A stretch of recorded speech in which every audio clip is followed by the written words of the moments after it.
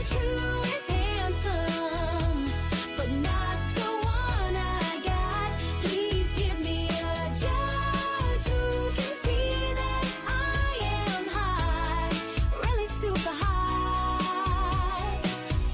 Oh yeah, so super high. I need a new judge. Oh, I need a new judge.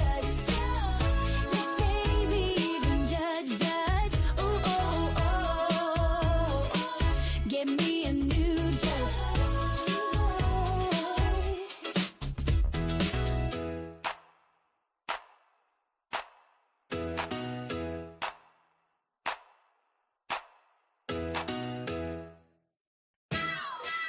I want a new judge, one who does what I say, one who never tells me no, one who lets me get my way. I want a new judge, one who comes to my cell, one who lets me yap, one who never gives me hell. Oh heck, I need a judge who is handsome, but not the one I got. Please give me a judge who can see that I am high, really super high. I need a new judge, one who does what's right, one that grants all my needs and maybe thinks of me at night. I need a new judge, one who shrugs off the law, one who has a little say around here cause the current one won't withdraw. I need a judge who is handsome, but not the one I got. Please give me a judge who can see that I am high, really super high. Oh yeah, so super high. I need a new judge. Oh, I need a new judge.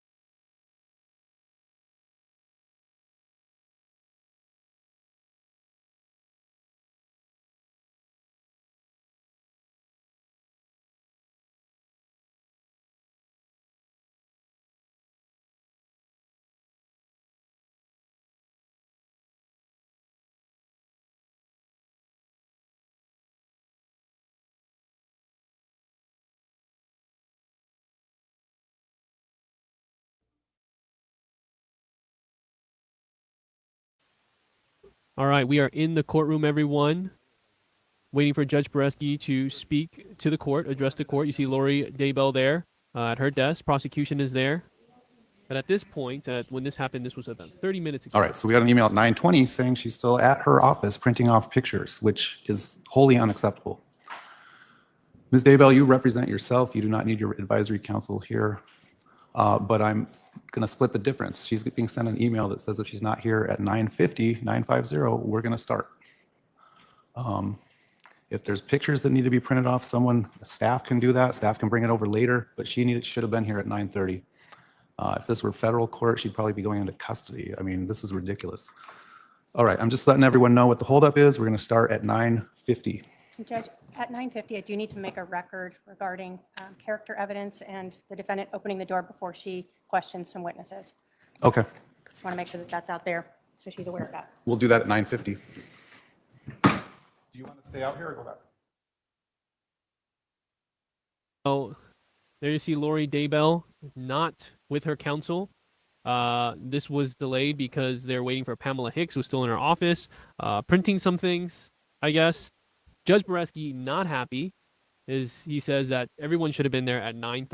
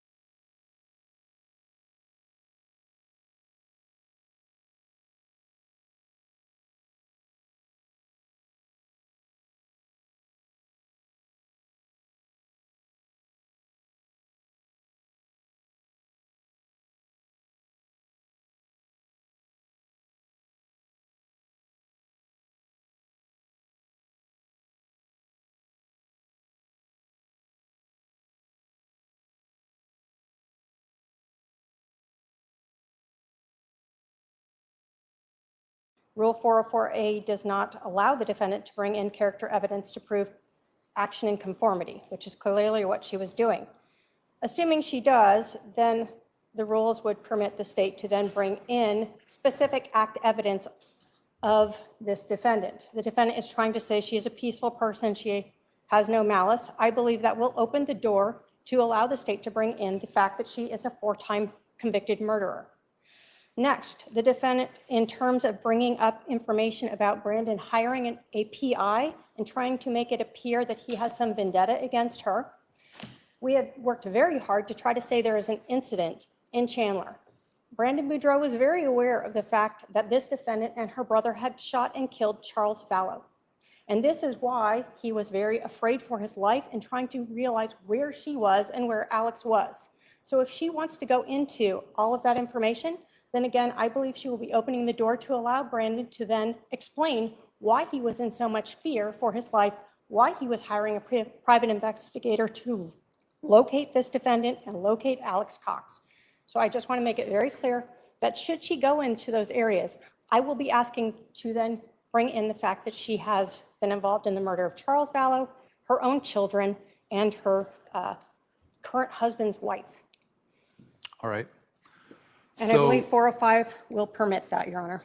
So I had literally the same thoughts during her opening statement, especially when she started talking about I'm a person with good intent, kindness, peace and love, etc. And I was thinking in my head, wow, she's opening a big door right here.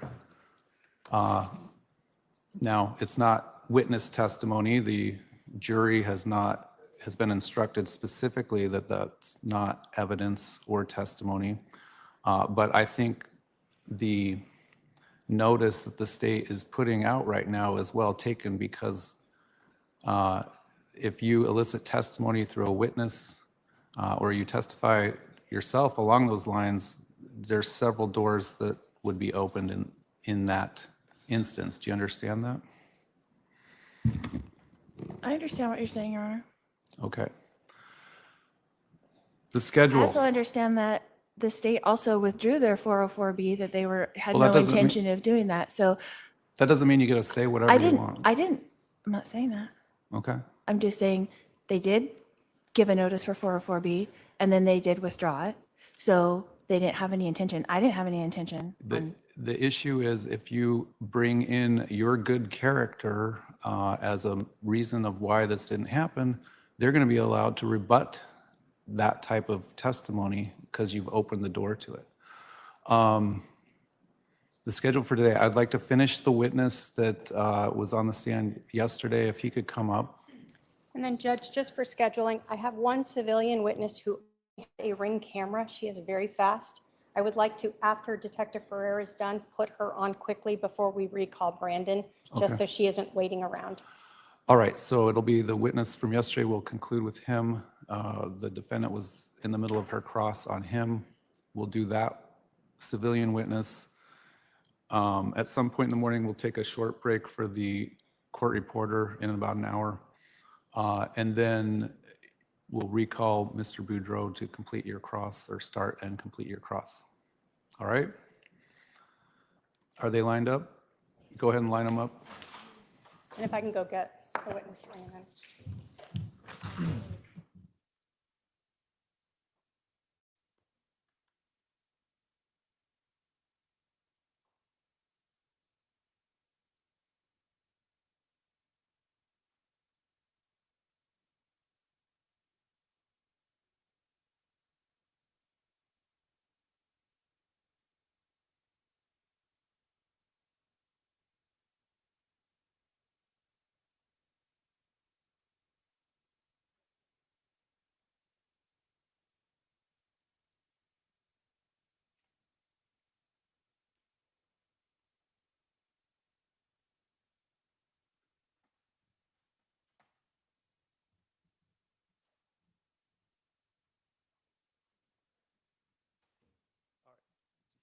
Sir, go ahead and have a stand up here at the witness stand. Go ahead. Please rise for the jury.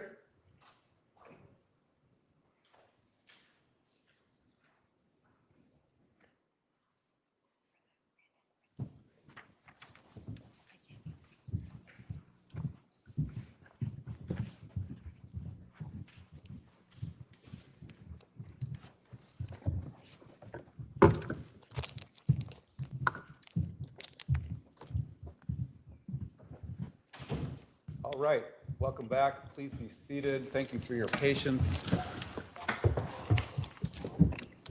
All right, the defense can continue with its cross of this witness.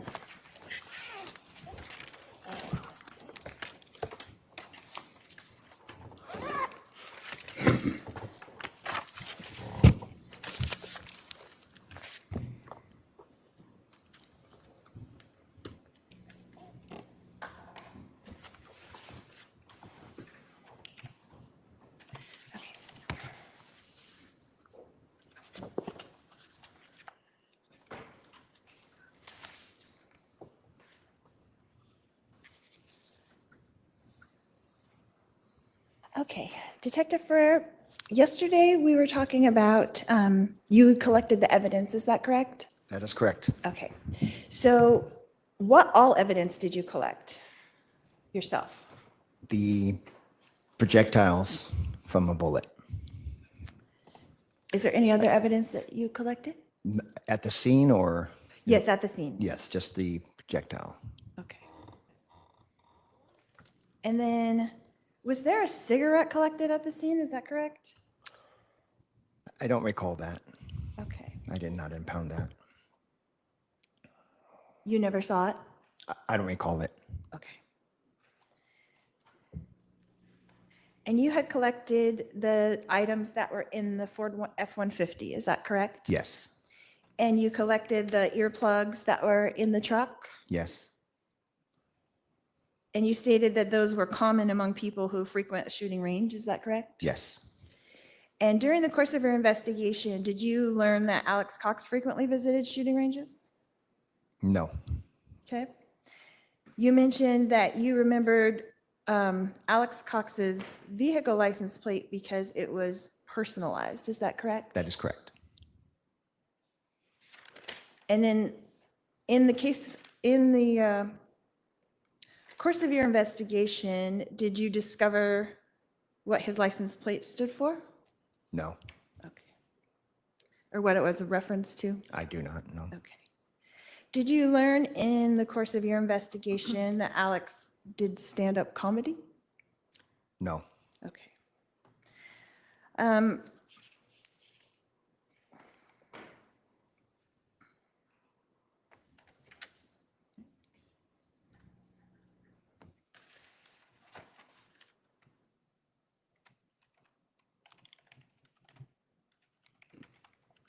We talked about the hole in the Tesla, is that correct? yes, And you said it was consistent with a bullet hole, is that correct? yes, And so that could be a bullet from a rifle or a handgun? yes, Okay. So either one. either one. And those fragments weren't tested to find out if that was from a bullet or, I mean, the bullet was from a rifle or a handgun? I did not send it for testing. Okay. You also said that you were the one that canvassed the neighborhood for videos? One of many. Okay. But in your report, you said that at 3854 Phelps, that the individual had heard a loud bang, but did not investigate it, said it didn't sound like a gunshot. Is that correct? Can I object to hearsay? Sustain.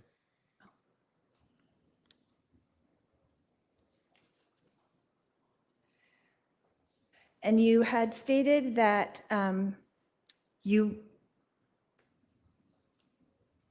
did collect the fragments, is that correct? Objection asked and answered. But the majority of the bullet was never located, is Let that me correct? rule on the Oh, sorry. objection. It's sustained. Next question. And the majority of the bullet was never located, is that correct? We had a projectile. That's what we found, just pieces of it, Okay. fragments. And you had put in your report that you believed it had fallen out during when That's the just- victim drove that's- away? It's possibility. There's a lot of possibilities. So my question is, how would it have fallen out? How could you explain it falling out? Could you explain that to me? It depends where the bullet hole or the projectile goes into a vehicle. There's several, a vehicle is not sealed. I would all sealed up so there's not ever breathing or anything like that. So there's holes in it, and there's ways that, let's say like venting and that type of stuff for a vehicle.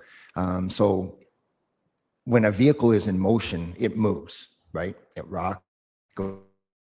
That's why they have to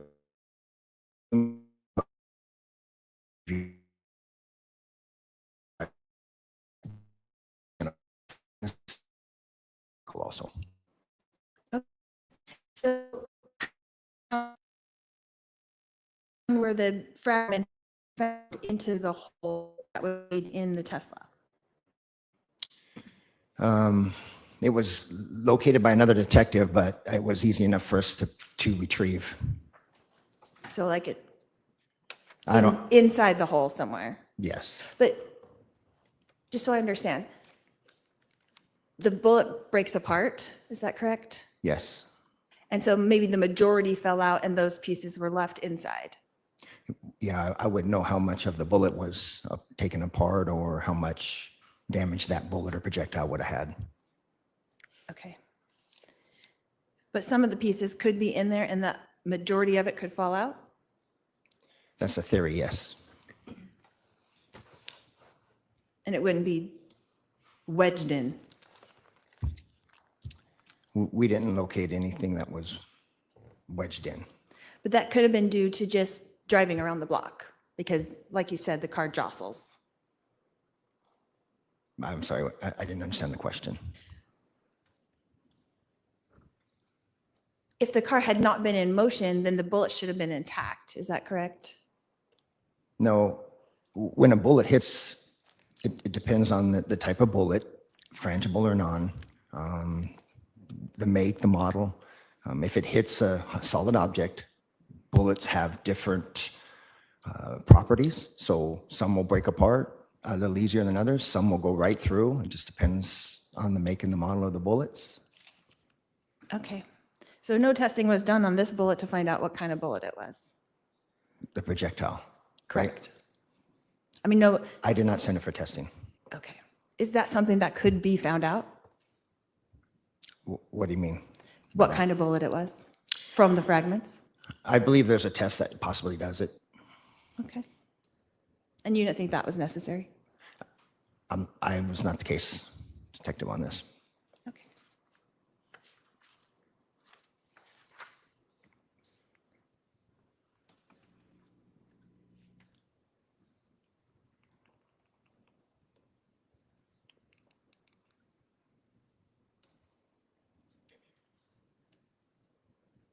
So since those bullet fragments were not tested in any way, the markings on there that you had testified to yesterday that were copper were part of the jacket, is that correct? The coloring, Yes. the color, yes, So that's just from a visual, that's not from any kind of testing of the copper, is that correct? right. Okay, so just looking at It's the it, color. okay. That color, copper color, could have been from the Tesla itself?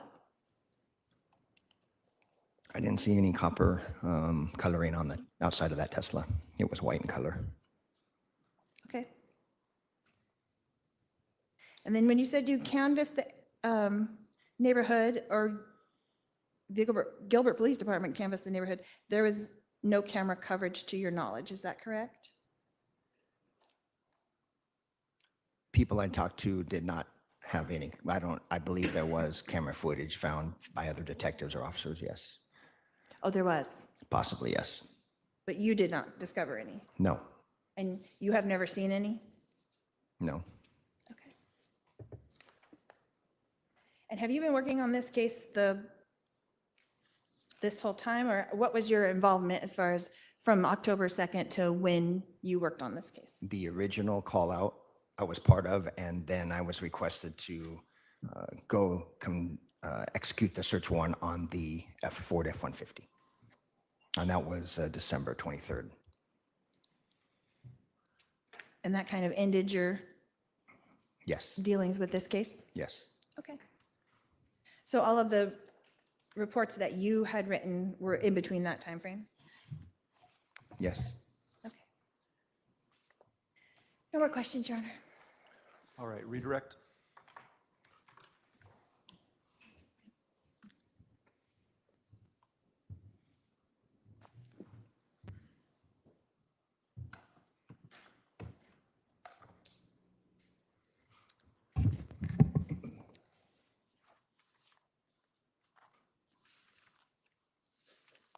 Detective, I'm going to start with sort of where we were just ending and go back to some issues from yesterday. In this Tesla, did you note damage to the molding where the window would have gone up into the frame of the Tesla? Yes. Can I have the ammo, please? Thank you.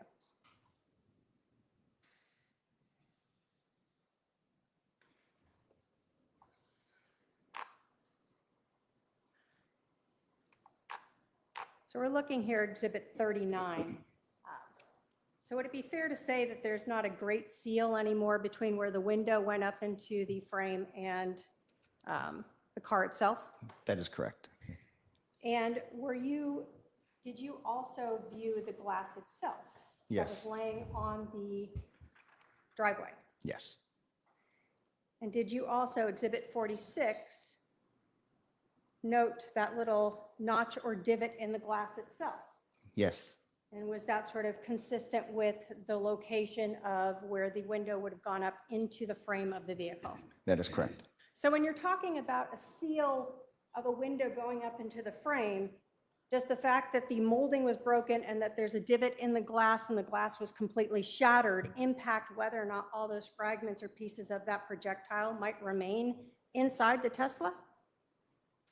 There's a good chance they would fall out of the Tesla. Because the seal is no longer the same as it once was, right? Correct.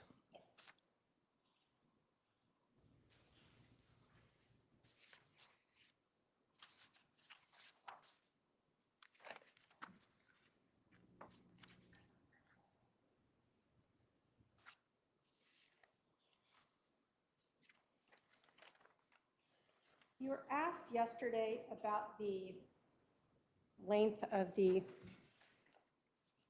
bullet hole or the size of this bullet hole. Do you recall that? Yes,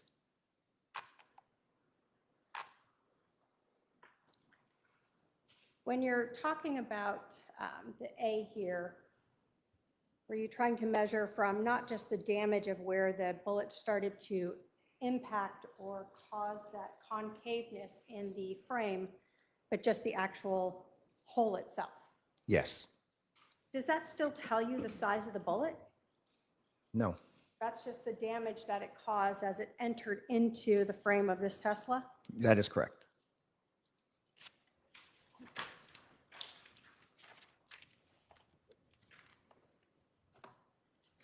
You were asked yesterday about casings and fragments, and can we explain what a casing is, what a projectile is, and what fragments are? Sure.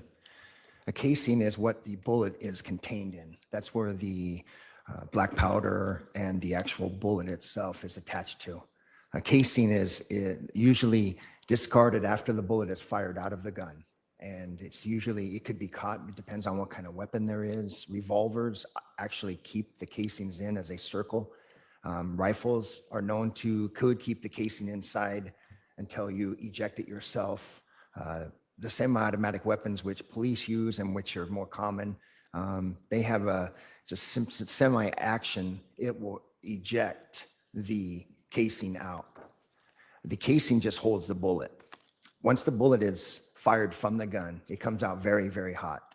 We're trying to explain is when it hits a certain item, it just depends on the integrity of the bullet itself. How strong is that bullet? Is it going to be strong enough to go through metal? Usually not. And so once it hits an item, it is compromised. The bullet is compromised and it makes fragments. It falls apart. And that's where the fragments come from. And that's what we found in this Tesla, with just fragments of the actual bullet.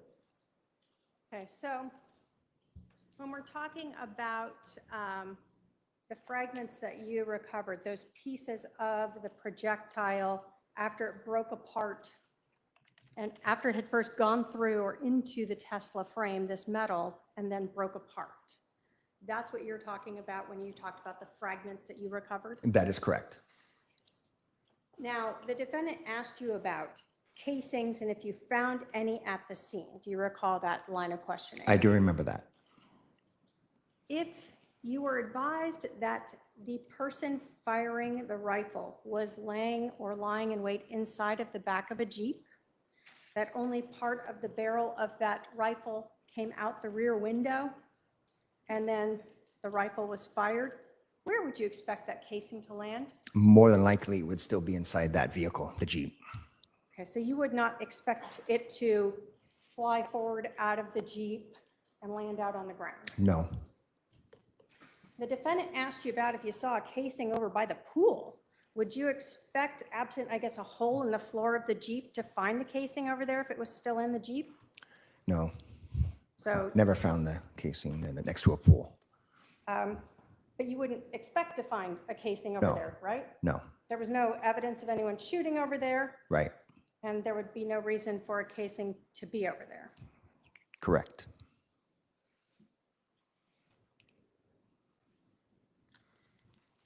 So in this case, given the information you were given, were you surprised that you didn't find a casing?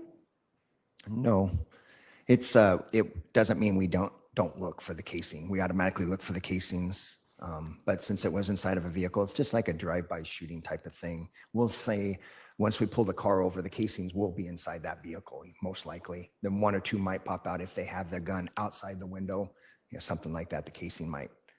But usually we searched, there was no casing found in this. So we determined it was more likely than not, inside that vehicle still. And the casing was in the windowsill? Sorry. Yeah, the casing was more likely than not inside that vehicle still. Inside the Jeep still? Yes. Okay, thank you. I have no other questions for this witness, Your Honor. Are there any questions from the jury? I don't see any. Sir, you can step down. Thank you. Thank you, Your Honor. If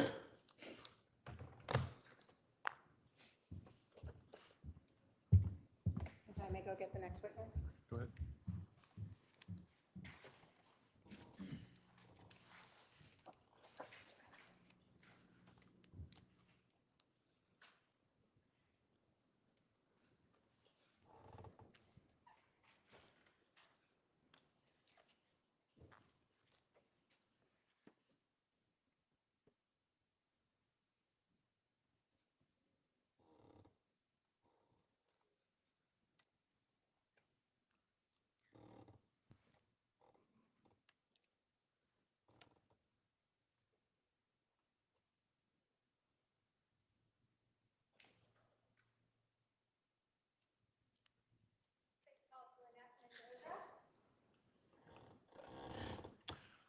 All right, ma'am, come on up here. You're going to stand right here in front of my clerk and be sworn in.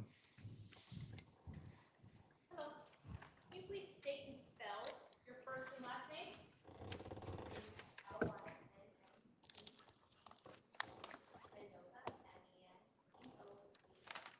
Raise your right hand, please. You do solemnly swear the testimony you're about to give will be the truth, the whole truth, and nothing but the truth, so help you God? John Coulter of the Ring.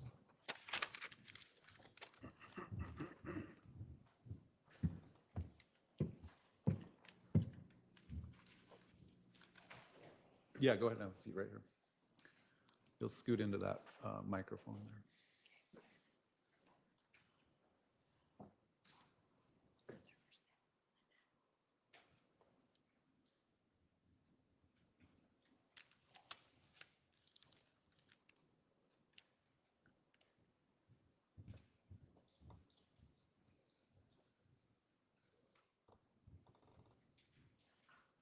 Would you please introduce yourself to the jury?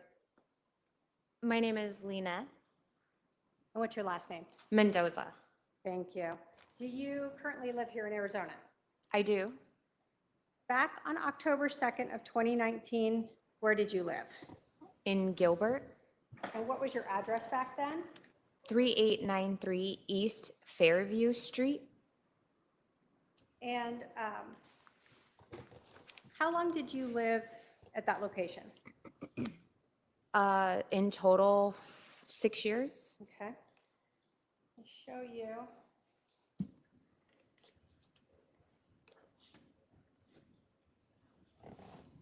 I can have my paralegal approach with Exhibit 2.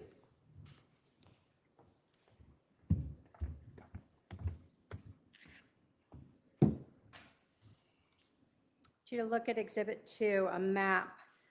Does that show sort of the area of your neighborhood as well as where your house would have been located back in October 2nd of 2019? Yes. State will move to admit Exhibit 2. Any objection?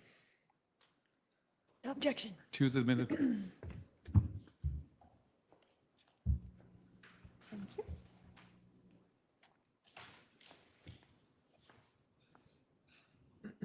Okay. So you told us your address was 3893 East Fairview Street. Yes. We see Fairview here on Exhibit 2.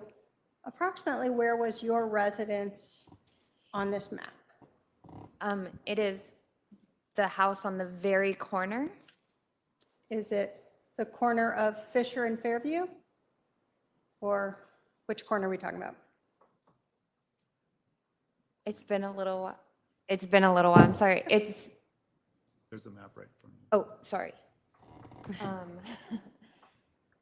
I'm trying to think. Record. Turn This down. is Fairview. Right. So it's either Fisher or Cole. I can't remember which street corner. So there's a park and it's right on the corner. Okay. Fry, Record, turn in, Morelos around to Fairview. Let me put up 3. Is this the park you're talking about? Yes. Okay. So right on the corner here. Cole, Phillips. Yes, right there on the corner. So you're Right there. Yes, right ma'am. here. Okay. Yes, that's the house. Back on October 2nd of 2019, did you have a Ring doorbell? Yes. Did your front door sort of face out towards Fairview Street? Yes. And do you recall sort of where your Ring doorbell was located? Yes. Where was it? So from the front door, it sat off to the left-hand side if I was in the home at the front, and it faced out towards that street. Did it sometimes get a little bit of this intersection here? All the time, yes. Okay. And was it sort of motion activated? Yes. Okay.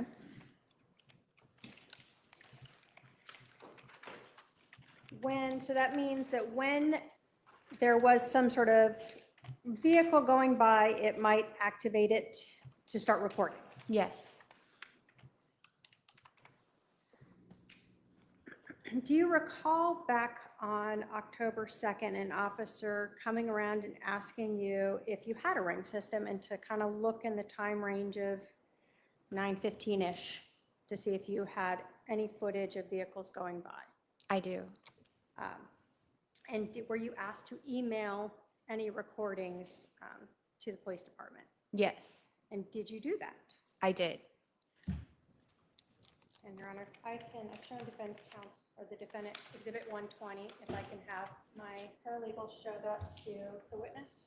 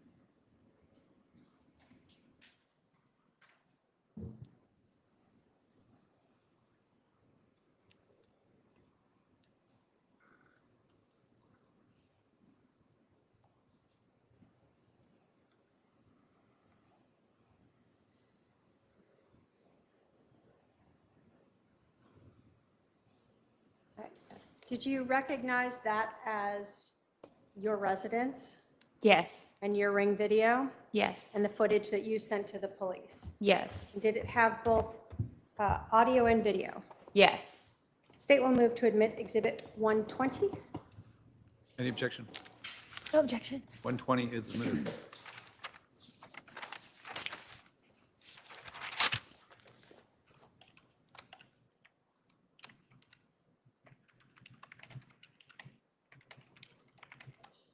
Yes, if we could move to the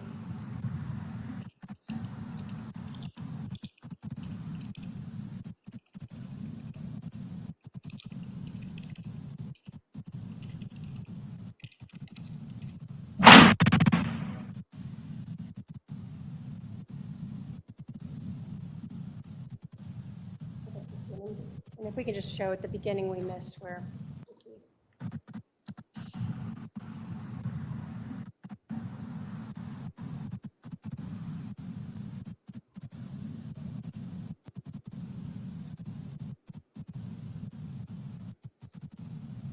All right.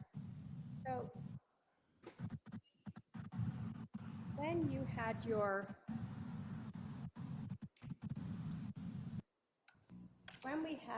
you had your Ring video, would it sometimes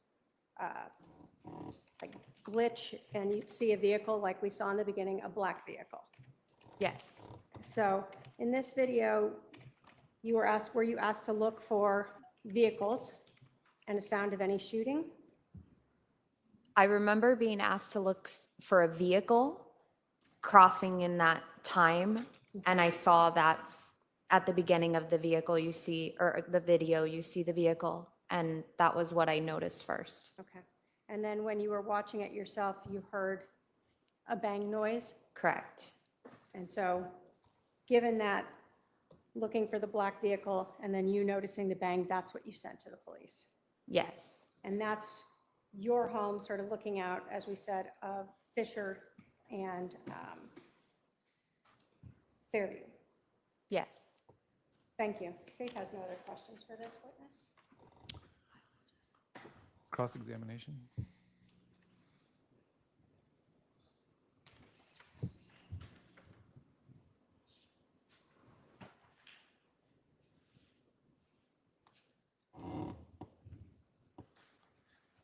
No, Your Honor, no cross. Any questions for this witness from the jury? Don't see any. Ma'am, you can step down. Thank you. Thank you. All right, members of the jury, we took Mr. Boudreaux's cross-examination out of order. We're now going to complete that, so I'm going to ask Mr. Boudreaux to come back up.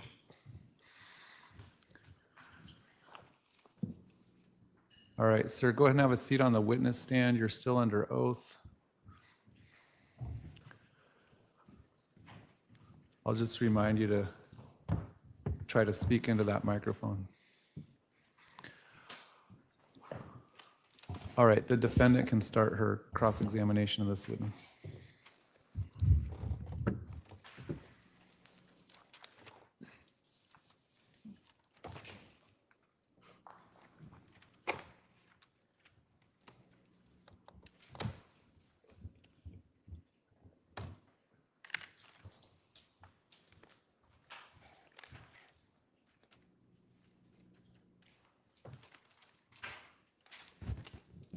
Your Honor, when Robert Abernathy gets here, he has some photos and things I need to have marked. So Okay. can we stop for a minute when he gets here to do Yeah. that? Okay. Just have him go right up to the clerk when he gets here. And get Okay. him marked.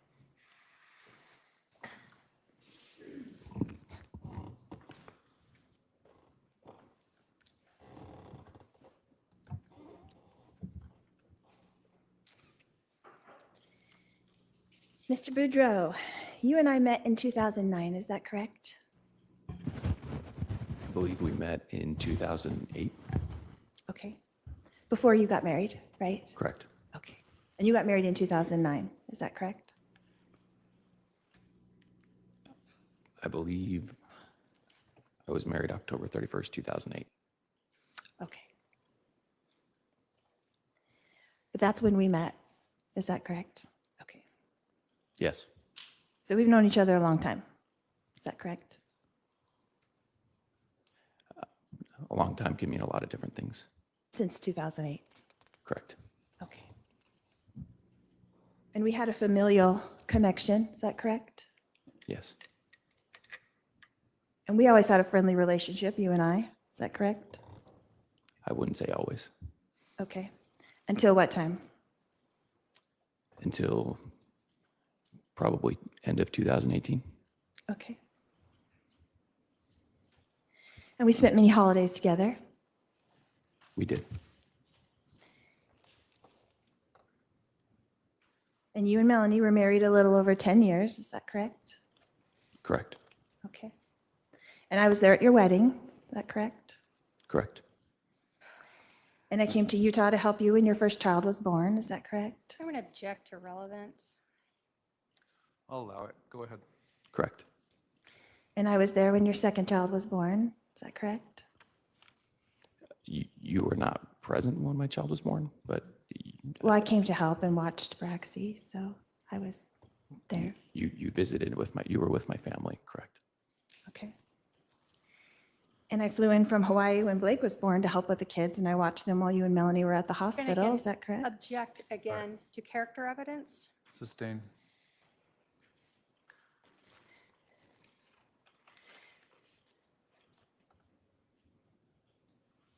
And I did watch the kids when Breezy was born as well, is that Your Honor, correct? I'm going to object and ask Sustain. to go into 405 soon.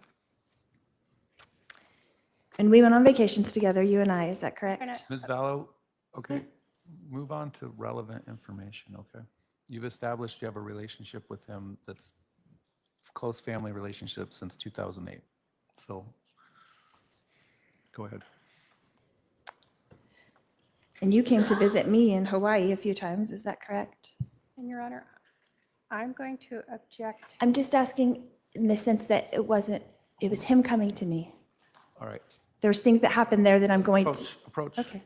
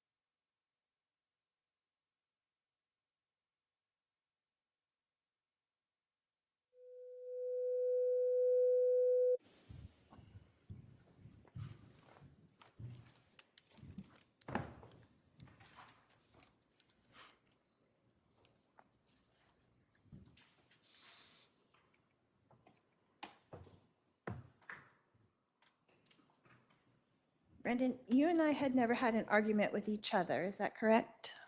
That's not correct. Okay, when did we ever have an argument, you and I? I'm going to object to relevance. If there's something specific about that, are we talking in 10 years? I'll overrule it, you can answer. The most recent argument that I would say we have is when I was texting you in June. That was June 25th, 2019, is that correct? Correct. Okay.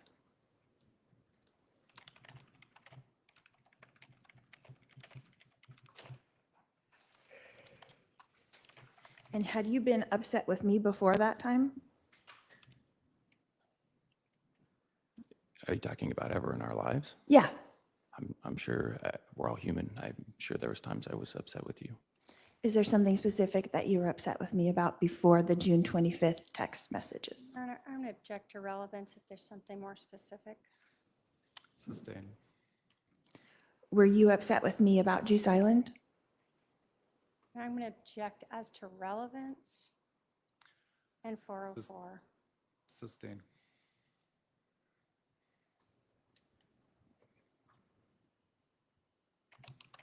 Brennan, you had mentioned before that Melanie and I were close. Is that correct? Correct. And you were aware that I loved Melanie. Is that correct? I can't say if you loved her or not.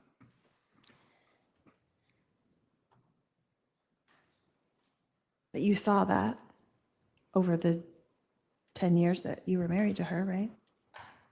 You witnessed it with your own eyes. What is it you're asking that I witnessed? Me loving Melanie. As I said, I can't state what you did or did not feel. I can't say what you felt. But I acted in a way that was loving towards her, in as far as you knew. I'm going to object again to relevance, 404 and 405 character evidence. Sustain. So we were all together as a family frequently, is that correct? Yes. Okay.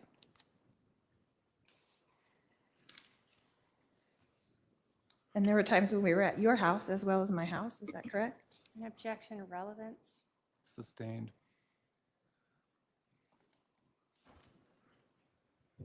And until you sent me that text message on June 25th that we read yesterday, you and I had never had any disagreements with each other. Is that correct? I would not agree with that statement. You and I had ever had an argument? Can you ask that question again? Did you and I ever have an argument? And again, as to foundation of when, I'll allow him to answer. You can answer. I'm sure we had, I don't know how you would define argument, but disagreements. Face to face, you and I? Before the June 25th? Hold on. That's all I'm asking, just before Okay, that. maybe rephrase it. So by the time we met in 2008 until June 25th, 2019, did you and I ever have an argument?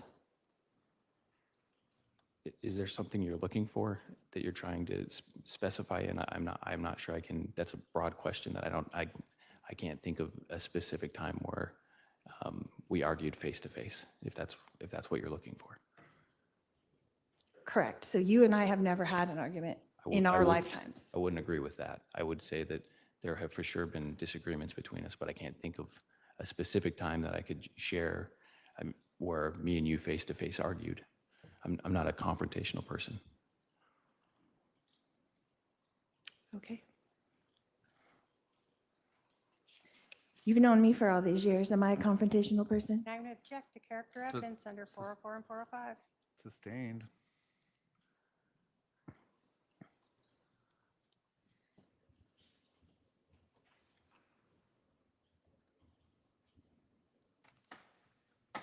Would you agree that I supported you as a husband and a father to your children?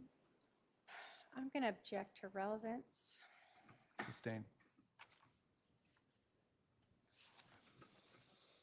So in your testimony yesterday, you talked about this long argument that you had with Melanie. Was that on the same day, on June 25th, 2019? It was. Okay. And you said it was a long argument. How long did that go on? It started in the afternoon and it went through past midnight. So several hours? Yes.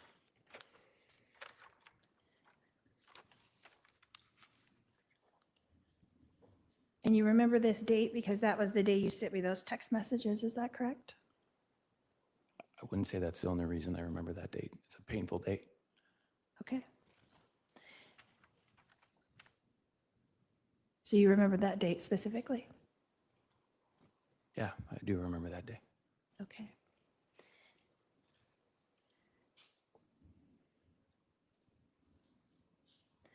And you had mentioned that this argument started as a result of Melanie not wanting to attend your grandfather's funeral, is that correct? Correct. Okay. And you were aware that Melanie had trauma with all funerals because her mother passed away when she was 9, is that Yep. correct? Object to relevance.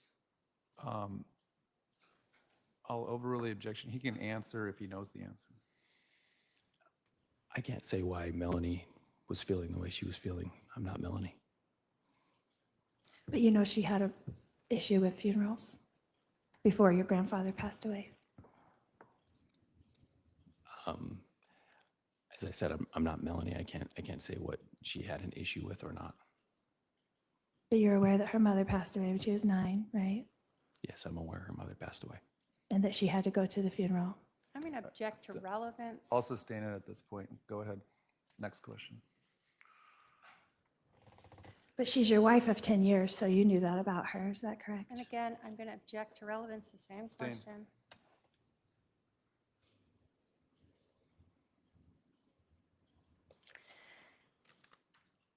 It's completely understandable that you would want your wife at your side at your grandfather's funeral. So a disagreement between a couple would begin over that issue. That's not Objection to far-fetched, right? testifying. That's a statement. Can you, if you want to phrase it as a question, go ahead. So your argument began because of this issue with not wanting to go to your grandfather's funeral. Is that correct? Yes. And was Melanie upset or crying at that point? No, just me. Okay.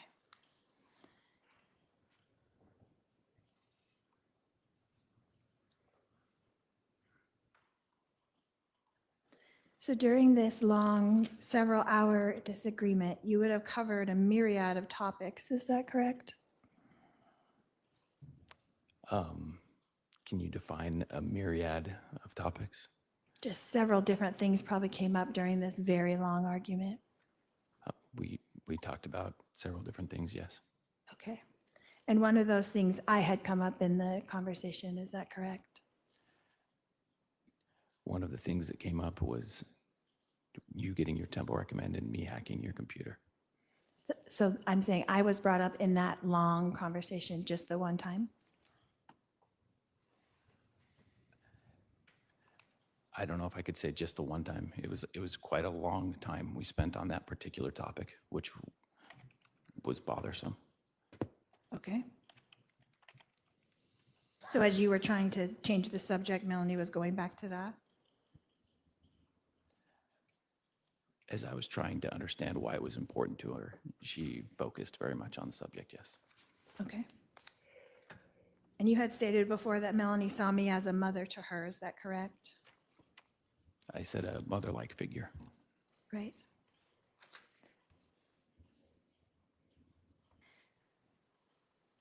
And it's not out of the realm of possibility that your mother-in-law would be brought into a very long argument. Is that correct? Objection, speculation, relevance. Or someone close to your wife. Sustained. But I was not the focus of that entire argument. Is that correct? My focus was my family, my wife and my children. I love them and I didn't want them to go through pain. Is that what you spent all those hours arguing? Yeah, because I love them and I wanted to work through things with my wife, yes. I didn't spend it for any other reason. And during this argument, there were several issues that you discussed. Is that correct? Correct. Okay. And one of those issues was Melanie informing you of text messages that she had viewed? I don't know what you're talking about. Okay. Is one of those issues a video of you on Facebook dancing at the pink pony that Melanie showed you? Object to relevance, to 404B evidence, and 403. Sustained.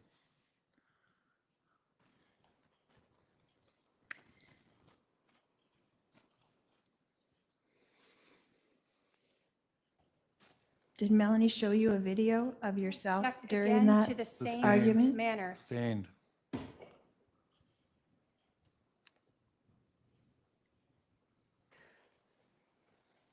What else was discussed in this argument? Objection, relevance, foundation, something specific. I'll sustain the objection.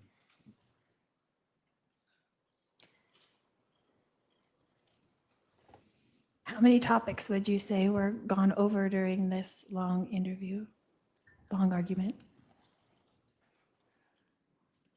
I couldn't say.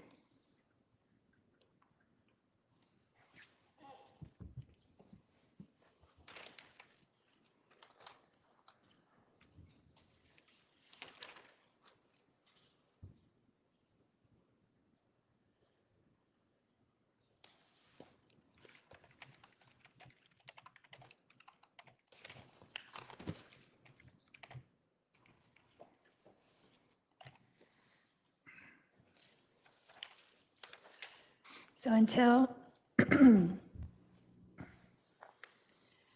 did I ever answer the text messages that you sent to me? I never received a reply.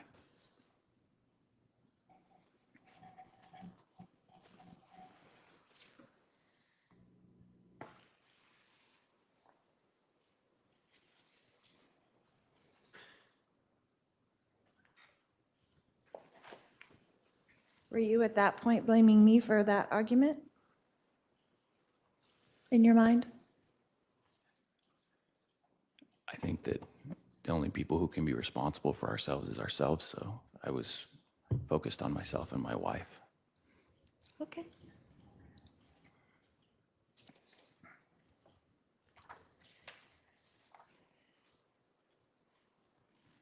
So that argument ended up beginning your divorce proceedings, is that correct? At the end of that argument, she told me that she needed a divorce, correct? And who filed for divorce? I did. And when was that? In July. Do you know the date that you filed? It's complicated because I went and met with a mediator, but she didn't file the paperwork for a while. So I guess it depends on how you define who filed for it and when. Okay. Did you file it with the court? Like file for divorce with the court? A mediator did. Okay. Oh, so you don't know when she actually put the paperwork in, is that correct? Correct. When did you meet with her? Do you remember that? I do. What day was that? In July. But you don't remember which day in July? We met several times. Okay. Did you meet with her on your own, or did you and Melanie just meet with her together? We met with her together. Every time? Yes, every time we went together. Okay. And that started in July? Correct. And do you know when that was final? Mid-October.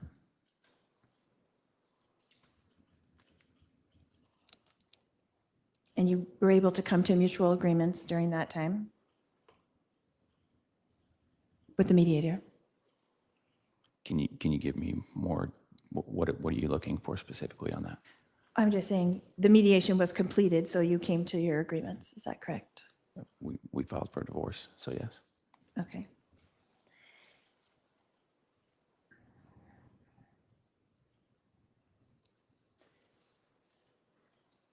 So when was it that Melanie moved into the rental house from the house that you were living together in?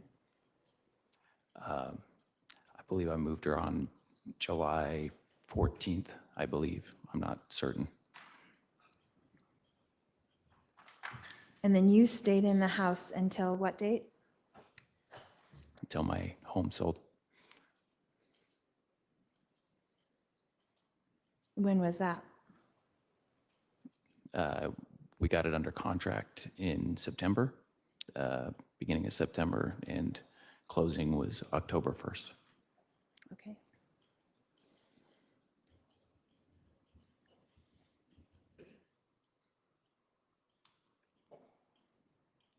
And when did you move into your rental house? What day was that?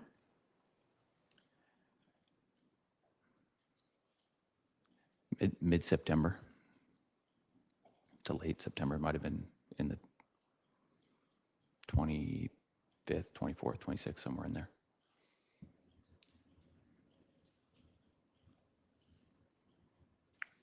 And then you had schedule with the children, is that correct? Can you ask that question? I'm just saying you had agreed to a schedule with the children, is that correct? Part of our divorce, we had a schedule, yes. And so on October 2nd, all 4 children were with you, is that correct? It depends on what time you're speaking about. Well, they spent the night with you, so they would have woke up with you on October 2nd, is that correct? On October 2nd night, they slept with their mom. On October 1st night, they slept with me. Okay. that night turned into October 2nd. Is that correct?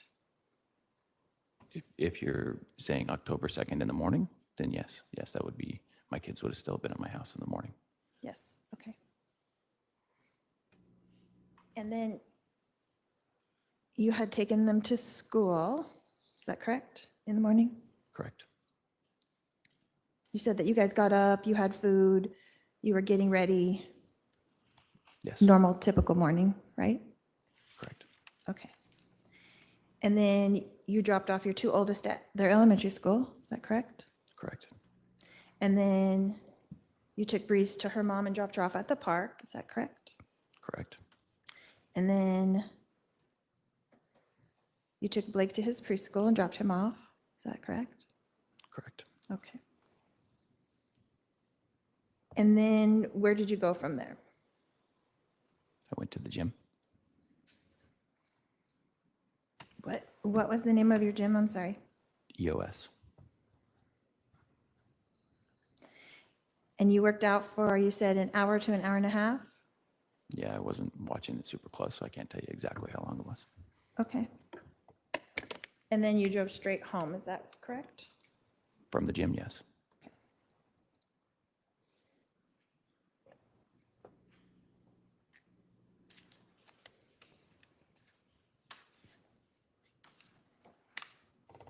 Now, on that day, you had an interview with Detective Pillar, is that correct? Correct. Is that the first time that you met Detective Pillar? Yes. Was on that day on October 2nd, 2019? Correct.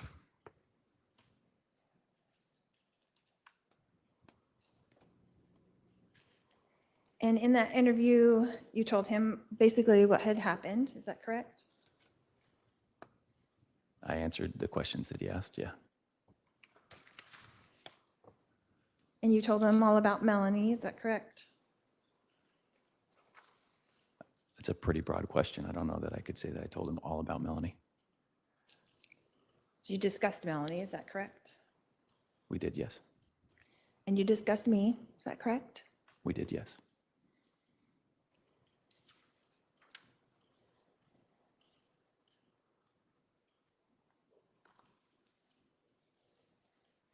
And he had asked you kind of what happened, is that correct? He asked me what happened? Yes, he asked me what happened. And you talked about your divorce, is that correct? We did discuss parts of my divorce, yes.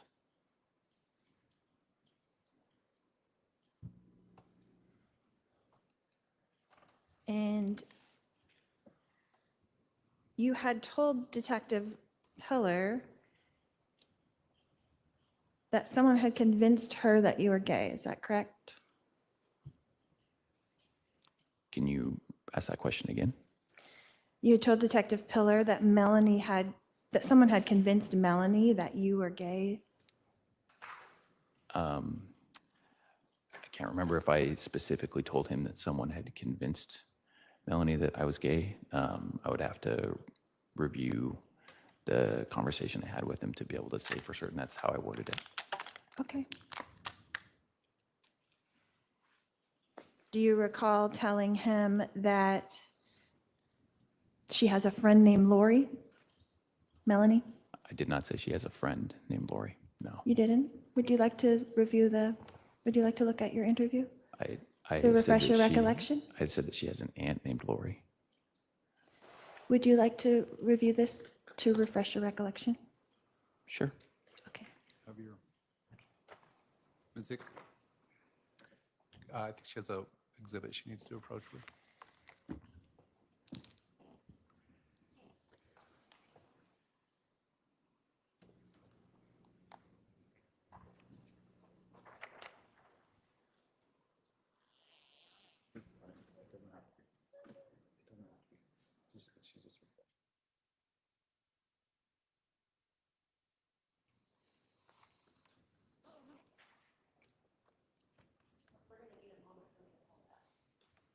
She just wants to show him to refresh his memory. I apologize.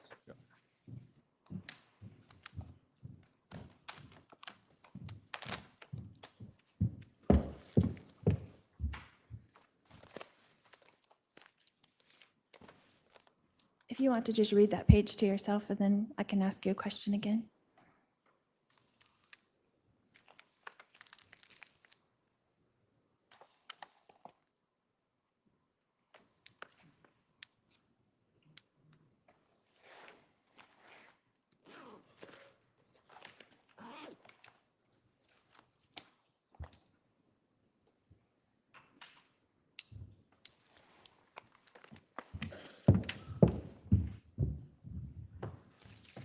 No, that's okay. Thank you. Did that refresh your memory, Brandon? I read that. I think that maybe a transcriptionist miswrote that, because I wouldn't have referred to you as a friend named Lori. I would have referred to you as an aunt named Lori. Okay. And it was me that you were talking about that convinced her that you were gay? Is that what you were referring to? In that context, I never said that Lori is the one who convinced Melanie that I was gay. Okay.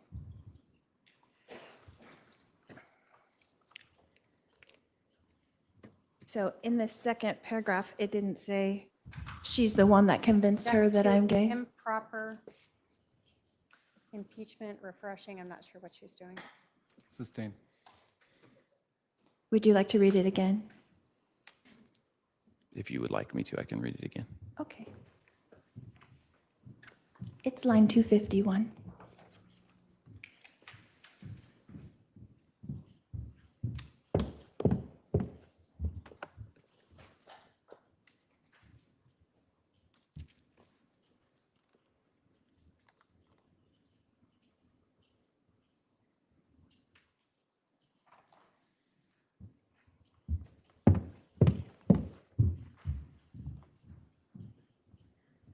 Thank you. Did that refresh your recollection?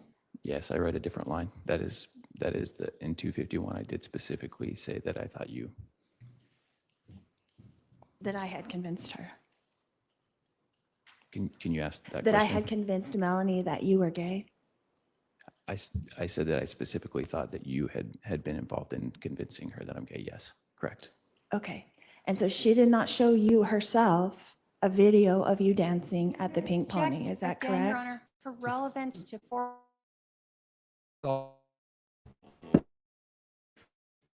And what was your understanding? I can this.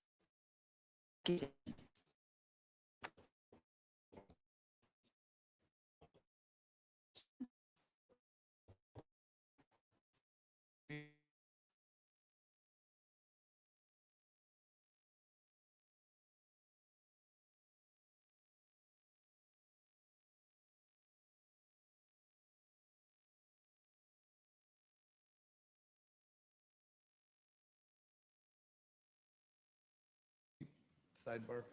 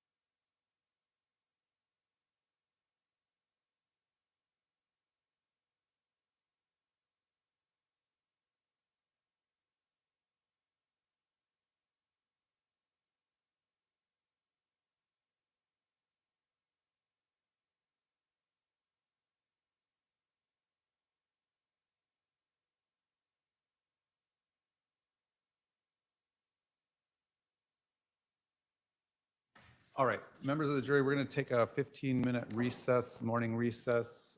We will resume in about 15 minutes. Please remember the admonition. All rise to the jury.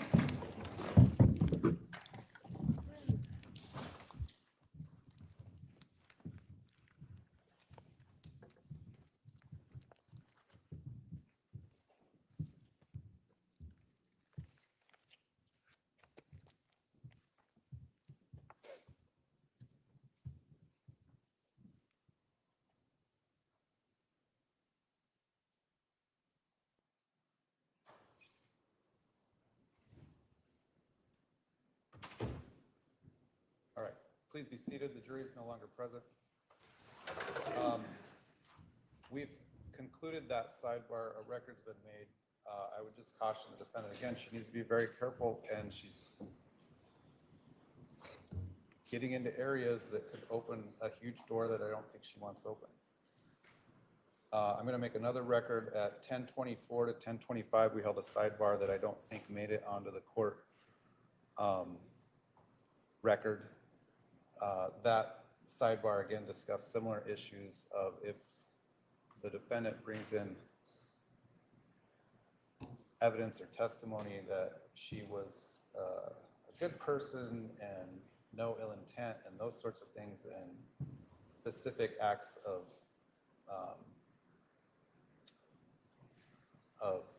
her being a good person, it could open the door to other things that she may not want the door open to. The state, the defendant, and advisory council were at the bench when we had that short 1-minute sidebar, but I don't know if anyone wants to supplement the record on that. Ms. Kay?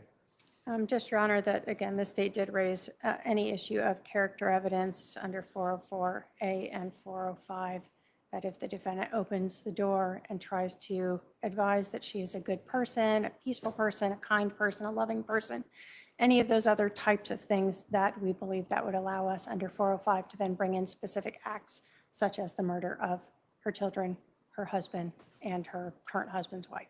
All right. Which would also be 404B that they withdrew. No, it'd be Yeah, 405. they withdrew it, but if you bring up 404 that you. Then you all have- 404B is in, or do we get a hearing on what 404B can come in? If I open the door, do I get a hearing? We stop trial and I get a hearing have a on, very- Stop. We'll have a very short hearing, okay? If you're going to introduce how you have great character and good character, we're going to have a short hearing on what evidence that they can bring in to rebut that character, which could Okay. include being convicted of 4 murders. and So, would you talk like, to your advisory council during the break. And you don't maybe need to yell at me either. they- I'm, yelling at you, okay? yeah, you are, and you do not need to talk Okay. to me that way. I'm Take her very out. courteous. Take her out. I'm very courteous to Take you. her out. No, you have been nothing near courteous to me during the course of these proceedings. Talk with your advisory council about the rest of your cross. We're going to resume in 15 minutes.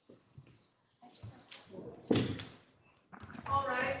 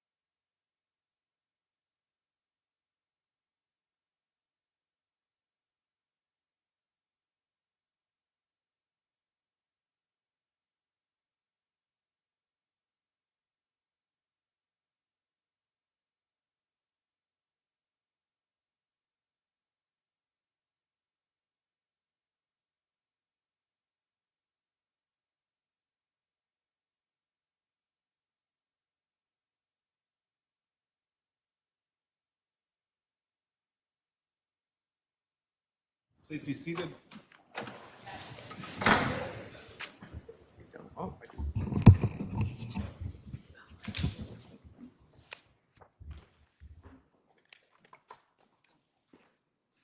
The parties are present, the jury is not present. Ms. Daybell, if you continue to ask lines of questions where I've sustained an objection, into areas where I've sustained an objection, if you continue to speak over me or the prosecutor when it's not your turn to speak, I will give you a chance to speak and make any record that's made. If you continue to do all these things, I may be forced to revoke your pro per status. I understand, Your Honor. I apologize. Are we ready to continue with the cross-examination? Yes, and I'm just going to ask a few questions of clarification. Go ahead. I mean, when we get up there, that's fine. I'm just going to clarify a few things and then I'll move on You mean with me or with the witness? with the witness. Okay, go ahead and get ready at the podium. Depending on when we finish with this witness, we'll determine when we break for lunch, I guess. It depends on who you have next. We could go to like 12:15 and then start again at 1:15. We can be flexible, but, so I guess let's see where we are when we finish with this witness. All right, let's bring the jury in.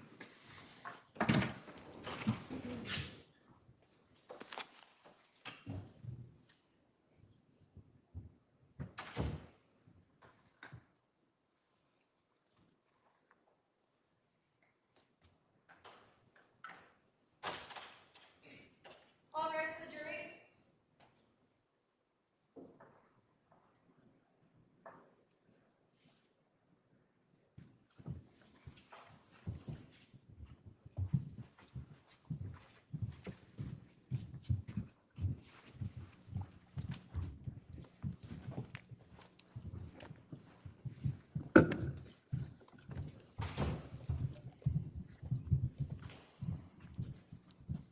All right, members of the jury, please be seated. Thank you. I just had to take care of a legal issue. We'll continue with the cross-examination of this witness. Go ahead.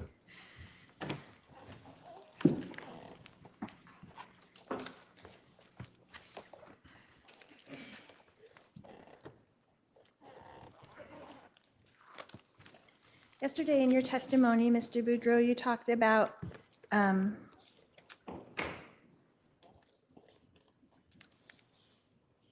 your argument on July 25th, is that correct? I mean, on June 25th with your wife, is that correct? Correct. Okay. And you had marital problems in those 10 years or no? Objection, relevance. I'll allow it briefly. Go ahead. Can you define marital problems? Well, like a course of contention, were there other courses of contention in your marriage during those 10 years? If you've been married for 10 years, there's definitely times where you don't agree. Absolutely. So would the fact that you traveled a lot during those 10 years been a course of contention? Can I object to relevance? Sustained. But there are other issues besides what happened that day on June 25th, is that correct? Can you re-ask that question?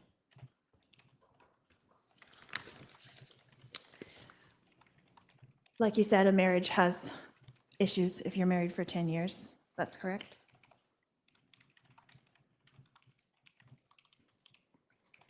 I'm not sure I understand the question that you're asking. Can you ask it one more time? Okay.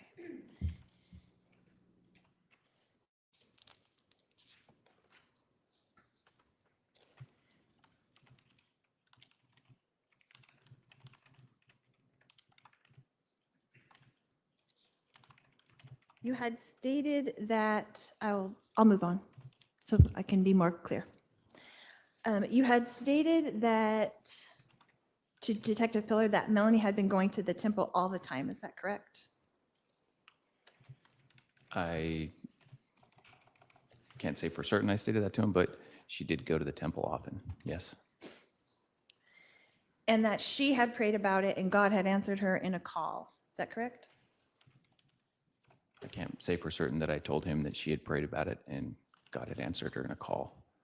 If you have a transcript where I could read, I would be happy to read that to verify. Okay.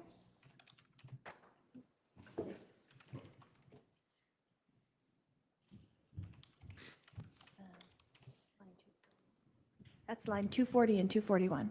Thank you.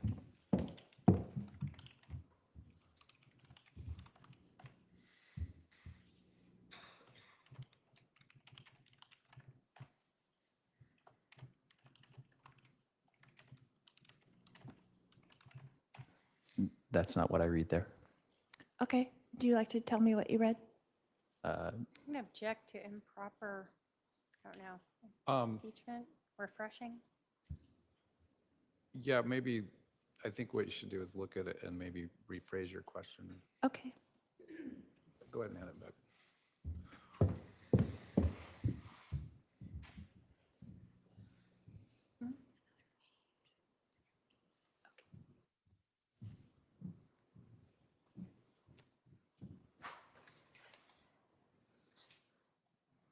So you had said that God answered her in a call.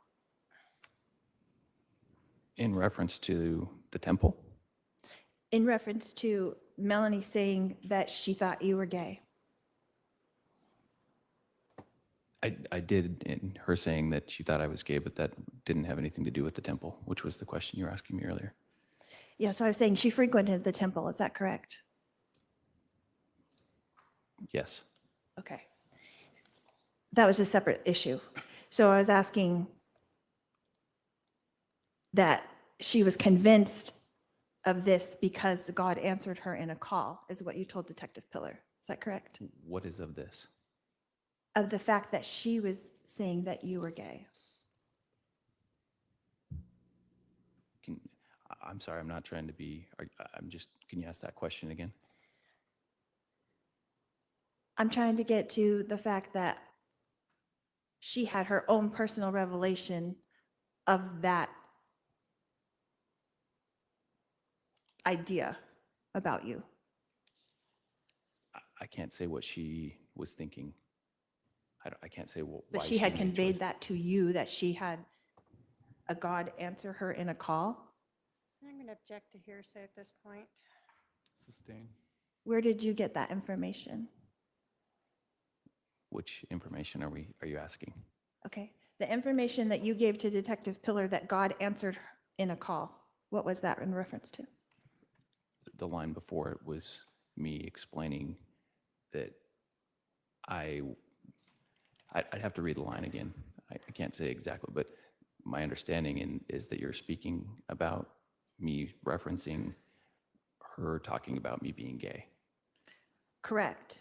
And you're saying that she's the one that prayed about it and God answered her in a call. Is that correct?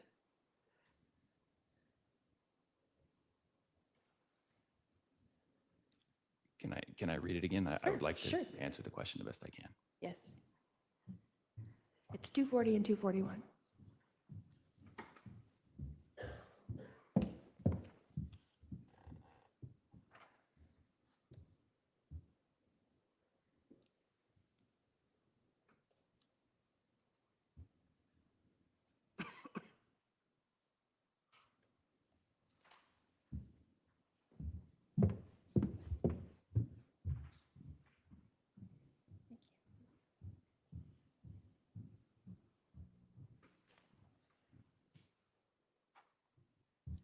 So that's what where did you get that information that you gave to Detective Pillar that she prayed about it and God answered her in a call?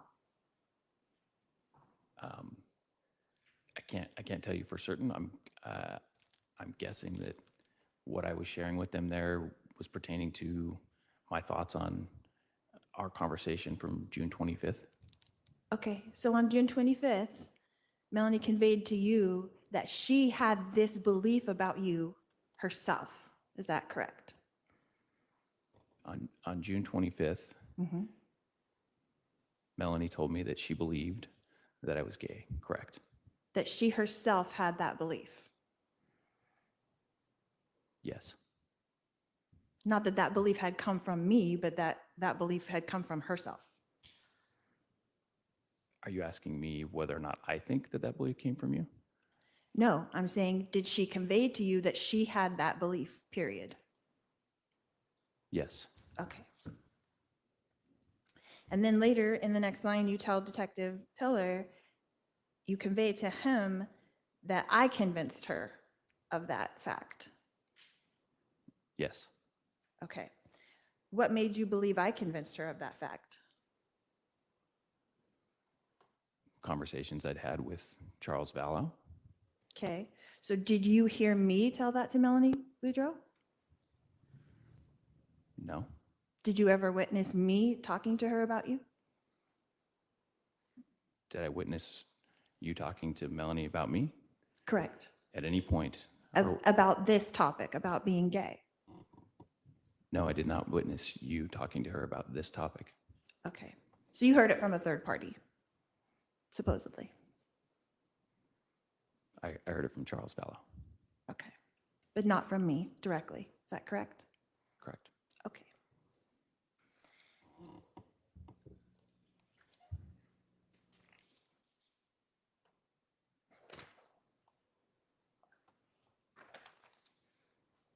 So on this day, on October 2nd, you conveyed these things to Detective Pillar. Is that correct? That she has a friend named Lori. Can you ask that question again? Yes. To Detective Pillar on October 2nd, you conveyed to him that Melanie has a friend named Lori. As I stated, I think that that's a typo. I believe I said aunt named Lori. Okay. So she has an aunt named Lori, which would be me. Is that correct? Correct. And she's the one who convinced her that I'm gay. Is that correct? That's, yes, correct. But you didn't get that information from me or from Melanie. Is that correct? I would not say that that's correct. Okay. You got that information from Melanie? I got what information from Melanie? Did you get information from Melanie that I convinced her that you are gay? I inferred from conversations that I had with her that you were the one convincing her that I was You gay. inferred from conversations? Correct. Okay. But she did not convey to you, Lori's the one that convinced me, and I know this now to be a fact because Lori is the one that convinced me of this. She never said those words to me, no. Okay. And she showed you a video that she found on Facebook. I'm going to object I'm not gonna say- again to Sorry. 404B evidence, to extrinsic evidence, to relevance, to 403 evidence. Okay. Sustained. We're not talking about the video. But she had her own reasons that she personally believed these things that had nothing to do with me. Is that correct? Asked and answered. Well, I'm And also going to relevance. sustain the form of the question on Melanie's belief. Melanie conveyed to you that she had several reasons why she had this, why she was making this accusation to you. Is that correct? I can't say how many reasons she said. It's been a long time. But I mean, we discussed it at length for a while, and both parties shared their reasons why it was confusing. Okay. And so Detective Pillar had asked you if she had any sort of evidence to this. Is that correct? I believe he did, yes. Okay. And would you like to see your answer to that? I would love to, yes. Okay.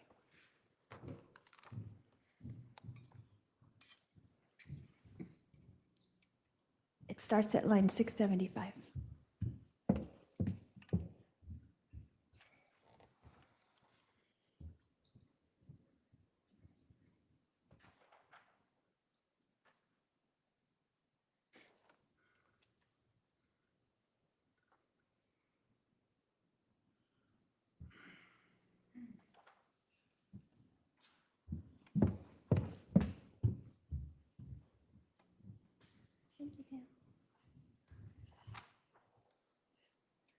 And what did you convey to Detective Pillar at that time when he asked you what sort of evidence that you had?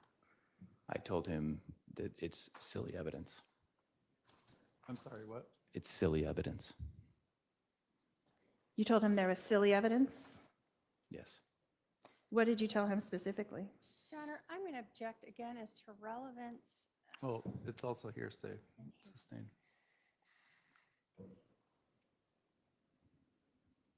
So how are you aware that Melanie had this silly evidence? And I'm going to object again to just relevance into this area and 404B again. He can answer the question, how was he aware where he got this information? But other than that, the objection sustained. From conversations with her. Okay. So she didn't show it to you? She just talked to you about it? Again, object, Your Honor. I don't know how many times we can object. like Sustained. this. Let's move on. So you called it silly evidence and vague evidence, is that correct? I'm not sure about vague. I could have.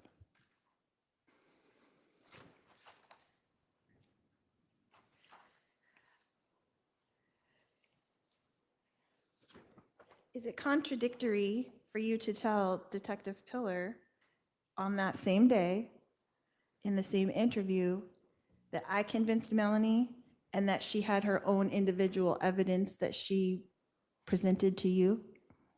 I don't believe that that's contradictory, no. You don't believe that's contradictory?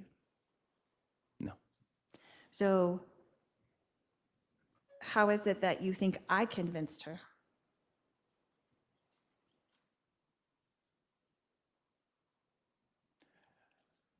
As I shared, I had conversations with other people who shared that that was something that you were doing.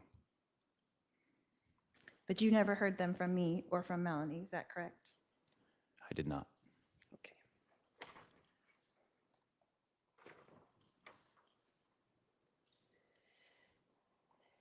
When you were talking to Detective Pillar that day, he had asked you, have you ever seen that vehicle before? And I'm sure he's referring to the Jeep Wrangler. Do you remember what you answered him? It would be great if I could read it. Okay.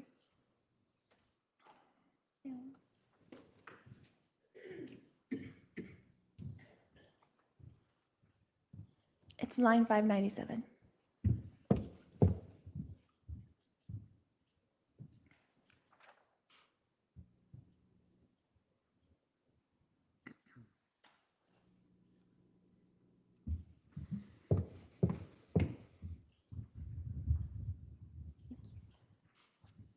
Did that refresh your memory? Yes. Okay. So he had asked you if you had ever seen that vehicle before, and what did you convey to him? Not that I could recall. Okay. And then he asked you to tell him more about the Jeep, and you gave him a color. What color did you say that you thought the Jeep was? I believe olive or puke green. Okay. And that you had never seen that Jeep before? Objection asked and answered. Sustained. Had you ever seen the Jeep in my household before? Are you asking what I said that day, or are you asking me today? I'm asking you today, before October 2nd, had you seen the Jeep in my household before? I might have. I don't remember for certain. Okay. And what color do you think the Jeep that was in my household was? Are you asking what I think it is today, or are you asking what I thought it was that day? I'm asking what you thought it was before October 2nd. I don't know that I thought a lot about it, to be honest with you. And you had never seen it before? As I said, I can't recall for certain whether or not I had seen it before. And it had never been parked at your house?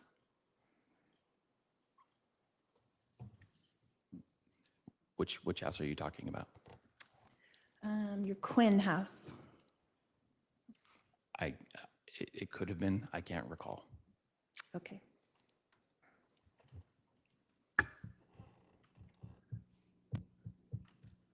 And so before October 2nd, you were aware that there was a Jeep Wrangler in my household, is that correct? Before October 2nd, Yes. I believe that at one point, Charles had called me to have me run VINs on all your vehicles because he was looking at insurance at the time. And so I did get the VIN for that vehicle. Okay, so you knew the details of that vehicle prior to October 2nd, is that correct? I had received them from him. I hadn't thought about it again. Okay, but when he gave you those, did you look up the VIN numbers before October 2nd in doing that research for the insurance? When he gave them to me, I used those numbers to run a report that would allow me to see what options he could have for insurance. And in that research, were you made aware of the details of the Jeep? I didn't dive into the details, no. Okay, so were you aware at that time that it was like a 2-door Jeep or a 4-door Jeep, any of those kinds of details? Before October 2nd? I can't honestly recall whether or not he told me. I don't know that I needed to know that or that it was something I was thinking about at all. Okay. But that day it came to your mind, is that correct? Which day are you talking about? October 2nd. Can you give me a little more context on what you're looking for came to my mind? Oh, on that day, you stated that it was a 2-door Wrangler. Is that correct? In my conversation with Detective Pillar? Is that what you're talking about? Mm-hmm. I probably, it would be better if I read it, if that's okay. Sure.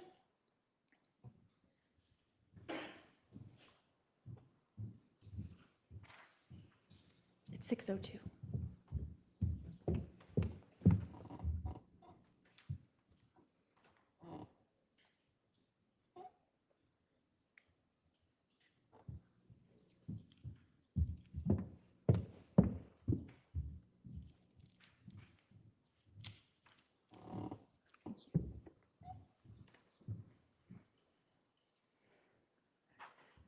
So you told Detective Pillar, or you conveyed to him that it was a 2-door Wrangler, is that correct?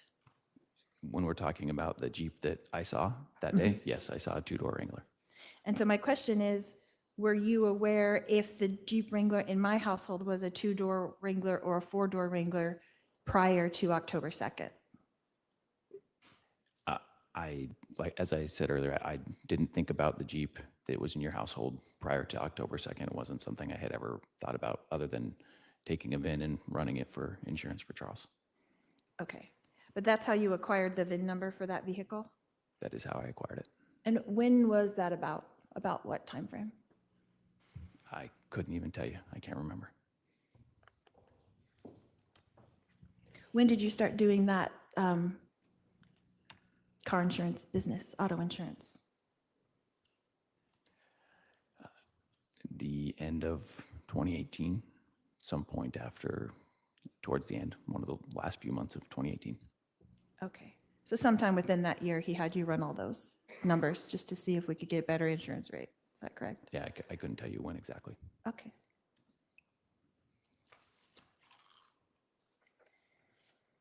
Let's go to that day of October 2nd.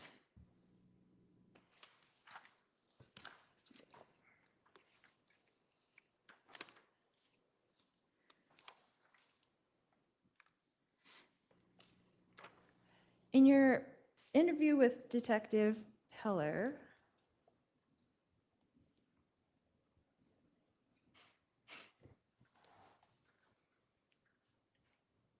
you had mentioned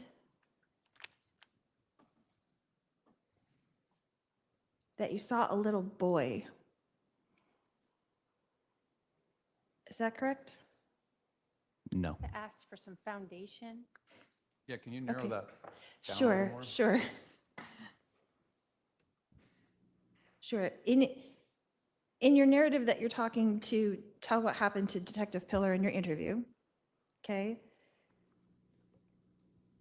Can I just show it to you and have you? Your Honor, if she could just ask a question and properly hold on. question the witness. I would suggest you just ask, did you see a little boy that day? Okay, If that's what you're getting at. okay. Did you see a little boy that day, right after the glass had shattered? No, I did not see a little boy that day. Okay. And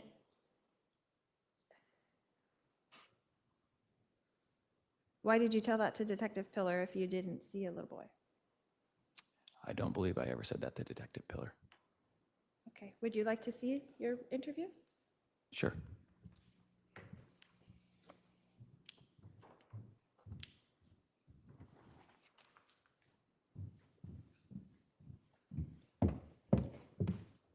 It's 4:04.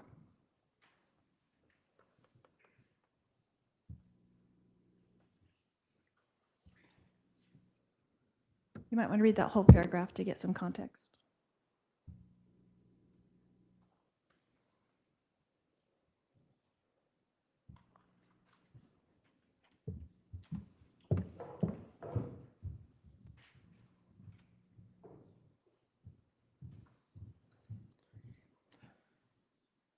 I believe that's a typo.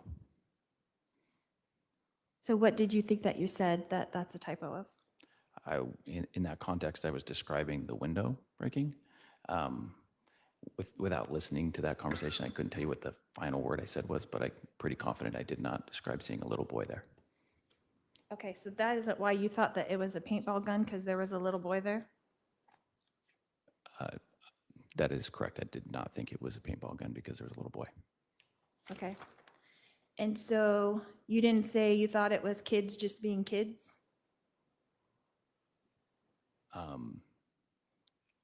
I'd have to review if there's a line where I talked about that.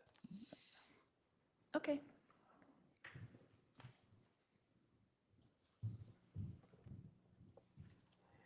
.406 to 414.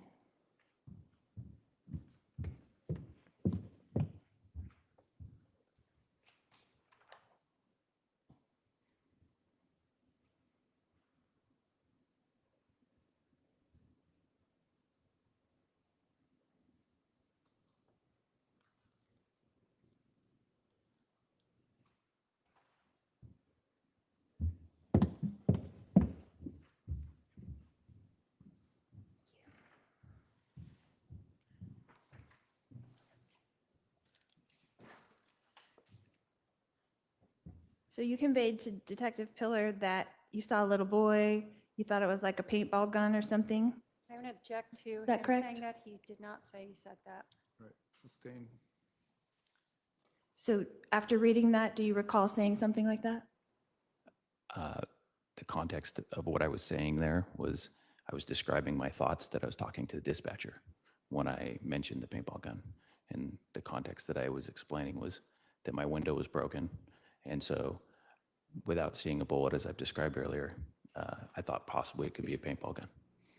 Okay.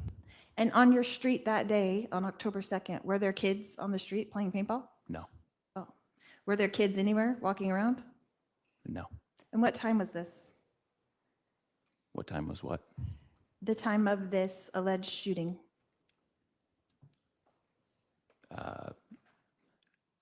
I can't say the exact time without looking at when I called 911 right after. So whatever time that was that I called 911. Okay, so in the morning time, right? Correct. And it was like a bright sunny day that day? Correct. Okay.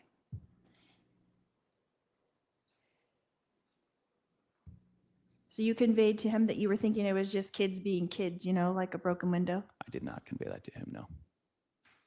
You did not say that on line 416? I conveyed to him what I was thinking when I was talking to the dispatcher. So why were you telling that to Detective Pillar if you did not believe that? I just explained why. Which was what? I was explaining my thoughts when I was talking to the dispatcher. So he wasn't asking you a direct question, you were just going over what you said to the 911 dispatcher? I was explaining in that context that you're referring to what I was thinking when I was talking to the dispatcher, when I said that I thought it might be a paintball gun. But you had said before you were confused because you didn't even really know what was going on at that moment. Is that correct? I would not say that's correct.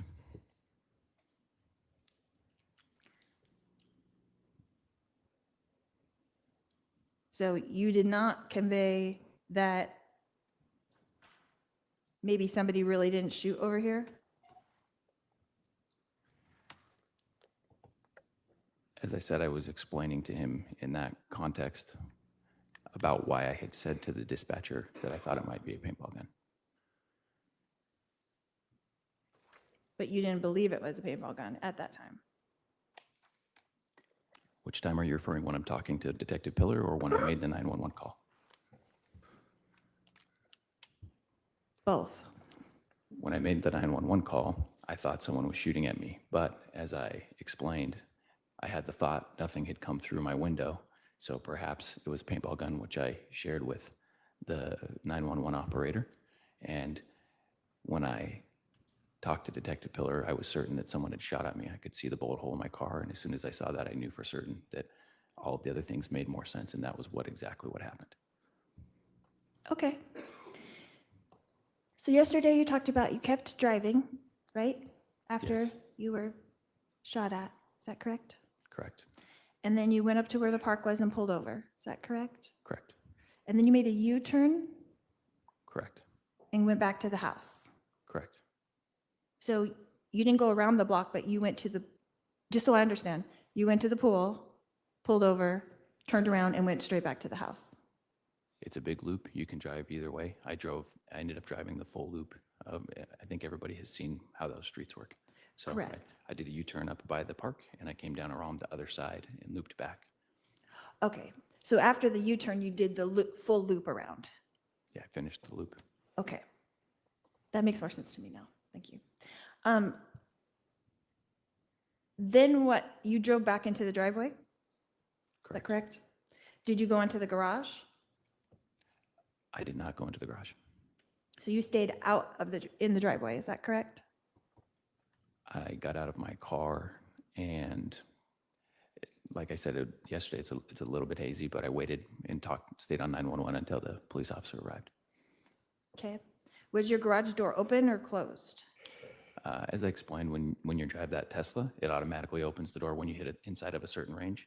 It didn't trigger in the initial drive-through when I was shot at, but when I pulled in my driveway, it triggered, so the garage just automatically opens. Okay. So when the shooting occurred, the garage door was not open, but after you came back around the loop and drove into your driveway, it did open that second time. It opens the garage when you pull up, yes. Okay. And you did not drive into the garage, is that correct? Correct. Okay. You stayed in the driveway. Correct. And did you stay in the exact same place where they took all of the photos of the Tesla? I put my keys up on the dashboard and I didn't move the car until they were done. Okay. And so we heard you on the 911 call where you stepped out and removed the window and then got back in. Is that correct?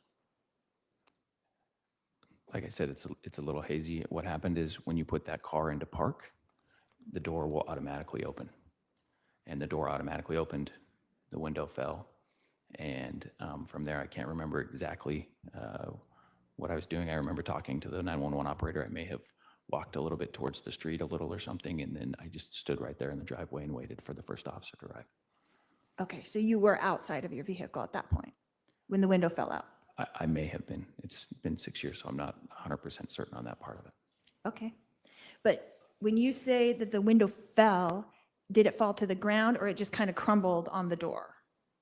Well, it was shattered, so most of it you could see in that picture stayed together and fell, and then a lot of it fell all over my seat, all over me, into the door frame. I could hear it all fall down in there. It fell a little bit everywhere. Okay, but it was removed from the Tesla over to the side. So did you pick it up and move it, or it fell out over where it fell? That piece fell because you got to remember the door's swinging out. So it automatically opens itself. If there's no sensor, then it'll move further. Okay, so the window fell onto the ground by itself without any assistance from you? Yeah, I didn't want to cut myself. Okay, and then the little glass shards came out as well at that time? Yeah, they were all over. Okay, so you never moved the window after it fell out, is that correct? I didn't touch it. Okay. So where we see it in the pictures, that's where it landed? Most likely. I mean, I can't tell you for certain. Okay. And you may have walked to the end of the driveway. Is that that's what you're testifying to? What I testified to was that I can't remember for certain, but I stayed on the phone and may have walked, may not have, I'm not certain. Okay. You had testified yesterday that you thought that the 911 operator told you to stay in the vehicle and you were staying in the vehicle, but you had gotten out earlier. Is that correct? And when I listened to that call, I didn't hear her tell me to stay in the vehicle. So I don't think she did, but maybe she did. Maybe I'm not remembering correctly. I think that you conveyed that she had told you that. I didn't hear that. Yeah, so then that conveyance must have been wrong on that. Okay. So did any of that glass cut you? How were you careful to get out of there without getting cut by the glass? I can't say for certain. I just think that I would have been careful. I wouldn't want to get cut by glass. So when the window fell out, the glass fell in towards you onto your lap, or how did that work? No. The big piece of the glass fell outward, which you can see. And then, I mean, I can't tell you how everything else fell. I don't have like a perfect memory of that. Just fell. Okay. When you stepped out of the vehicle, the glass that was on you, did it fall to the ground? I can't say for certain.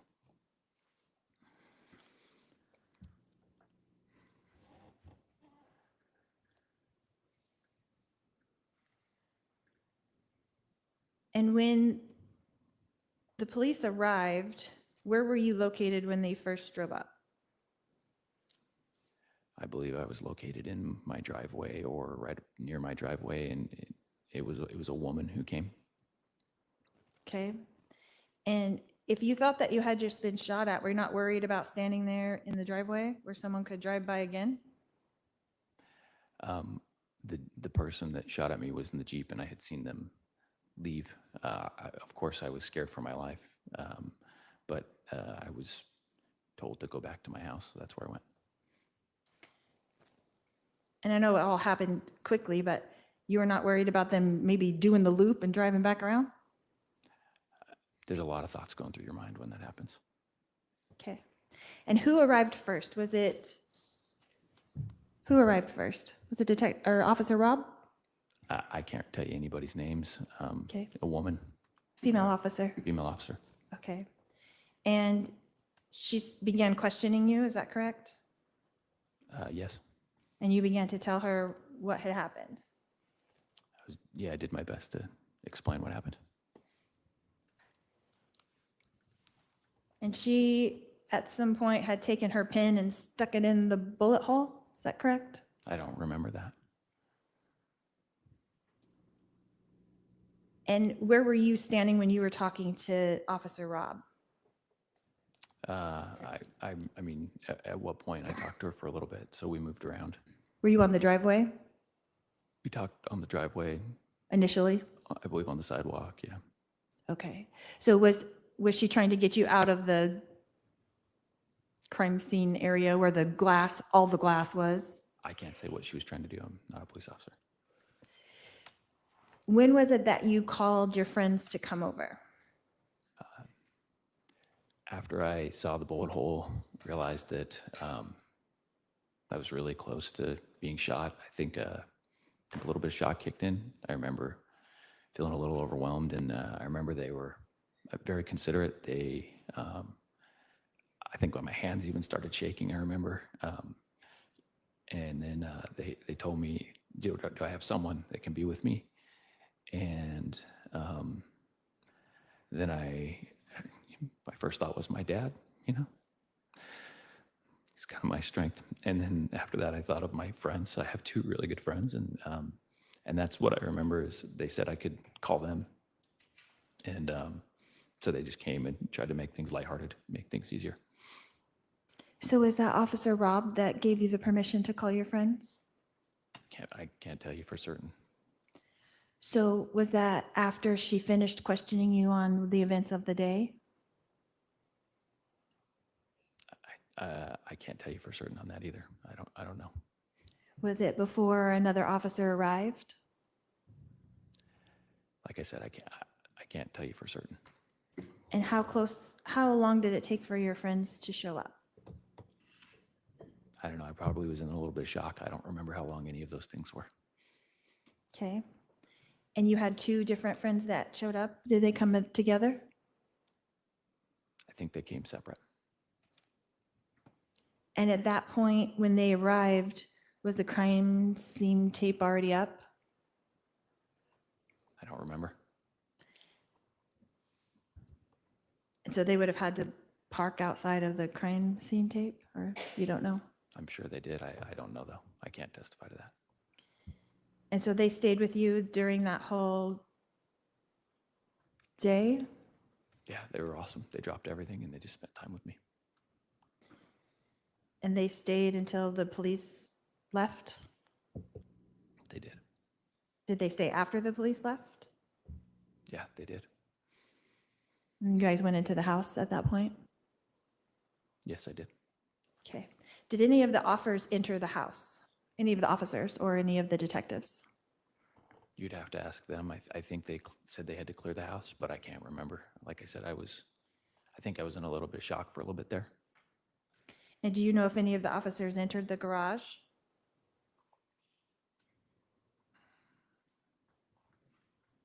I'm sure the people entered the garage, yes, at some point. I can't tell you when. And when you got on the phone and called your friends, did you call them or did you just text them? I don't know. I'm not sure.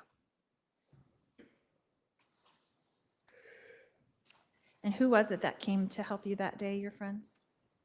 My friend Mark Bell and my friend Chris Pierce. Did either of them get interviewed by the police? You'd have to ask the police. I'm not sure. Did you see any of them getting interviewed by the police? Did the police ask them direct questions in front of you? I can't recall. So by the time they arrived, were you done with your interviews with police? No. So when you were having this interview with Detective Pillar, where were your friends? When I left for my interview with Detective Pillar, we were all sitting in the shade over underneath a tree. I don't know where I was with Detective Pillar, so I don't know where they were at that time. And where was your interview conducted with Detective Pillar?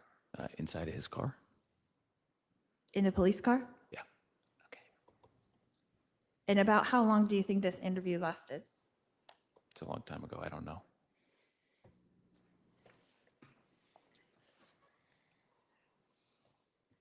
And then after you had your interview with Detective Pillar, you rejoined your friends?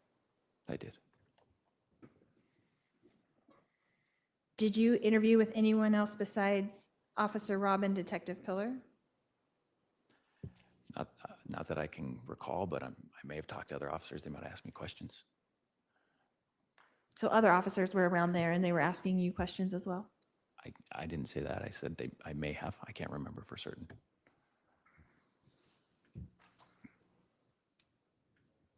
So there were several people from the Gilbert Police Department in your vicinity, on your property? It seemed there was a lot of police there because a shooting occurred, I assumed. Okay. I don't know the police process. But you don't remember anybody else asking you any specific questions? Is that correct? I don't remember any questions that anybody specifically asked, and I don't remember if they asked me questions or not. Any follow-ups to what Officer Rob had talked to you about or anything? Not that I remember. Okay.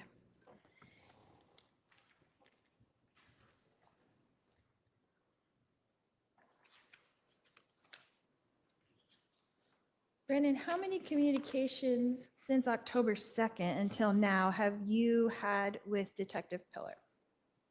I have no idea. How many phone calls would you say over the last 5.5 years? No idea. More than 10? I'm sure more than 10, yes. More than 20? Like I said, I couldn't testify to the exact number, so I have no idea. A lot? I talked to him about my case. More than 100? I honestly can't tell you. I have never looked to try and figure it out. Okay. How about text message communications with you and Detective Pillar? How many times have you communicated with him through text message in the last 5.5 years? I've never counted, so I don't know. More than 10? I'm sure it's more than 10. More than 100? That I can't testify to. I don't know. How about emails to Detective Pillar? How Same many thing. email communications have you had with him in the last 5 years? I can't testify. I don't know. More than 10? That I'm not sure. I couldn't even tell you if I ever had more than 10.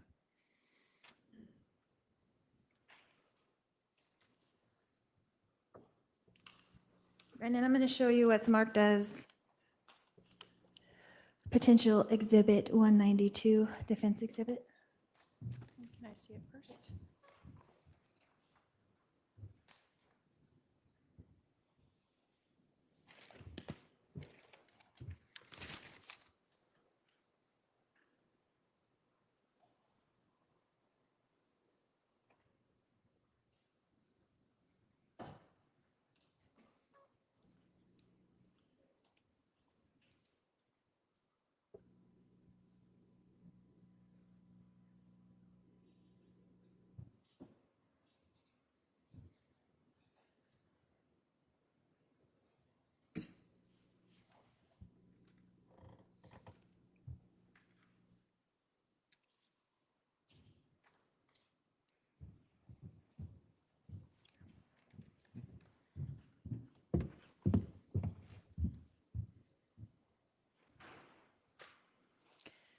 Do you recognize that as an email between you and Detective Pillar? I can't tell you what this is. I can tell you what it says. I can't tell you if this is something that, where it came from. I don't have any reference on it. I am going to object, and maybe we can, Let's break for lunch. Is the party's good with resuming at 1:15? yes. All right, members of the jury, we're going to take our lunch break. Please remember the admonition. We'll resume at 1:15 p.m. Thank you.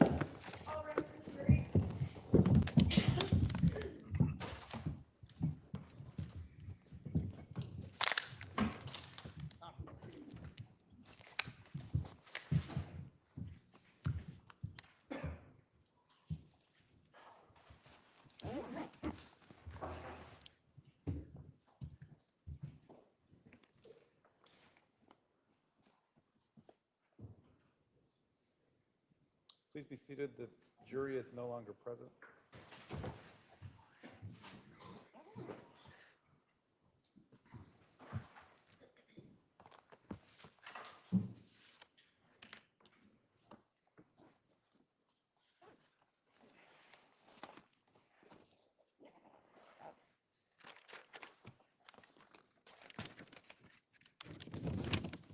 All right, so I've reviewed exhibit 192. The line of your question was to establish that this witness has had contact with Detective Pilar over the years in the last 5 years. This particular email is actually, appears to be 3 separate emails in a string from February 12th of 2020. So what's the purpose of this? Yeah, are you trying to admit it? What are you? I would like to ask him about it. What's relevant about it? A lot of things, Your Honor. What? Judge, I can't hear her. Please speak into the mic. It's relevant to his discussion with Detective Pillar from the October 2nd date until this date on February 12th. What is relevant about it that is an issue for this jury to decide? That's what relevance means. It's something that this jury would either make something more or less probable for some fact that they need to decide. It's relevant in the way that this email communicates that the information that was being given to the detectives was directly from Brandon Boudreaux. I know, but what in the content of that email is relevant for this case?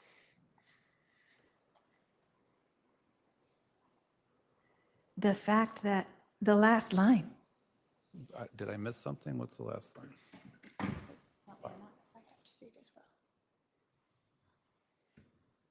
At the bottom?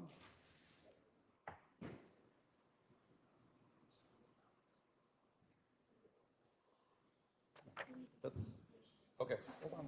Make sure everyone can hear you and the court reporter can hear you. I would have to ask to see that as well. I don't So know the, what she's the talking last about. line was Detective Pilar writes, is it Pilar or Pillar? Pillar like a pillar in a building. sir. Pillar, Detective Pillar writes, this information is requested so we can see if Melanie has any financial gain from your death, basically, correct?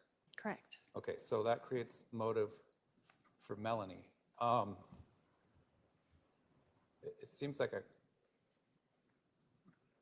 I guess it's fair area for him to talk about in general, but it's also a fair area for you to talk to the detective about what areas they investigated. But let me hear the state's response. But as far as that particular email comes in, I mean, I suppose you could ask some questions about it, but let me hear from the state. Judge, obviously that's a conglomeration of emails, so I don't know that that fully covers everything. Two, I guess the defendant has never raised a third-party defense. I'm not sure if she's trying to say that this was all Melanie Boudreaux, but that is actually an open investigation that is still ongoing. The state has, obviously in trial, referred to her as an active member of this conspiracy.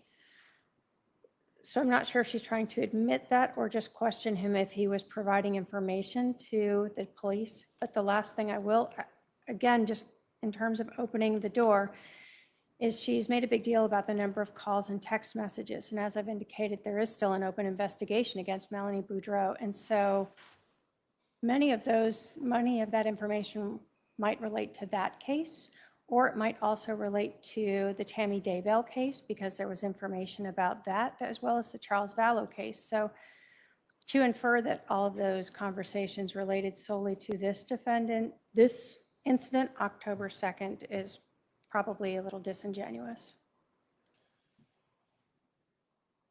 Were you intending to enter that as an exhibit or just ask, were you asked to provide information that Melanie might have a motive? I would like to admit it, and I would like to question him on it as well, yes.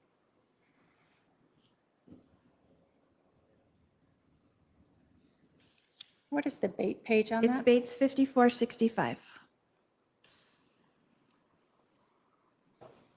I don't know that there's anything in it that's particularly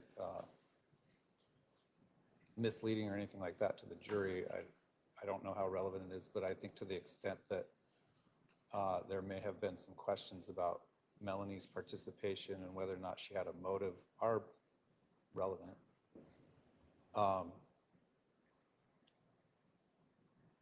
What's the state's response, I guess? I know she didn't notice third-party defense. I guess I'm asking now, is she doing that? Obviously, I have a right to know before the trial ends if that's an active defense she's asking for. I'm not, Your Honor. I'm trying to say the connection that I've been accused of with Melanie connects me to Melanie. So that's why I'm trying to establish, how am I connected to this? I didn't have a financial gain here. This is the financial gain through Melanie. This is conversations between the detective and Brandon And that I obviously, want to question him on. I'm not trying to blame Melanie, is my point. I have Well, not alleged a financial gain for the defendant, so I What was that? I'm sorry. said I have not alleged a financial gain. I've not alleged much of a motive because we are trying to keep out much of that. So I guess, again, if we're going to start going into motives, then we have prior incidents of the defendant having financial gain in the previous trial that we did here. So if we want to go into the whole overarching financial scheme and cult activities, then we can do that. But again, the state had decided not to bring in any of that. If we're going to do that, then obviously we'll change who all of our witnesses are. All right, let me rather than just make a knee-jerk ruling, I'll think about it. We'll take this up at about 1:10. So please be ready to go at 1:10. All right, thank you.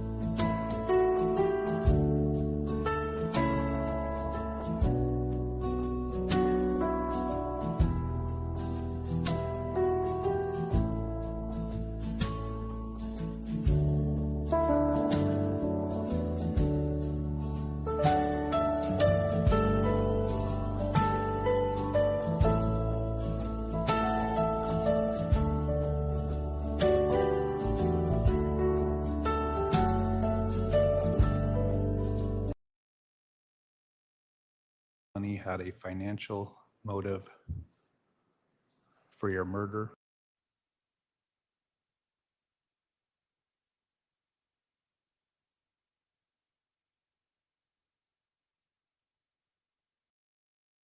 About before break, the defendant may ask the following question. You may want to write this down. In February of 2020, while this case was being investigated, did Detective Pillar ask you to provide any documentation which might support whether Melanie had a financial motive for your murder or death, however you want to phrase that? The state may also ask follow-up questions on whether or not any financial motive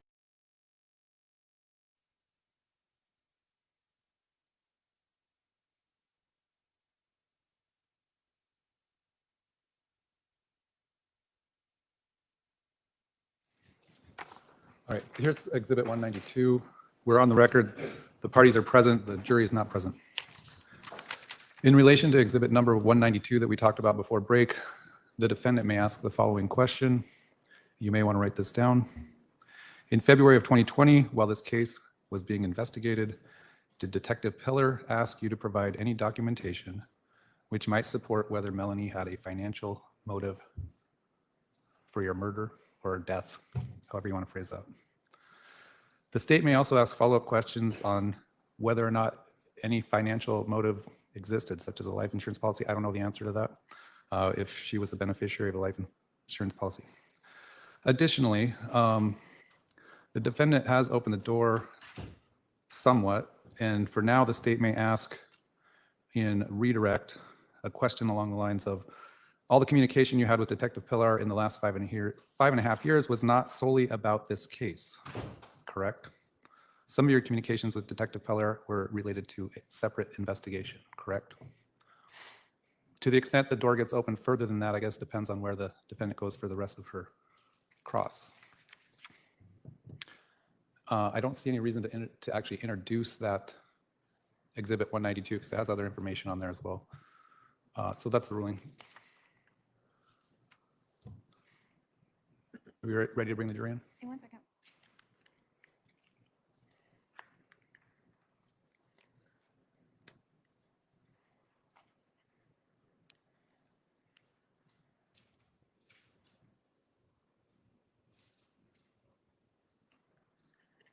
And just to get ahead of the ball, when Detective Pillar eventually testifies, you would also be allowed to ask if he sought that type of information and why he would seek that type of information.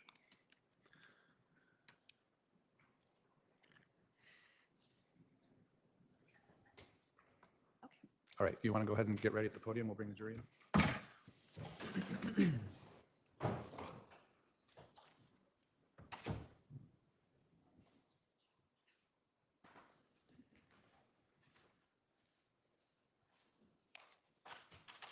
All right, the jury.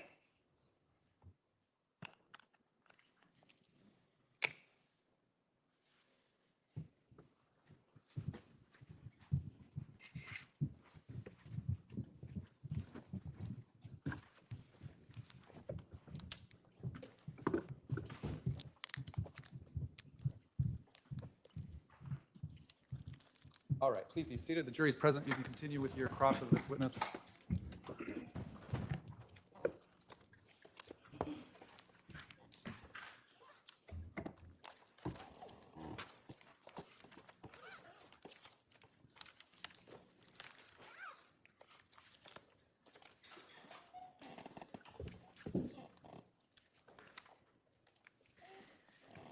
Mr. Boudreaux, in February of 2020, while this case was being investigated, did Detective Pillar ask you to provide any documentation to prove that Melanie, your ex-wife, had a financial gain at your death?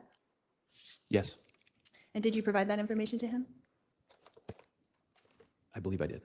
How many documents would you say that was? Can I get some more context around that? Yes. So Detective Pillar asked you to provide him with some documentation of financial gain from your ex-wife Melanie. Is that correct? Correct. And you did provide to him some documentation. Is that correct? Correct. And so what were those documents? What did I provide to Detective Pillar about that? Correct. I had a life insurance policy. I provided him with that. What else? I'm not sure there's anything else I provided him. Okay, did you provide the rental agreement for Melanie's address?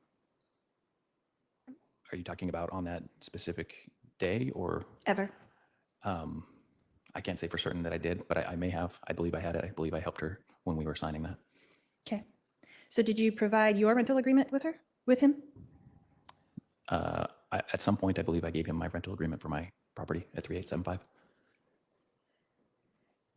And did you provide information showing your financial shared accounts? If he asked me for that, I would have provided it to him.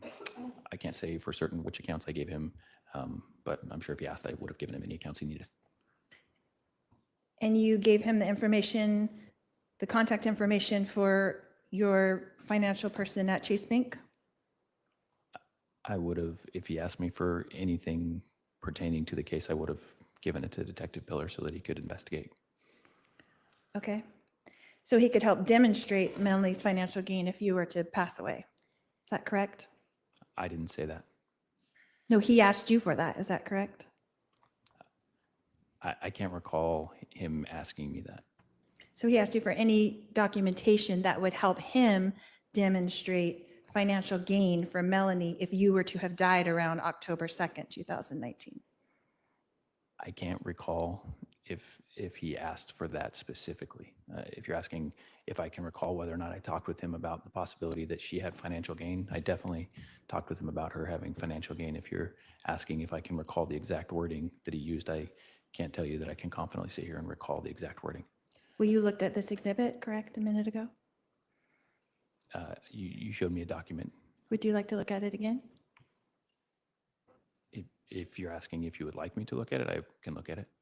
Okay.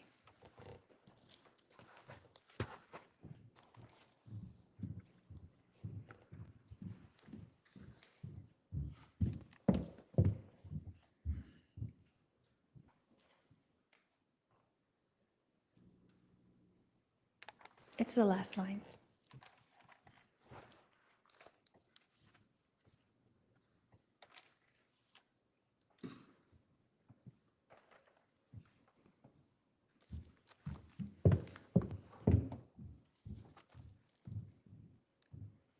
Did that refresh your recollection of your email with Detective Pillar? I definitely read what you shared with me, yes. And he had asked you to provide documentation to demonstrate Melanie's financial gain in case you were to die on October 2nd, 2019? He asked me if I could provide any documentation that could have showed that there was financial gain for her if I had died on October 2nd. And you did provide the information to him, is that correct? As I said, I can't recall exactly, but I'm sure I did. And did you provide screenshots to him? I'm going to object or ask for foundation of what? Screenshots. Sustained, please lay more foundation. Okay.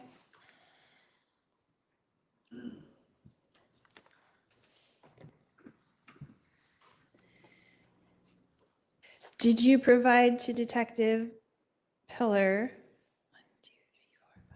6 screenshots in response to this email where he asks you for that documentation?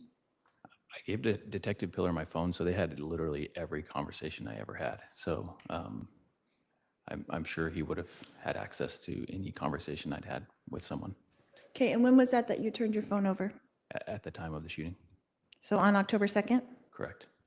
So in February of 2020, February 12th specifically of 2020, did you provide to Detective Pillar 6 screenshots of messages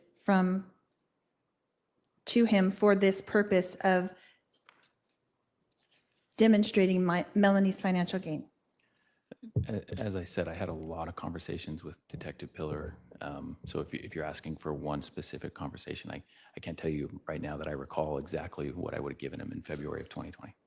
Okay. Would you like to look at this? If it would help, sure. Okay.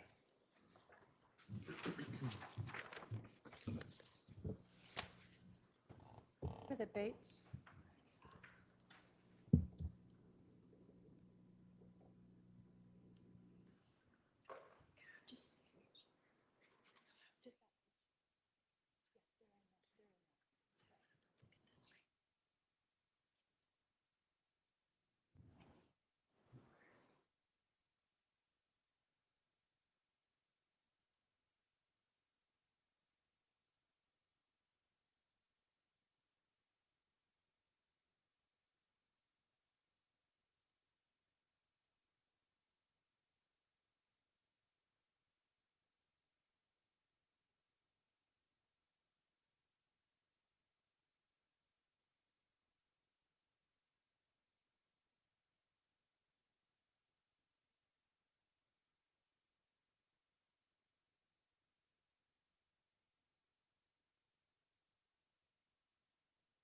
far on this.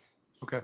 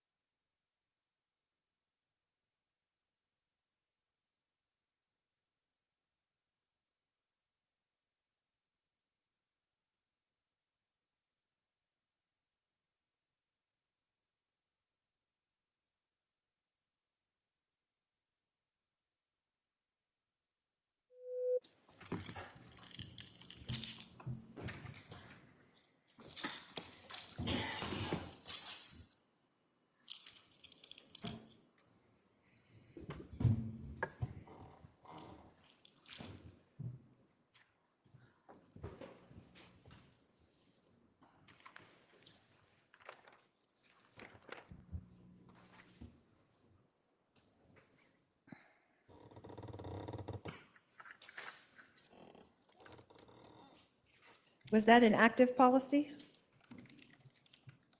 As of the date that As I of that- provided to him, or as of the date of my, As of October 2nd, 2018. yes. Okay.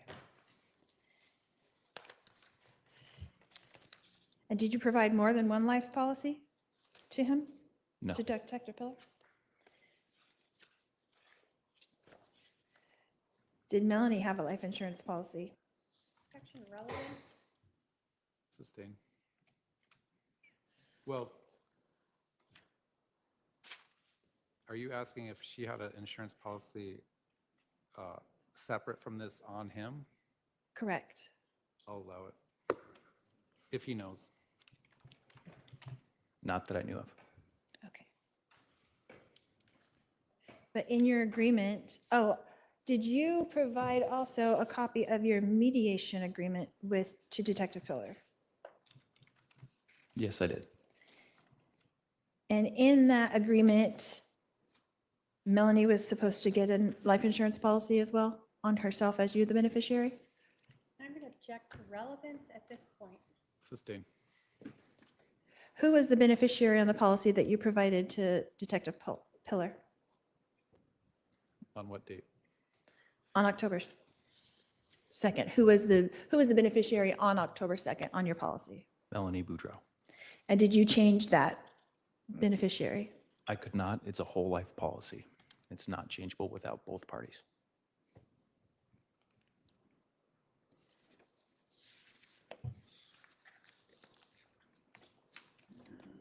and do you remember when you provided that to Detective Pillar?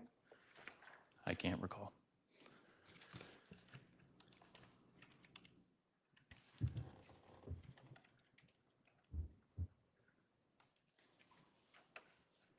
Did you provide any other financial information to Detective Pillar in regards to his email asking you for documentation? Can you ask that question again? Yes. Is there any other financial documentation that you provided to Detective Pillar after he requested it in the email to you? Are you speaking like on that specific date or at Anytime any point in after. the future? Yeah. Your Honor, I'm going to object again as to extrinsic. Sustain.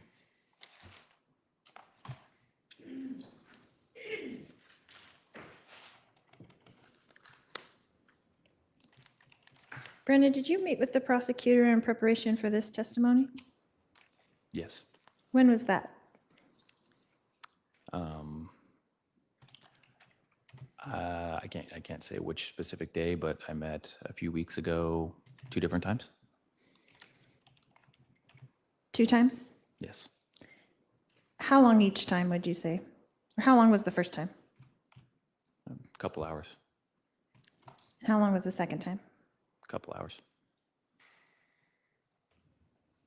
Did you review documents at that time? Yes. To refresh your recollection of things? To the best I could, yes. Did you view any of the financial documents that you provided to police during those interviews? I did not. What documents did you review in preparation for your testimony here today? The ones that I can recall would be my 911 call and the conversation I had with Detective Pillar. So your interview with Detective Pillar? Yes, the one that I had with him in the car. Okay. But not all of your conversations with Detective Pillar ever, right? I don't even know how I would do that. Okay.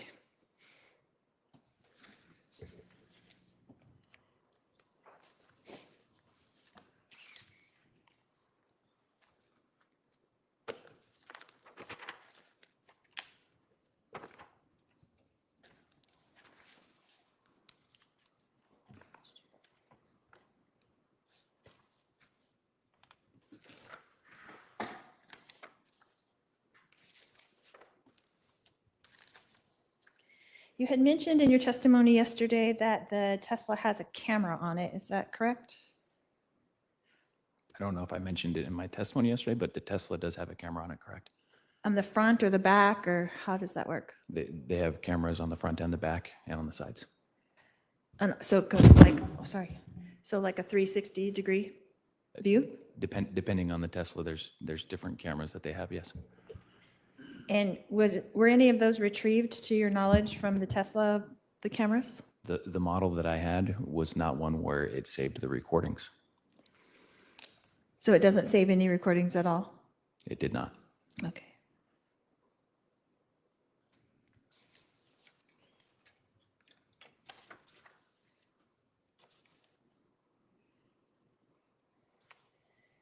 When you talk about where the Jeep Wrangler was located on October 2nd, you said it was nose to nose with the white van, is that correct? Correct. How close was that nose to nose, would you say? To me, that means that they were basically touching. Okay. And then you had stated that you kept going straight, is that correct, after the shot? Correct. And then the Jeep passed you, is that correct? At some point? I stated that I went straight. I went around the corner and I parked, and then the Jeep followed the path that I did and went past me, went around the corner and then went down the other lane.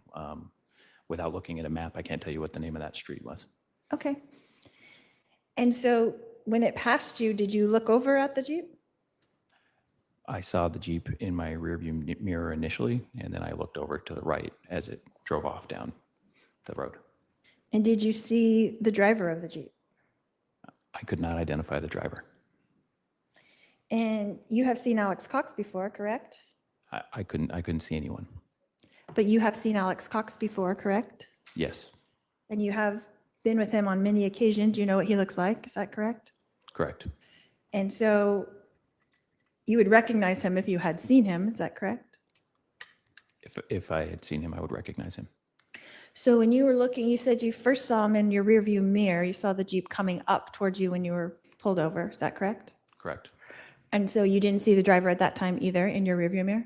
That is correct. Okay. You couldn't tell who was driving? That is correct. Not if it was a man or a woman? That is correct. Okay. So you didn't see the driver at all? That is correct. And then you didn't see the plate number either as well, is that correct? I did not give them the plate number, no. And you had your phone in your hand or you did not? Can you give me some more context? When are you speaking of? When the Jeep passed you, where did you have your phone in your hand? My phone was connected to my speakers. So Oh. I was talking over the speakers, but I believe the phone was in my hand. And like you didn't take a picture of the Jeep as it passed or the license plate or anything? I did not.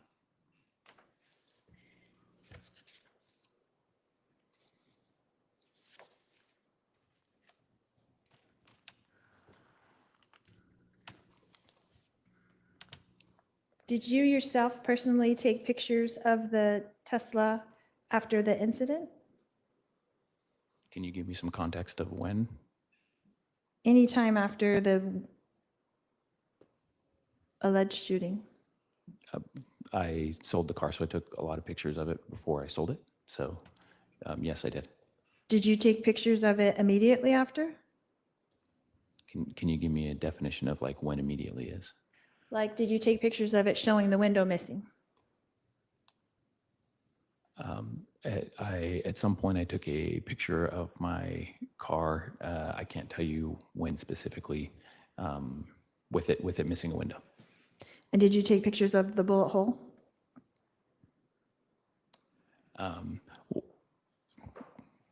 At some point I may have. I don't think I did though. Did you send those pictures to anyone? I may have. I don't remember.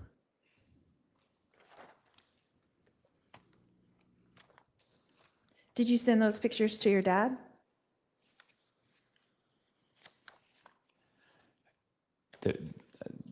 If I took a picture of my car, I may have sent a picture to my dad. It's not something that I recall off the top of my head. Did you send pictures to the two friends that were there with you?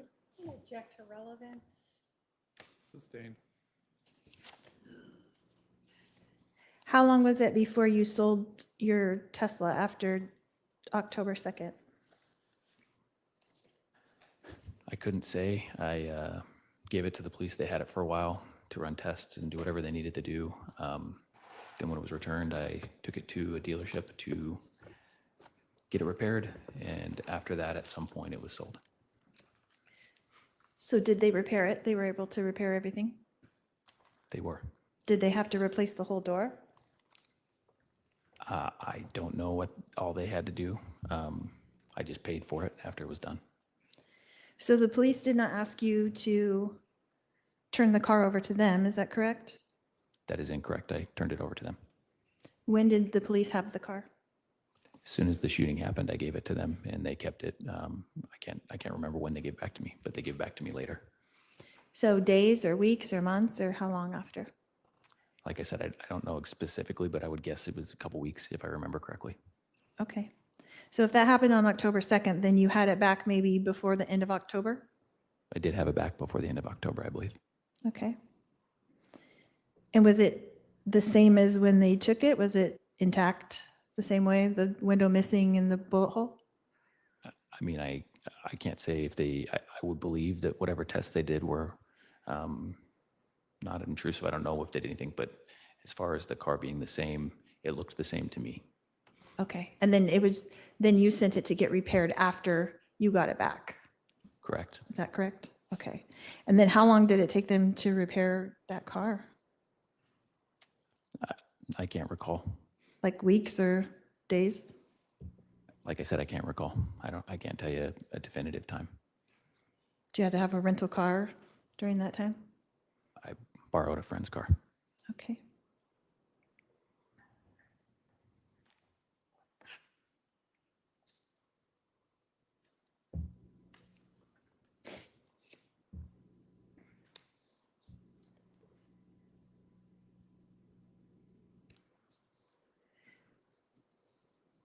At what point did you decide that the Jeep was gray and not puke green or camo green?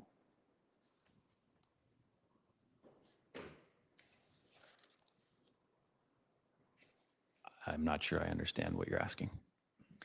Did you provide information to the Gilbert Police Department that it was a gray Jeep? I believe I referred to it as several different colors throughout conversations I had with law enforcement. Okay. And where did you get your information from the VIN number that it was actually a gray Jeep? I did not. Where did you get the information that it was a gray Jeep? Later at some point, I decided I thought maybe it was gray. Later at what point? I can't say for certain. A month later? To 2 me, days to me, later? puke green and gray are very similar in color. I identify both of them very similarly. But when did you change your mind from puke green or olive green to gray? Like I said, I didn't say that I changed my mind. So in all the reports, they say a gray Jeep. No one ever says a green Jeep. So that information did not come from you? I can't say what the reports say. I can only share what I can testify to, which is that to me, those colors are very similar or the same. So with you having access to the VIN number of a particular Jeep, would it give you the color of the car? I never looked at it, so I can't tell you. You never looked up that VIN number? I never looked to see if it gave me a color. Do you know if that's a thing that you can look up the VIN number and see the make and model and color of a car? I can't testify to the ability to look that up. That's not something I'm an expert in. And you've never done that? Tried to look up a car color by the VIN number? No, that you've never looked up that specific VIN number to that Jeep. Is that what you're testifying to today? Can you give me some context? Yes.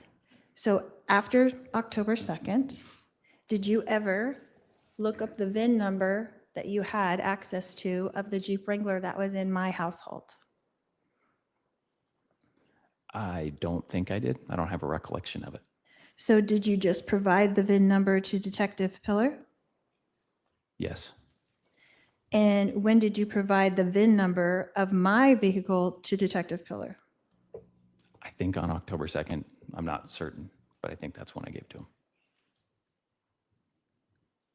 So on this day, on October 2nd, you provided that VIN number to the detective? I think at some point, if I recall correctly, I remembered that I had it, so I got it and sent it to him just to make sure that he had it. So at that point, even though you thought it was a puke green or olive Jeep, he would have access to the information that it was actually a gray Jeep that was in my family household. Is that correct? I can't testify what he had access to.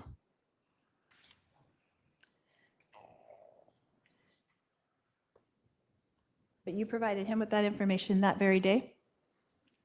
To the best of my recollection, yes.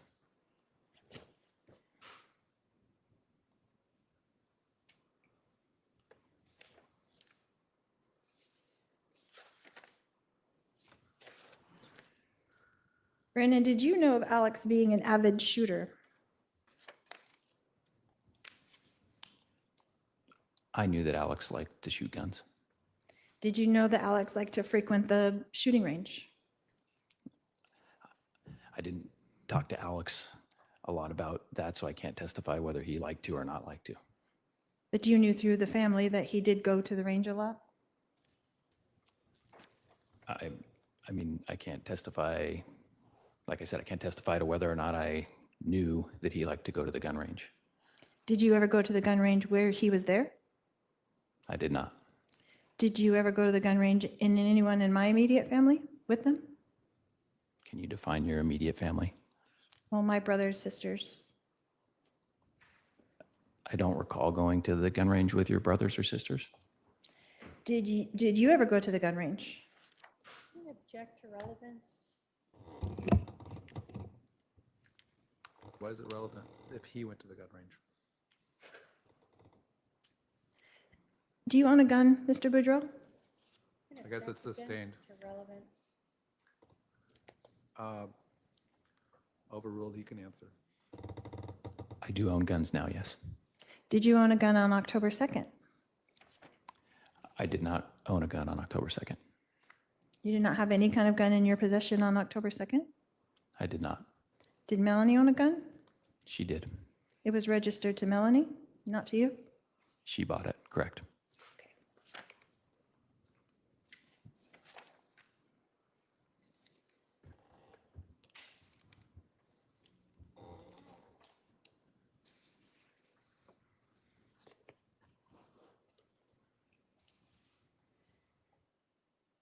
When you say that you provided the VIN number to Detective Pillar, was that later in the day after the police had already left, or was it while he was still at the scene? I believe it was after he left, but I'm not certain. So how would you have gotten him that information? Would have probably been through one of my friend's phones because he took my phone when he left. So would it have been an email or a text message? I believe it was a phone call, A phone call. but I'm not certain, like I said. And at that time, you had handed over your phone to Detective Pillar? Yes. When did you get your phone back? It was late that night. I believe he had to give it to somebody who, I'm not a police officer, so I'm going to probably say this wrong, but they had to copy everything off of it, and it takes however long it takes. And so I turned it over, and then I just waited until that was done. And apparently I had a lot of stuff on that phone, so it took a long time. A long time, meaning a day, 2 days, 6 days? Fergus already testified that night. Sustained.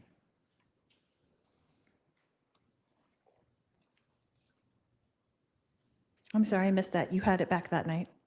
I actually, as I think about it, it may have even been in the morning that I went back and picked it up. I'm not certain though. It was either that late that night or it might have been in that morning because I think I didn't have my phone that night. Okay. Did you go buy another phone in the meantime? No, You just waited for it to be returned to you? Yeah, it seemed like the most logical thing to do.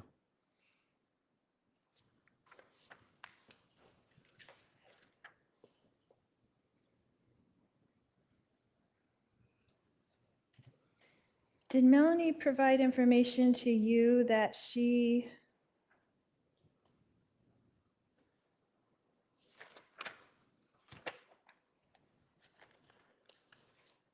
was going to be out of town that weekend before October 2nd? She did.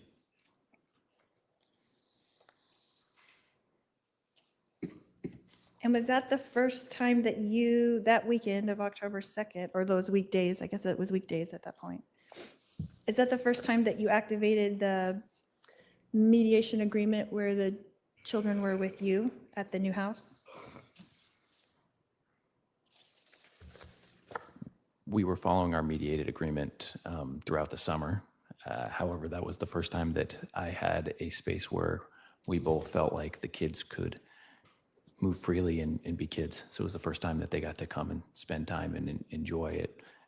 They previously had stayed at my house, but I had to be very careful. It's an expensive house, and it had to be show ready. Someone could come at any time. So what day was it that the kids started being with you on your visitation that before October 2nd? Was it the 1st and the 2nd, something?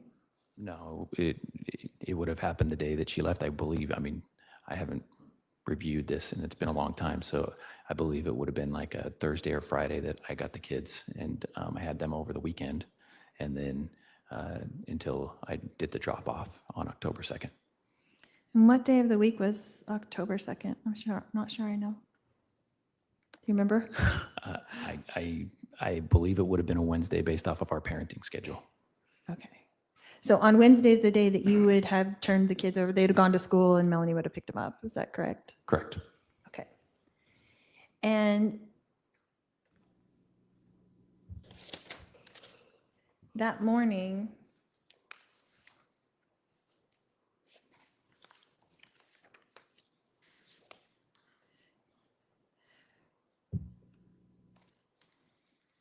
had you talked to Melanie in the morning before school at all? She and I only communicated through text. Did you communicate with her through text that morning before school? I texted her to let her know that I was dropping the kids off.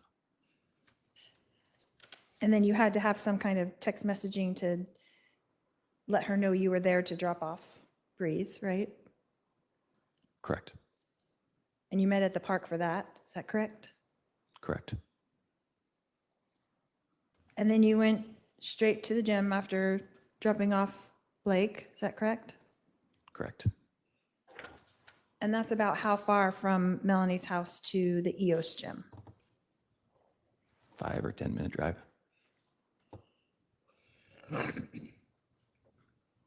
And then how far is that to your residence from the EOS gym? 5 or 10 minute drive.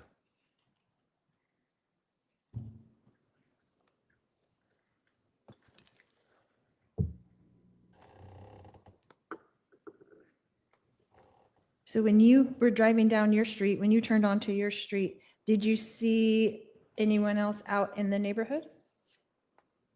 I did not. No one out walking or anything that you noticed? Not that I noticed. And when you drove away over by the pool area, was there anyone out in that location? Not that I noticed. How many cars would you say were parked on your street, on the Phelps Street that morning? There were 2 that I noticed. I couldn't tell you how many other cars were parked on the street.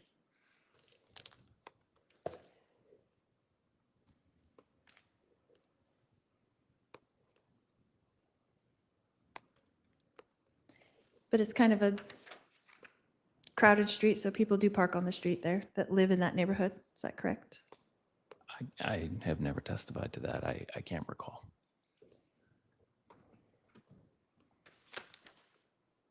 And you had lived into this same neighborhood previously, is that correct? Not this portion of the neighborhood, no. Well, one neighborhood over on the same street, right? I did live on a previously I did live on the neighborhood over on the same street. Right. So you're familiar with that neighborhood anyway, even though you only lived at this house for a short time, is that correct? I would not agree with that. This is a different section I didn't go to. Because there's no availability to go from that neighborhood to that neighborhood, even though it's the same street, is that correct? You can't drive. It's not connected in driving. Correct. But literally, that house to that house is only like 10 houses away, really. Can you give me context? Which houses are you talking about? I'm just saying, your rental house from the house you owned earlier on Phelps Street is really only about 10 houses away, even though there's a divider and no access to drive straight over. Yeah, I've never counted how many houses, but it is a short distance between those two houses. And you guys lived in that house for a long time before you moved, right? A few years. Sustained.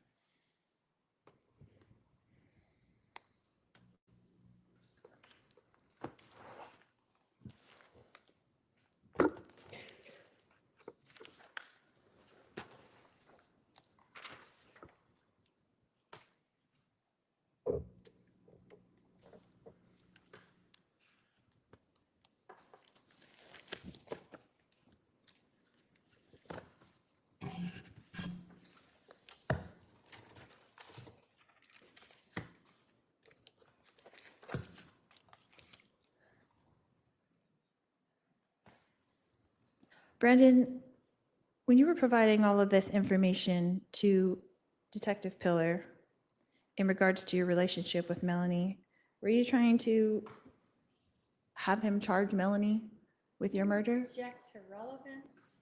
Sustained. No more questions, Your Honor. Redirect.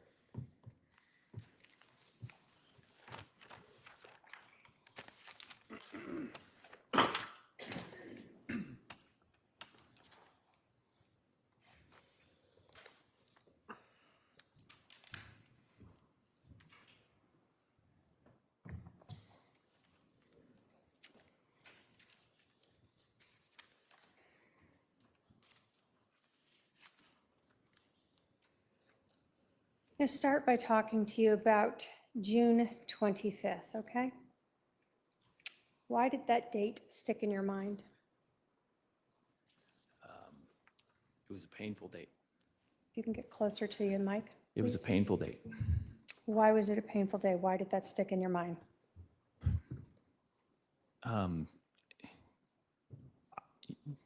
My grandfather was someone who was really important to me, and I was dealing with, sudden loss is traumatic. So I was dealing with that, and my family is the most important thing in this world to me. And so the dissolving of my family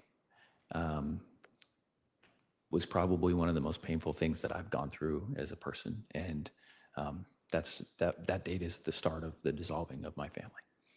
Okay. So when you are talking with Melanie, was the focus of that argument about your marriage? Yes. And during that argument, did you and Melanie discuss issues within your marriage? Yes. And during that, did Melanie bring up reasons why the marriage was over? Yes. Did any of those reasons involve things that Melanie claimed you did to her aunt, Lori Vallow? Yes. So one of the reasons why the marriage was going to end was because of this defendant, Lori Vallow, things that she said you had done to her. Yes. Did that include the idea that you had hacked into Lori Vallow's computer? Yes. So that's something that Melanie was bringing up to you during this argument about the end of your marriage. Yes. Did the issue of you helping Charles Vallow try to take away Lori's temple recommend also come up? Yes. So again, your marriage and reasons why it's ending tied to Lori Vallow? Yes. Is that why you sent those text messages to Lori about the temple recommend, that you had nothing to do with trying to take that away? Yes. You told her that was a lie. Yeah.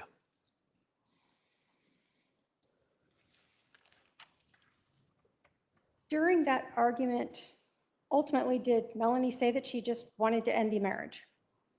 Yes. Prior to June 25th, did you think that you were about to get divorced?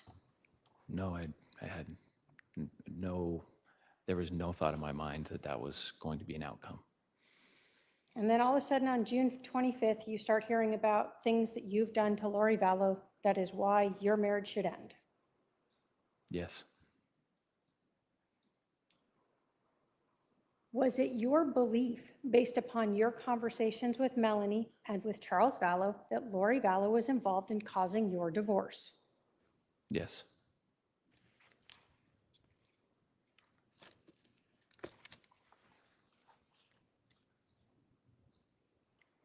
I'm going to talk to you about your interview with Detective Pillar on October 2nd of 2019, okay? Have you tried to memorize your transcript? No, we talked for a while, so it would be a lot to try to memorize. No. When we met, you listened to it again. Yes, that was the first time I had heard it. You have been asked by the defendant to read various parts of your transcript. Are you having difficulty recalling what happened to you that day with the Jeep? No. Were you trying to verify the specific words that you were telling Detective Pillar during that interview? Yeah, I think it's important for me to be honest and be thorough, so I wanted to make sure that I was thorough in what I was responding. Can you tell us from your own memory what the Jeep looked like? Yes. What did it look like? Like I described it that day, a puke green or a gray Jeep with no tire on the back, with a Texas plate. Did you tell him that it was a Jeep Wrangler? I did, yes. How many doors did it have? 2-door. That what you recall? That's everything that I recall. Is that what it was? I believe that's what it is, yes. And when you talk to us about what you saw happen, is that because you listened to an interview or your own independent memory of what happened? Those are my memories. So whether or not you used X word or Y word, do you remember that the back of the Jeep window lifted up and a rifle barrel came out and pointed at you and shot your car? Yes, I'm certain that's what happened. There were some questions about kids. You were given some portion of a transcript. At one point, are you talking to Detective Pillar about calling 911? Yes, I was explaining the dispatcher. When you were talking to the 911 operator, do you mention to her that you think maybe someone was using a paintball gun? Yes, I did.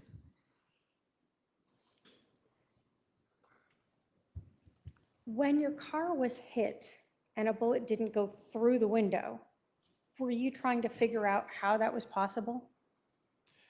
Yes. Did you later realize that it wasn't a paintball gun that hit your car? Yeah, as I stated, I was certain once I saw the bullet hole in my car that the same reason I called 911 originally, that someone had shot at me, and it was definitely a gun, and it was definitely, they were trying to kill me.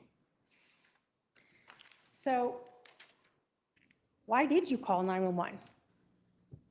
Because I believe in following the law. Did you think that you'd been shot? Yes, and I wanted protection. I wanted to feel safe. Okay. When you saw that bullet hole in your car and no paint on your car, what went through your head? I think, like I said, it's a really scary thought because up until then, I think you want to feel safe. And so I was trying, my window was broken, but I didn't see a bullet hole. And I was trying to think of something to make myself feel maybe safer. And when I saw that, I knew that there was no other option than that someone just shot at me and they were meaning to kill me. There's no other logical explanation for why that would have happened.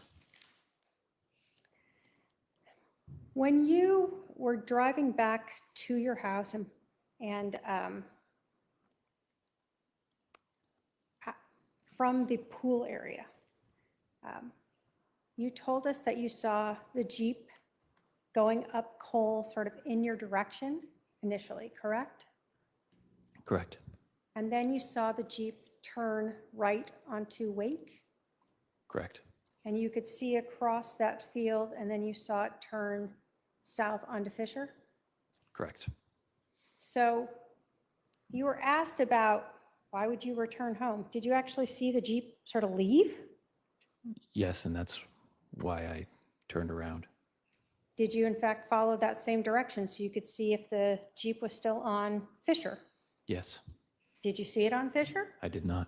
When you turned onto Phelps, did you look down the street and see if you saw the Jeep? I did not see it on Phelps. So by then you knew the only other way it could go would be now into Fairview? Correct. And I believe I told the person on dispatch that I had believed he went out onto Pecos. And that's because that's the only way you can go from there, right? Correct. I just wanted them to know there was only 2 exits. When you got back into your driveway, you were still on with 911, right? We heard that. I was, yes. Were you thinking about, oh no, if the door opens, the glass might fall out? No, I wasn't thinking about that. Were you trying to talk with the 911 operator and keep yourself under control? Yeah, I was trying to make sure that I gave them all the information they needed. Were you trying to watch and document how the glass might have fallen out of the window when the door opened? No, I actually was surprised when it fell because it wasn't something I was expecting. Same thing when you were up by the pool. Were you thinking rational enough as you're talking on the phone with the 911 operator about someone just shooting at you to think, oh, I should make sure that I take a photo of this Jeep? No, if you recall, I was a little out of breath, and I was very nervous. That's a nerve-wracking experience. Is that when we heard you actually almost like panting, like you had been running? Yeah, yes.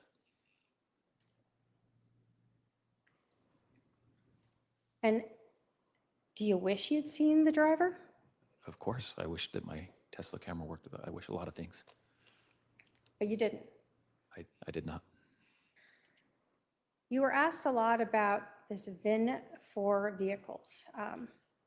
When you are given a VIN number, does that mean you get to see the car? Does that have anything to do with a visual of the vehicle? No, it's just a number that identifies cars. So in your use of a VIN number to look up car insurance, did you care the color or the accessories on a vehicle? I mean, an insurance company might, but I mean, you have to think they had multiple cars. I had to take all those VIN numbers, put them in, and then you go run it through a software, and it tells you who's going to give them the best price. So I wouldn't have been paying much attention to any of those details. I can't even recall what any of them were on the cars. So you're just putting in the VIN numbers to see who might pop up the best insurance rate. Yes.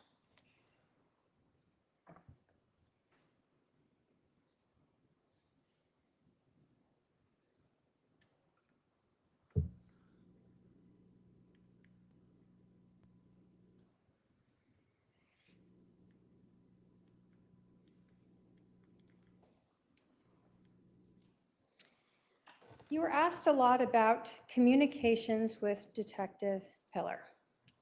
Did you know him before this? No, I met him that day. Was he the assigned case agent for your case? Yes, he was. So that's the person you were supposed to communicate with about your case? Yes. You were asked about having a large amount of text messages or phone calls or emails with Detective Pillar over the last 5+ years. Do you recall that? Yes. Would it be fair to say that all of those communications that you have had with Detective Pillar over the last 5+ years were not just about this case?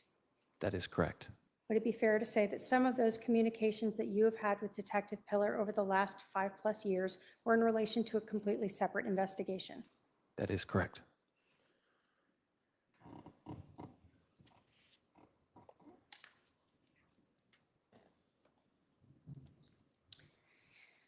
On October 2nd of 2019, did you tell Detective Pillar that you believed Lori Vallow and Alex Cox were involved or responsible for this shooting? Yes, I did. So this is before you had access to VIN numbers or anything else. That's correct. While you are still sitting there being told by the police not to leave, Detective Pillar comes over and takes you away from sitting under the shade, brings you to his car, and interviews you. Yes. And you tell him that. Yes. So even if Melanie had some financial gain in if you had died, did that change your opinion at all that Lori Vallow and Alex Cox were involved in this shooting of you on October 2nd of 2019? No. I have no other questions. Are there any questions for this witness from any member of the jury? All right, seeing none, you can step down, sir. Thank you. I'm going to call your next witness.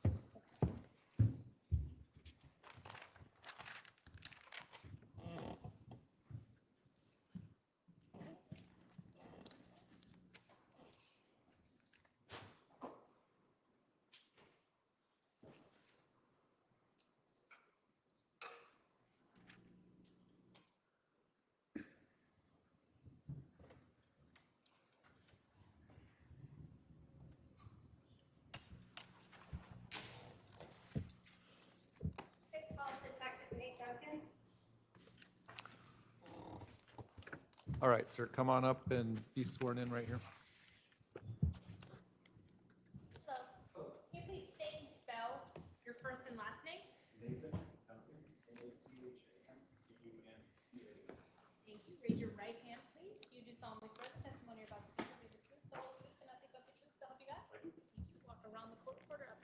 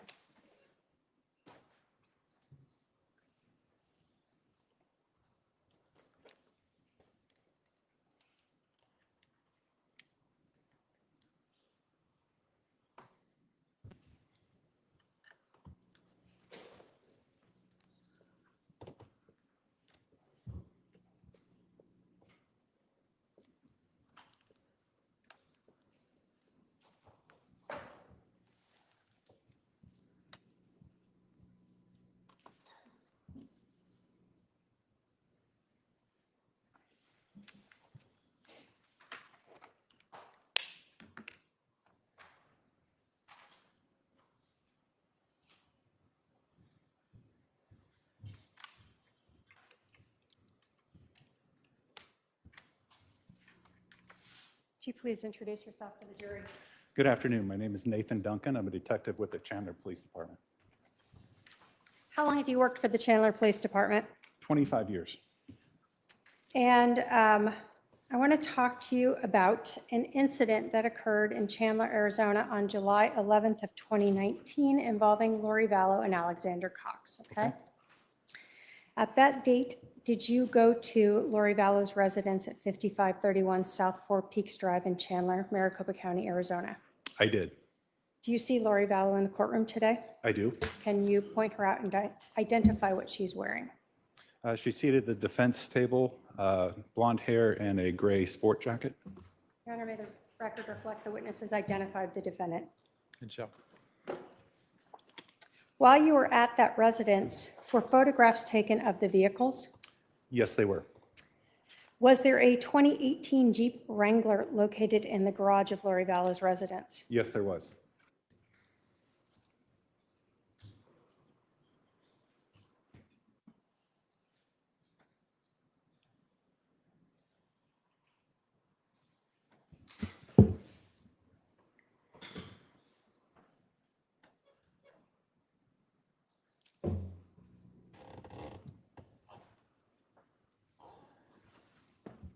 Showing the defendant exhibits 81 through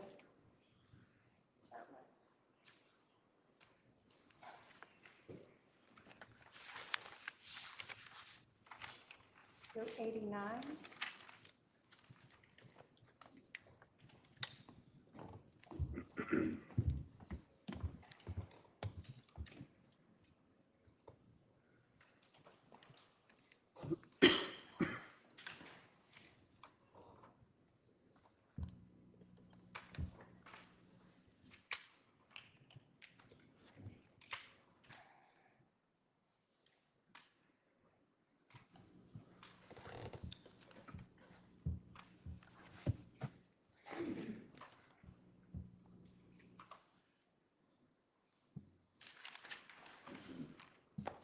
Do you recognize those as photographs of that Jeep Wrangler from Lori Vallow's residence in Chandler, Arizona on July 11th of 2019? I do.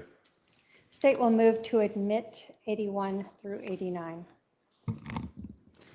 We do have an objection. Could we have a sidebar on that, Your Honor?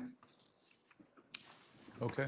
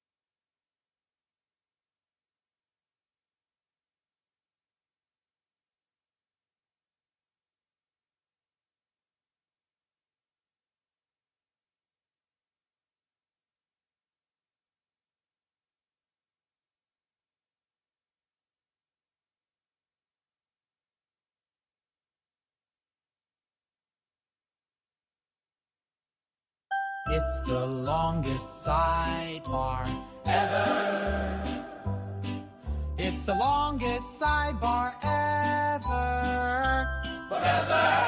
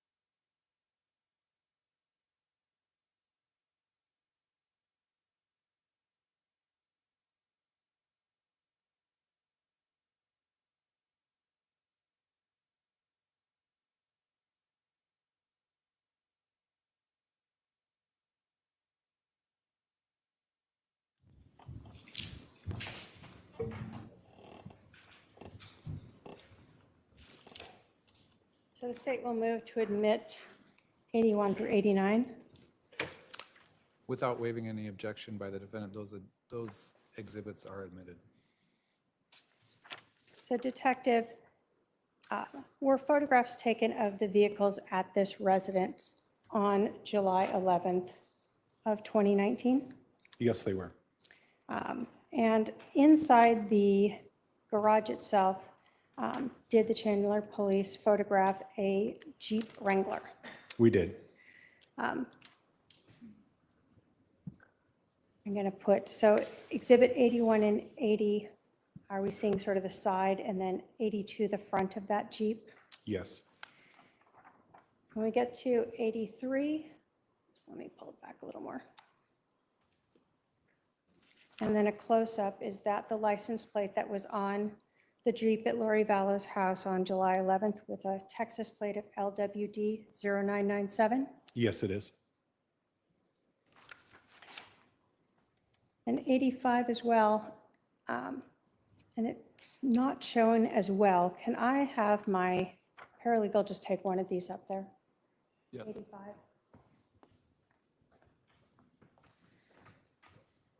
Looking at the photos without the glare of the Elmo, were you able to kind of see into the vehicle through the tint?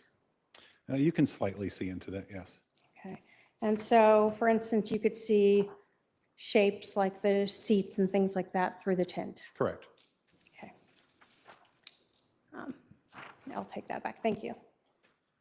I know it doesn't show as well when we're looking at it on the Elmo with the glare, but even in Exhibit 86, we can see, for instance, the seat back through that rear window, correct? Yeah. Yes. Also, on the front of that vehicle, of the Jeep, was there a sticker right in the corner? There was, yes. Okay. And again, when we look at 88, you're able to see through the Jeep into the back? You can see through the Jeep towards the back of the garage there, yes. Okay. And then that's the side of the, yeah, let me pull out, of the Jeep in Exhibit 89. Correct. Now, when you were at the residence on July 11th, was Alexander Cox also present? He was. And did he have a vehicle at that residence when you were there on July 11th? He did. He had a Ford pickup truck. And was that a 2017 Ford F-150? Yes. And you previously had looked at those photos, Exhibits 90 through 92. The state will move to admit those. They're admitted without waiving objection. Was Alexander Cox's truck located in the driveway of the residence? Yes, it was. And is this what we see here in Exhibit 90? It is. Exhibit 91, is that sort of show the side of the vehicle? The passenger side, yes. And then a further away in Exhibit 92? Yeah, from a front view of the passenger side. Did you, in being at that residence on July 11th, note that the Ford F-150 had an Arizona license plate, personalized one of CPQUINT? That is correct. At that time, did you learn Alex Cox's cell phone number was 480-351-9120? Yes, I did. And did you learn that Lori Vallow had a cell phone number of 808-755-5452? Correct. And did you later learn that Lori Vallow had another cell phone number of 480-692-9562? Yes. Did you ever obtain a search warrant for an iCloud account that was associated to Lori Vallow for loriforstyle@icloud.com? I did. Can you tell us how you were able to determine that that was associated to Lori Vallow? So first and foremost, the phone number that is associated with the subscriber was a phone number linked to the defendant. In examining the content of that iCloud, I was able to locate photographs, videos, text messages, and emails, all linking the defendant to that iCloud. What is an iCloud account? So basically, an iCloud account, to put it simply, is a cloud account for Apple users. So anybody who's using an Apple device has the ability to store or back up data from their device to the cloud. So when you obtained those iCloud records, did you get an affidavit authenticating those from Apple? I did. Show defendant, exhibits 184, 85, and 86.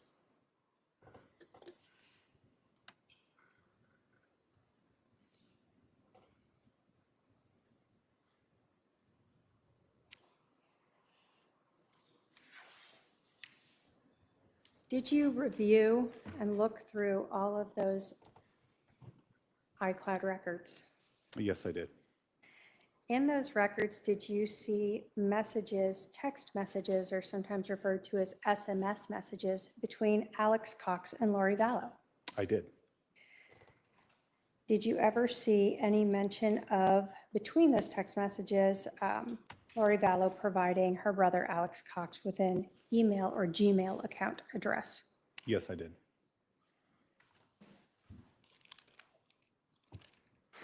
And if I can have my paralegal approach with 184 and 185.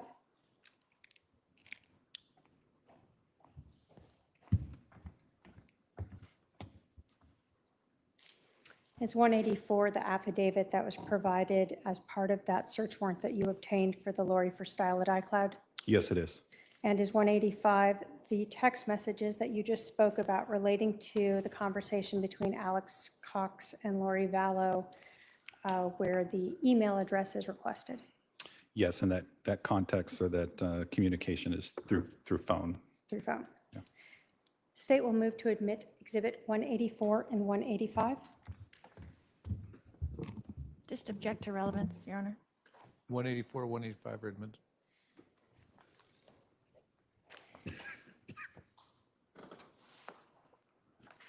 So on 185 here,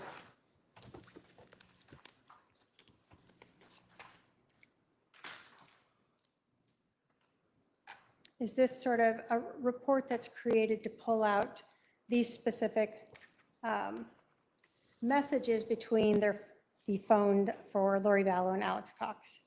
Yes, that's correct.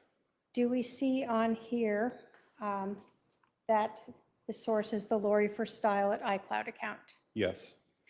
Is this time and date for when this occurred?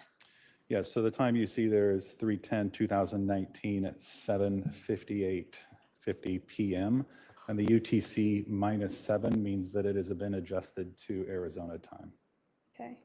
And so on this one, we see that this is from Alex Cox to Lori Vallow? Correct. And that's one of the phone numbers that you previously testified to that you learned belonged to Lori Vallow? Yes. And that was one of the phone numbers that was in this iCloud account as being hers? Yes. So in this, do we see Alex Cox then requesting from Lori Vallow, hey, Lo, what's your new address? You do? And then does he, a little bit later, I guess, clarify email address? Yes. And then in the third line, do we see now from Lori Vallow to Alex Cox on March 10th of 2019 at 8:07 p.m., where she gives a lollytimeforever@gmail.com? Correct.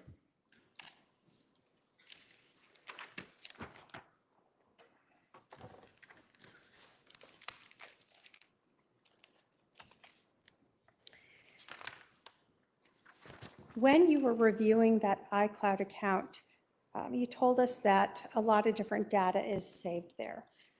When someone has a cell phone and is having text messages coming in and out, or you're sending them out, are those some of the things that can be saved in an iCloud account? Yes, they can. In this case, did you recall seeing text messages between or from Brandon Boudreaux to Lori Vallow in her iCloud account? I did. Did those records reflect whether or not those messages were read or not? They do, yes. If I can have my paralegal approach with 186.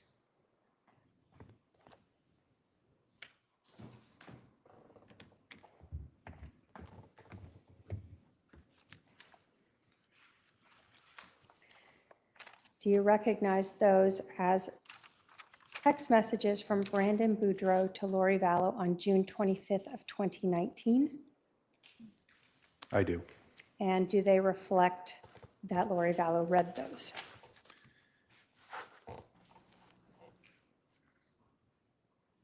It does show a red date on there, yes.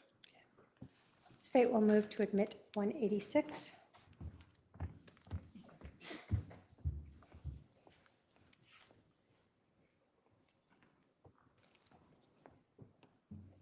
Foundation objection, Your Honor. What foundation's lagging? The fact that, I don't know, Okay. foundation objection. It's admitted. If I may publish. So when we are looking at this, is this another sort of report made where you can pull out specific messages that are part of the hundreds or thousands of text messages that might have been saved in that iCloud account? Yes, it is. So again, as we're looking at this, this is Lori Vallow's iCloud account where we see it's to her, correct? Correct. And again, we see the Lori for Style at iCloud. Yes.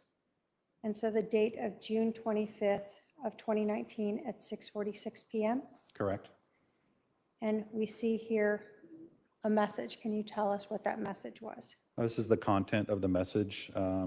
It was Brandon sending Lori a message also indicating that he had sent the same message to Charles as well about being accused of having or being involved in taking her temple recommend from her. And does this show that Lori Vallow read that on June 25th at 8:19:57 PM? It does. Did you see additional messages from Brandon Boudreaux as the evening wore on to Lori Vallow? Correct. The next one being at 9:10 PM? Yes. And does that show that that was read by Lori Vallow at 10:08 PM? Correct. And then the final message sent by Brandon Boudreaux at 9:12 PM? Correct. And that was read at 10:08? Yes. Did you ever see any responses in the iCloud accounts from Lori Vallow back to Brandon Boudreaux with regards to this conversation? I did not, no.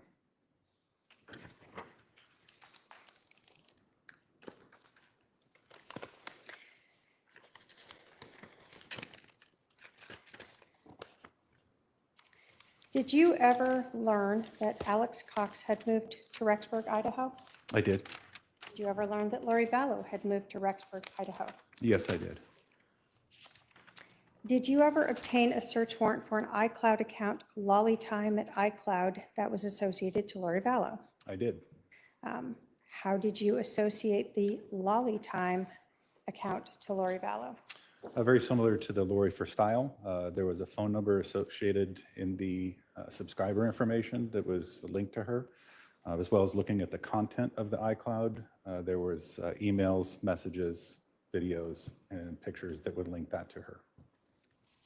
Was that LollyTime at iCloud account associated to one of Lori's cell phone numbers, the 480-692-9542 number? Yes. In that iCloud account, did you see photographs of Lori Vallow and her wedding with Chad Daybell in Hawaii? I did. Was that in November of 2019? Yes, it was. Like the other iCloud account, did you receive an affidavit authenticating those records? I did. As part of the iCloud records, we talked about text messages. Did the iCloud accounts also contain emails that were saved in the LollyTime at iCloud.com account? There were emails, yes. Did you note any emails between August 14th and October 1st that indicated that Lori Vallow had moved back to Rexburg, Idaho? I did. Did those text messages show her scheduling to see a unit at 565 Pioneer Road in Rexburg, Idaho? They did. Did they also show her emailing her payment to Blue Sky Properties Management Company for 565 Pioneer Road? Yes, it did.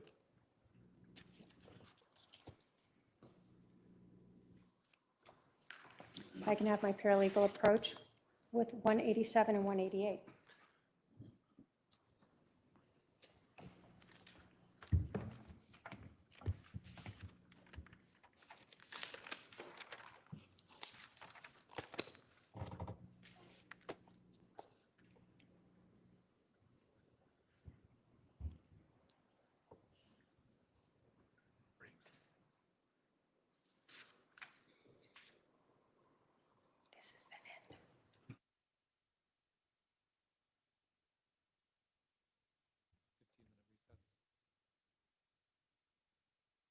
The last section for this witness, Your Honor.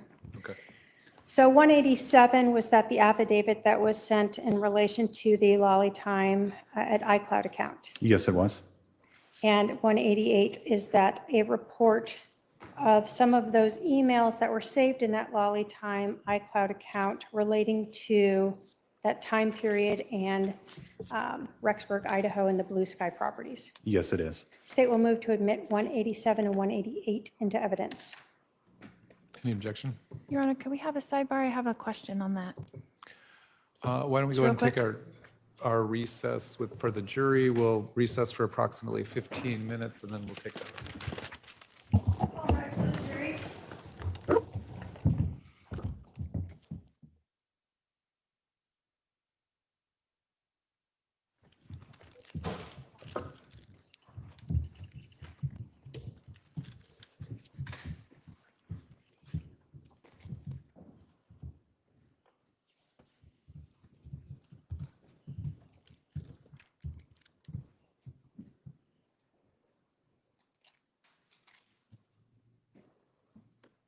All right, please be seated. What was the number again? What was it at 187 and 188? Yes, 187 and 188. All right, what was the issue? I just had a question on foundation. Did Detective Duncan say that he did the extraction? I must have missed that. I don't want to keep making the same objection if he did testify to that he did the extraction himself. It's not an extraction. iCloud sends the records from It Apple. wasn't an extraction from a phone or a device. It was The search a warrant to response to a iCloud. search warrant subpoena, right? So they just send over the whole account? And they sent it directly to Detective Duncan? That's what I'm trying to find out. He's the person that got this All right, information? I guess ask some follow-up on how he gets this information when the jury comes back in. And then they'll likely be admitted. All right, everyone take a break. All right.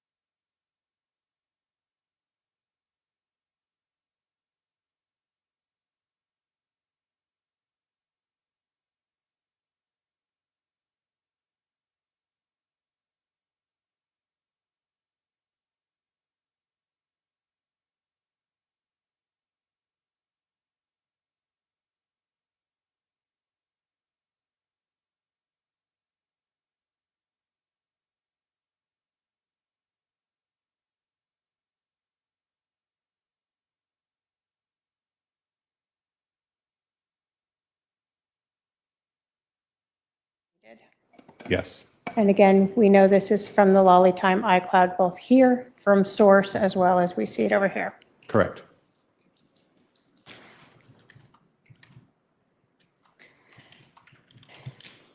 Now, did you also see emails from a Hilton, a hotel up in the Rexburg area in those iCloud records? I did.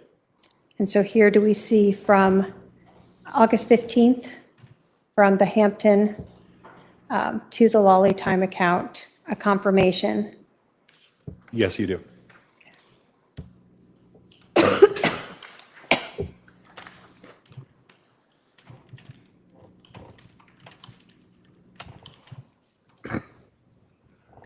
And again, so we can see then on the 25th, we now are getting a receipt that was sent to her email from the Hampton Inn and Suites Rexburg. Correct. And again, that's sent to the Lolly Time iCloud account. Yes, So it appeared to be, when she checked out, the receipt being mailed to her. correct. And then again, that same day, sort of another email, again from the Hampton Inn and Suites in Rexburg, sort of thanking her for choosing them. Sure. Did you then see on, let me open this up so we can see the date better. August 26th of 2019, again from that Blue Sky Property Management to the Lolly Time to sign your lease for Blue Sky Property Management. Yes, It you do. has a portal for her to go to. Yes, you do.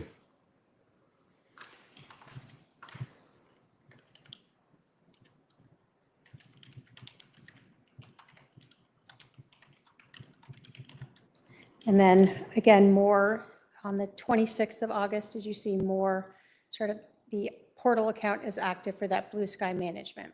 Correct.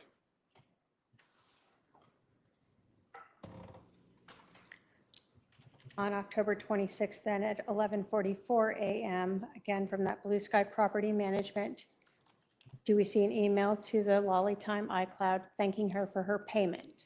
It was August I'm 26th. sorry, August 26th of 2019, thanking her for the payment. Yes, you do. And then did you also see another email from, again, the Blue Sky Property Management, this one from October 1st, again to the Lolly Time, again thanking her for the payment? Correct.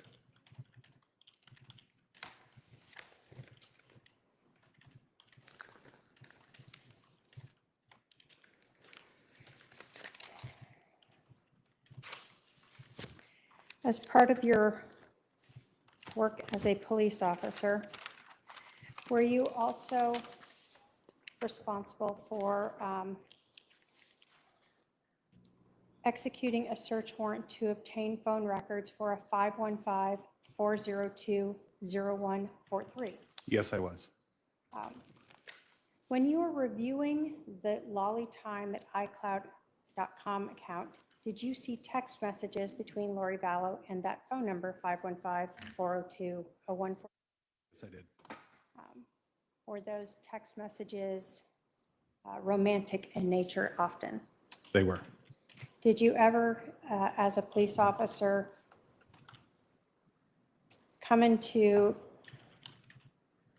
possession of a recording of Chad Daybell using the phone number 515? Yes, that recording, he actually provided that number as his number. So, to your understanding, who was the person using the phone number 515-402-0143? Chad Daybell. And so then when you executed or you wrote a search warrant to obtain those phone records, Yes, I did.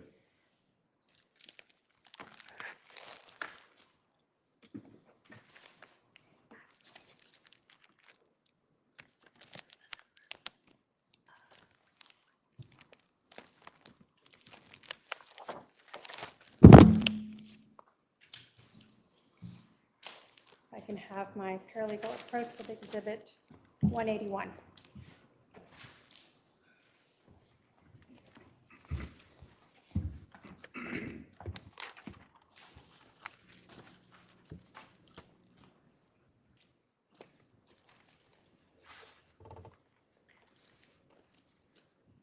Do you recognize those records that we see there from AT&T for the 515-402-0143? Yes, the affidavit, yes. So there's an affidavit from AT&T. Does it also contain some printout of the call detail records surrounding the time period of October 1st and 2nd? Yes, it does. And does it also contain a thumb drive of all of the records? Yes, it does. The state will move to admit 181. Objection? Just to the foundation again, if this was an actual phone extraction or this isn't an iCloud extraction, is that correct? All right, you can cross him if you want to explore that. The exhibit's admitted. Just to clarify, Detective, these records here in 181, these are phone records, cell site data, call detail records from AT&T relating to that phone number. Yes, we'd refer to them as call data records. Without having the device in our hand, and just having a phone number, we would author a search warrant to that provider to ask them for what's called call detail records, which includes phone calls, text messages, cell tower data for a specific time. Now, when we talk about text messages or call records, it doesn't have the recordings of the calls, right? No, it does not. And it doesn't have like the text messages, right? No, it does not. Just shows that when calls were made, the dates and times, Correct. when text messages may have been made, dates and times, as well as like what cell towers may have been used by the phone. That is correct. So that's what you're asking for when you issue a search warrant to obtain those cell phone records from AT&T for this number? Yes. Thank you. The state has no other questions for this witness. All right, cross.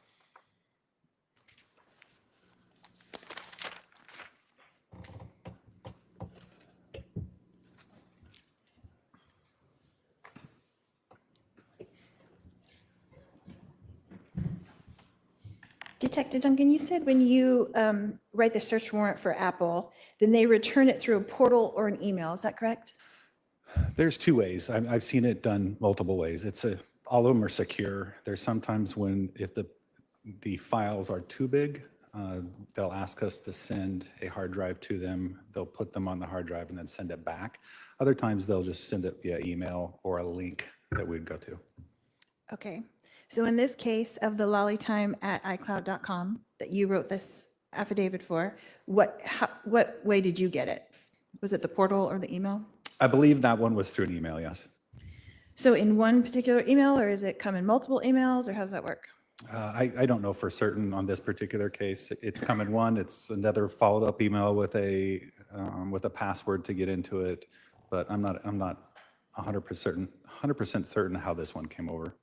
Well, it came to you, is that correct? Yeah, but that was 5+ years ago, so I don't exactly know how it came over. Okay, so you could look that up and see how many emails you got that were all related to lollytime@icloud.com, right? I suppose I could reach out to Apple to ask them that question, yes, but I don't have a specific recollection of how many. Correct, but you have your own email account. You could look that up, right? I don't know if those emails I don't know if they've been erased after so many years, but I don't know if I'd have access to that right now. Okay. So just so I understand, the emails came that contained all of the information from Apple. Is that correct? Correct. And then you said the Cellbrite reader, will they send another report, which is a Cellbrite reader report. Is that correct? No. So what happens is Apple sends it in a file. The best explanation is it's somewhat of a proprietary file that they send it to us in. Mm-hmm. And if I were to open that file, I would not be able to look at anything. So what has to happen is then we take that file and we send it to our computer crimes detectives, and they have access to the Cellbrite reader software. We ask them then to take that data that Apple gave us and put it into the Cellbrite reader, so then I can look at that and review that data. And then how do you know that all the data ends up in that Cellbrite report? I wouldn't be able to answer that question. That would be up to the detective that actually downloaded that from the file from Apple into the Cellbrite. So detective could just basically pull the information they want and put it on a report from Cellbrite. Is that correct? I suppose that could happen, but I've never seen it. Yeah, but you have no way to verify if that's all the information or not, is what you just explained to me. Is that correct? True. So you have no access to, even though it was sent to you on an email, you have no access to open that at all. Correct. I mean, I can open it, but it would not, I wouldn't be able to understand anything of it. It would just be a whole bunch of random characters and numbers until you put it into the Cellbrite reader. So why do they send it to you if they could send it directly to the detectives that are going to extract it? Because I'm the one that authored the search warrant, and so they send that data to the specific person that authored the search warrant. And then you send it off to the person who's going to make the report? Correct. I make a request to have it transferred into Cellbrite so I can read it. And then who was the person that you sent that to that actually made the report for you to look at? I don't know if I have that person's name on top of my head. I want to say it was Detective Hunsaker, but I'm not sure if he did that one or another one. And that was for the lolly time, is that correct? Correct. Okay. And so you have no way of knowing what you're receiving in that report, if that's the full entire iCloud account or I would not. have no reason to believe it isn't. But you have no way to verify it. Is that correct? Correct. Okay. So from what you get, you can only take out from what, you can only review what you receive from this other detective. Is that correct? Correct. Okay. And then as far as not having a phone and having this AT&T record, Correct. you get the AT&T record, you put a search warrant for that. Is that Yes. correct? So you just give them the phone number and Correct. and you find out whatever Verizon or AT&T or whatever. So we have abilities, we have programs, we can put a number in and see which service provider holds that number. Okay. Then we can write the search warrant to that particular service provider. In this case, you would ask for a date range, and you'd ask for certain things such as cell tower locations, SMS data, which is text messaging, phone calls, incoming, outgoing. So there's a laundry list of things you can ask for. And those are called call detail records. That also will include subscriber records as to who owns the phone. Okay. And what call detail records did you specifically request on your search warrant for this phone number 515-402-4143? I'd have to refer to the search warrant to know that. What were you looking for? Specifically, any kind of calls during this time frame, tried to identify who this particular person is that you were communicating with, and location data, and like I said, to identify this person. And how can you verify that all of the information that comes from AT&T is all the information from the phone? Well, I put trust in AT&T that that's what they would send me. But if you don't have the phone, how do you verify that information is accurate? Once again, I base my trust on AT&T that they're sending everything for that particular number that I'm requesting. So if messages are deleted, text messages are deleted, you would have no way of knowing that if they didn't send you the deleted text messages? That's a possibility, yes. Okay. And if things were out of order, you wouldn't have any way of knowing text messages that were out of order as well, would you? What do you mean by out of order? Like,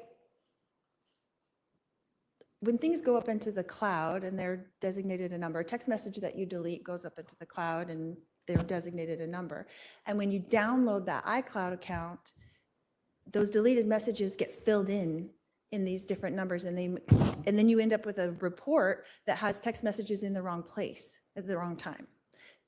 They fill in when you download iCloud. Yeah. So I wondered if that was similar to the AT&T report that you're receiving. You would have no way of knowing if some of these were taken out of context. That would be a question more for somebody who handles that type of information. I wouldn't have any information on that. Okay. So like a cell phone expert? Correct. Okay. And you don't qualify yourself as a cell phone expert? No. just a person who asked for the search warrants. Correct. So in your search warrant that you asked for on this 515 number, you said you can get text messages, call detail records, that sort of thing. Is that correct? Correct. And then did you say that the text messages don't come in, just the time and dates of the text messages? Each carrier is different. Okay. There are some carriers that will retain text messages for a certain amount of time. If you do what's called a preservation for a particular number and preserve the information that's coming up with the anticipation of a search warrant at a later date, then that carrier will save those actually specific text messages. However, it's after the fact and they've already erased those, or they've outdone their period of holding those, then they won't be there. Just the fact that a text message or an SMS or what's called an MMS, which is a video or a picture, that it was sent. But the actual content would not be there if it's outside of that period of retention. Okay. And for AT&T, do you know what that time of retention is? I don't. Basically, okay. So you're relying basically on AT&T and whatever information they have currently available when you do the search warrant. Is that correct? Correct. Okay. And then that comes to you. So in this particular case, how did you receive that information from AT&T directly? I believe that was via email as well. Okay. And does that email come in its own report? It doesn't have to be put into Cellbrite, or it does? That one will come in its own report. There's several. There's a spreadsheet. There's also a PDF file. There's a lot of different files that come with it and how to read it. But we can also take that data and put it into a Cellbrite reader to actually better review that particular data rather than just looking at it through a spreadsheet. Okay. So did you send that spreadsheet to your same guy so that he could put it into a Cellbrite reader? I don't remember if I did that or not, no. Okay. Did you ever look at it on the Cellbrite reader, the report of this number 515-402-4143? I did not on the Cellbrite reader, no. So do you remember looking at it and the report that came to you in an email? Do I remember looking at that report? Right. Yes. That's what I'm saying. So you looked at it from the email that came to you directly? Yes, and we have many ways that we can examine these data sets, if you would. We do use another program I refer to as Nighthawk, where I can just take those records that particular provider gave me and dump it into the system, and it'll read it in a timeline format for me. And then it's kind of it's easier to read, if you would. And how accurate do you think that organization is? It takes all the data and organizes it, or can it pick and choose? I've never had any issues with it. Yeah, but do you compare it to the original once you see the report? I will. I'll go back and look at the original to make sure it exists, yes. Okay. And how long of a period of time do you think that you spent personally reviewing the lollytime@icloud.com report from Cellbrite? I would estimate hundreds of hours.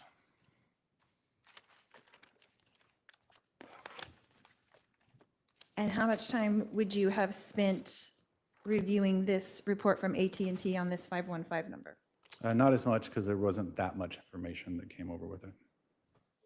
And earlier you had testified that there were call detail records, so times and length of calls. Is that correct?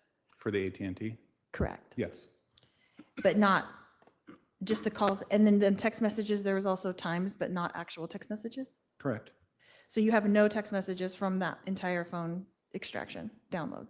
From that particular extraction, I don't. However, you can link those messages and times of when, say that 0143 number texted your lolly time, and your lolly time will retain that content of the message. If that makes sense. So you have the content of the message between you and that number in the LollyTime account, but if you reflect that date and time, that'll also show that date and time in the AT&T records. So did you compare that LollyTime account with this 515 number Yes. side by side so you could see what the text messages were saying? Yes. Is that correct? Yes. Okay. And then on your Did you make a report about this yourself? On which one? Do you make a report regularly on, say, you spent hundreds of hours reviewing this, so did you make a report specifically on Lolly Time account? I have a very lengthy report that I wrote, yes, regarding my interpretation of that data, yes. And did you make a report on this other assessment that you made on the 515 number? Correct. And it's probably not as lengthy. Well, it's all incorporated into one report, Oh, it's all in one report? yes. Are there other numbers that are on that report or other iCloud accounts? Yes, there are. How many?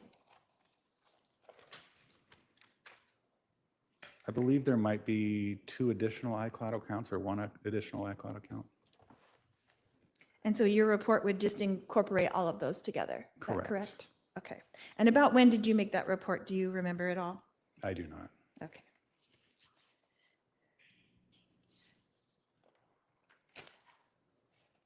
That's all I have, Your Honor. Redirect?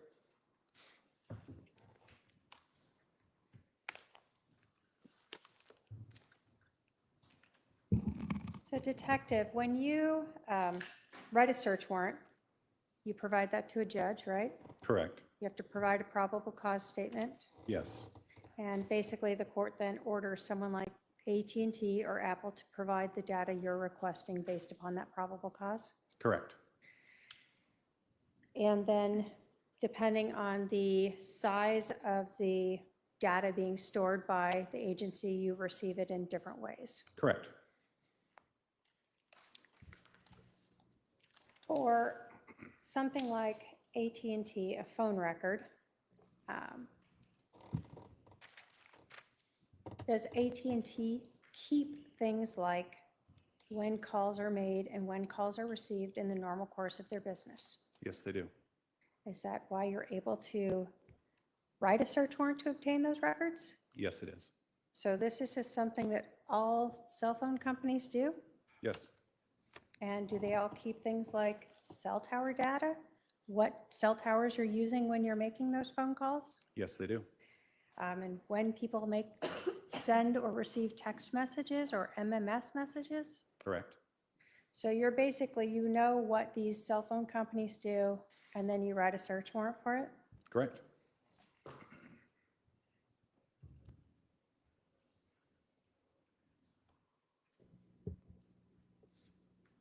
You were asked about Cellbrite. Is that sort of a software that is used to help organize data that is sent pursuant to these search warrants by someone, we'll say Apple?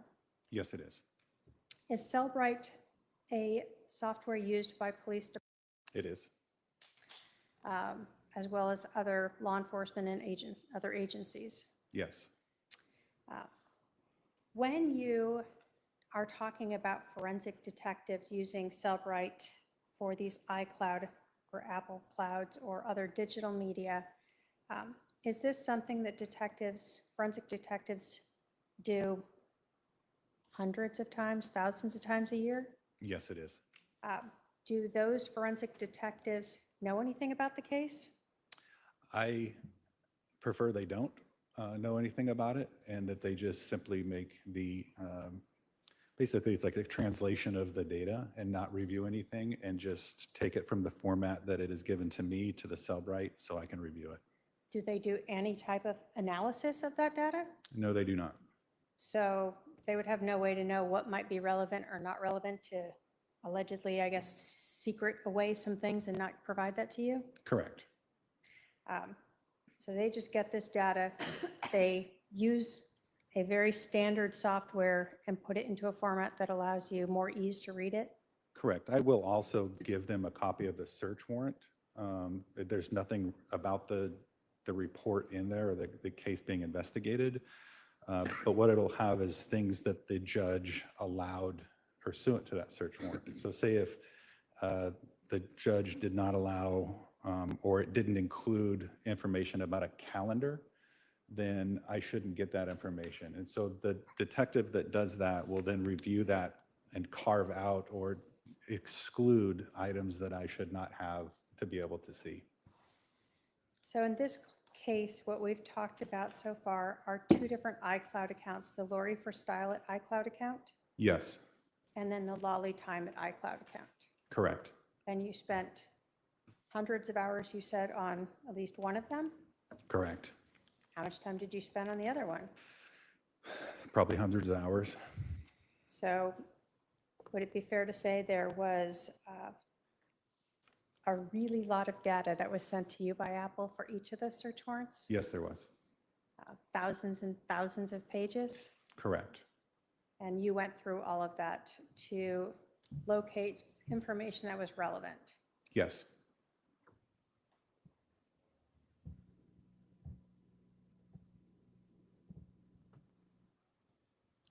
I have no other questions for this witness, Your Honor. Are there any questions from any member of the jury? All right, I don't see any. You can step down, sir. Thank you, sir.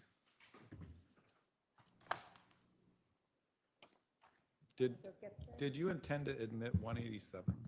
Oh, yes, sorry. You didn't move to. The state will move to admit 187, which is the affidavit, actually. Any objection?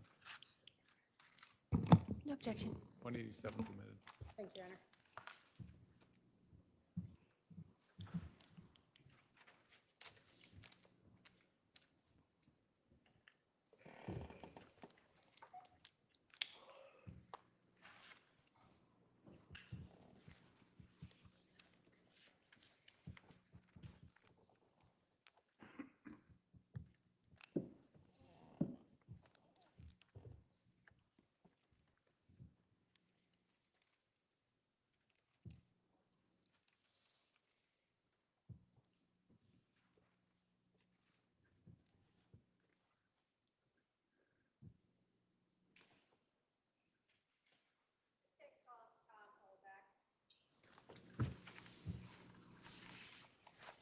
All right, sir, come on up here. You're going to come right in front of my clerk and she'll swear you in. Can you please state and spell your first and last name?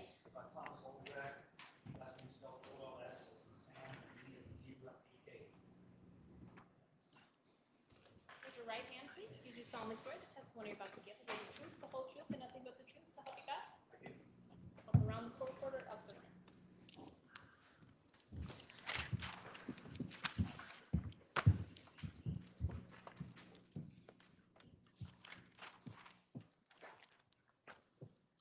Would you please introduce yourself to the jury? Hello, my name is Tom Olzak. I'm a retired state trooper with the Arizona Department of Public Safety, How long did you work for the Department of Public Safety? 24 years. What are you currently doing? I currently work for the United States Secret Service at the Phoenix office as a network intrusion forensic analyst. What did you do when you worked for DPS? My DPS career started in 1999 when I graduated from the academy. I was assigned to the Highway Patrol Division in the Phoenix metro area. My day-to-day activities were traffic enforcement, collision investigation, calls for service, DUI detection.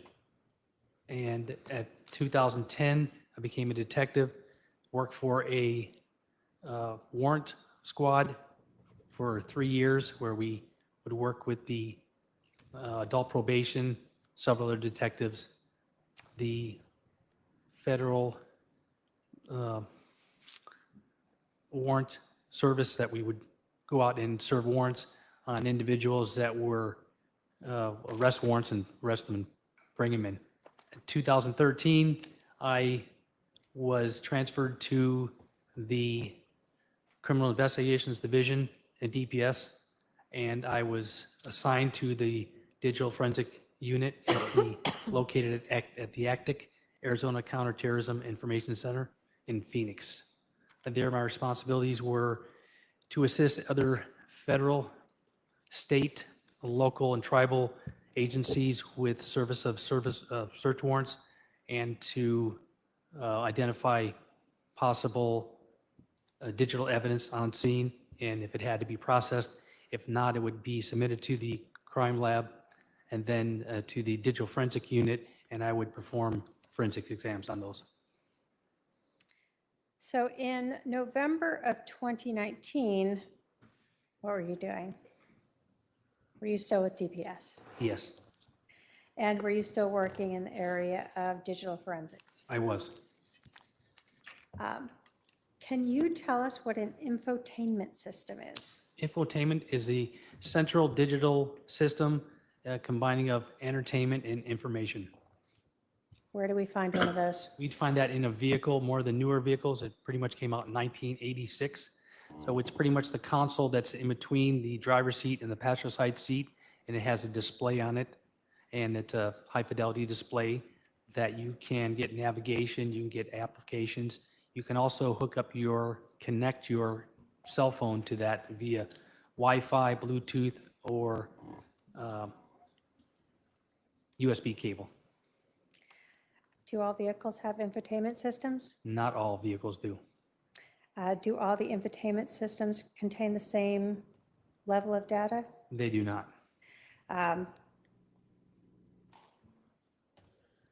When you are asked, let me ask this, are you asked at times to aid agencies to determine whether or not a vehicle might have a infotainment system with data that could be recovered? I am. In November of 2019, did the Gilbert Police Department reach out to you to talk to you about trying to remove an infotainment system from a 2018 Jeep Wrangler? Yes, they did. What kind of information do you ask for to be able to decide if you can obtain anything from that? Well, we use a software made by a company called Burla. The software is called IVE, and with that software, it can detect, acquire, and analyze an infotainment system. Within that software, they have an application that you can scan either the VIN or enter the VIN into that application to see if that vehicle is supported through that Burla system. So you need the VIN number for a vehicle, and does that tell you everything you need to know that you'll be able to obtain data from that? No, vehicle? you need also the trim package. What is a trim package? Trim package is features on the vehicle that would make it more of a newer vehicle or a better vehicle. So you might have a trim package of XL, Sport, Touring, EX. So you have cloth seats, and you're going to have a trim package, same model of vehicle, but now you have a trim package with just cloth seats and one with leather seats and more upgrades. So the better the car, the better the infotainment system? Most likely. Before, when you were advised of this 2018 Jeep Wrangler, were you able to determine with the VIN number whether or not the infotainment system would be able to be, I guess, accessed? I was. And what did you believe in terms of whether you could obtain data from that infotainment system based upon the VIN? The VIN number, according to IV software, showed that it was supported. Okay. Did you then go with Detective Ryan Pillar to Rexburg, Idaho on November 19th to look at a 2018 Jeep Wrangler with license plate LWD0997? Yes. When you went there and you saw that vehicle, were you able to determine if you were going to be able to use Burla to access that? Yes, once I was able to get inside the vehicle, I looked at the head stack, and that's actually what we would call the infotainment system, the screen and the buttons, the knobs around it. That would be the head stack.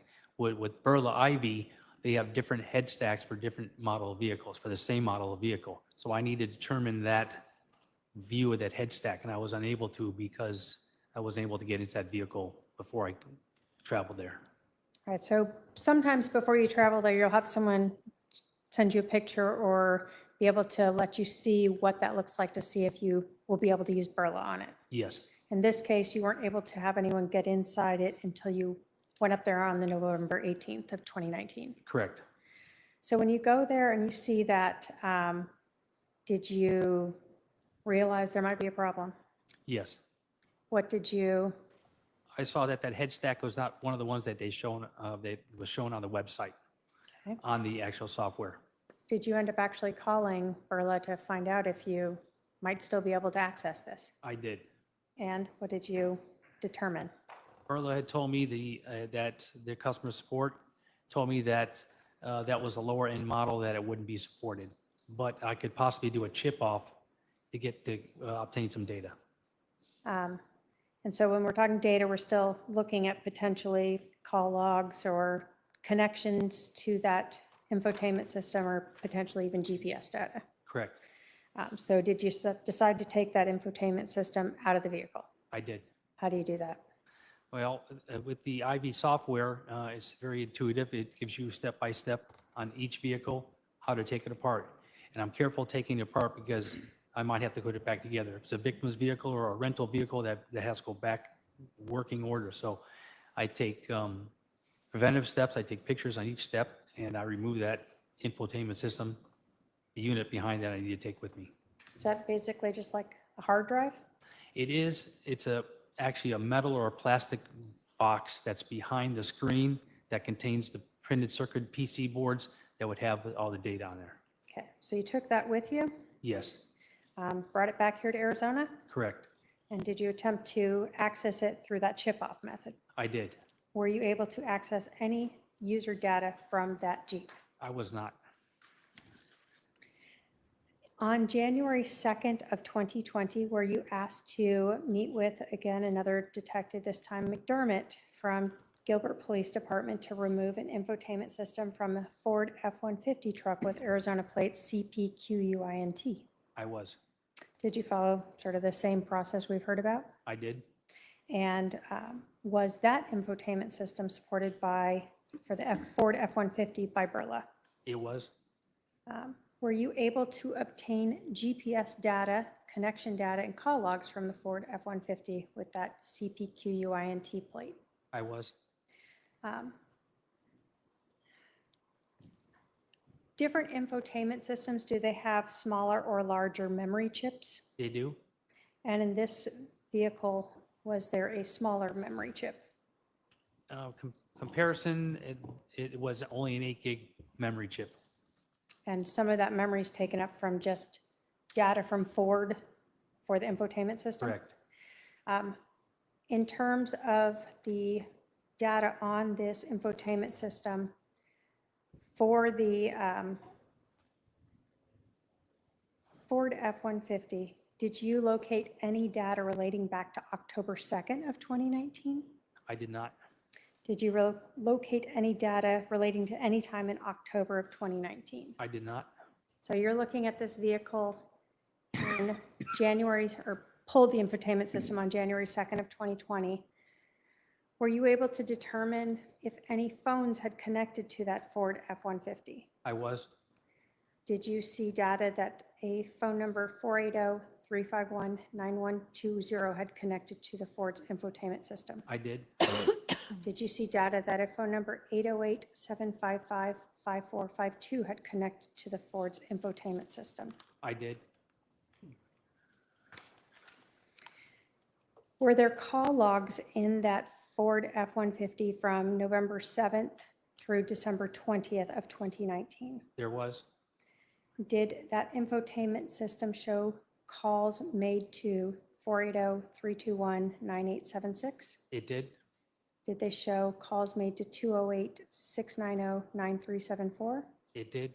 And did they show calls made to 480-489-4652? It did. Did the Ford F-150 contain GPS coordinates? It did. Were those all related to the time period of December 3rd through the 31st of 2019? I believe so. Was there any GPS coordinates relating back to October of 2019? There was not. Thank you. I have no other questions for this witness. Cross? No questions, Your Honor. Any jury questions? Not seeing any. Sir, you can step down. Thank you. State will call Detective Ryan Pillar.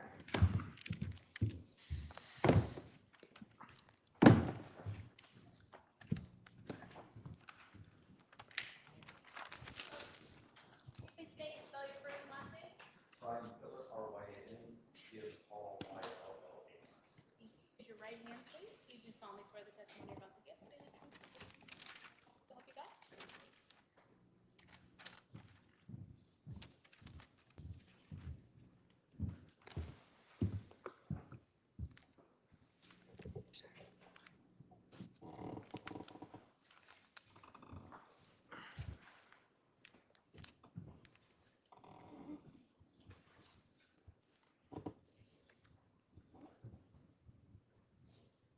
Detective, would you please introduce yourself to the jury? Yes, my name is Ryan Pillar, Pillar. Where do you work? I work with the Gilbert Police Department and have been so employed since February of 2007, so a little over 18 years. Back in 2019, where were you working? What area? In 2019, I was assigned to our Criminal Investigations Division, specifically to our Violent Crimes Unit. Can you tell us sort of over the years from when you started through current, where you have worked and when? Yes, I started on police patrol, maintaining typical police patrol officer duties. In 2016, I went to our Special Victims Unit within our Criminal Investigations Division, which is the unit that is responsible for investigating crimes against children and sex-related crimes. In 2019 is then when I began my time with the Violent Crimes Unit, which is responsible for investigating crimes of violence, death investigations, things of that nature. And where are you currently working? In 2021, I moved back to patrol briefly, voluntarily, because I wanted to try something different. I'm currently assigned as a school resource officer still in Gilbert.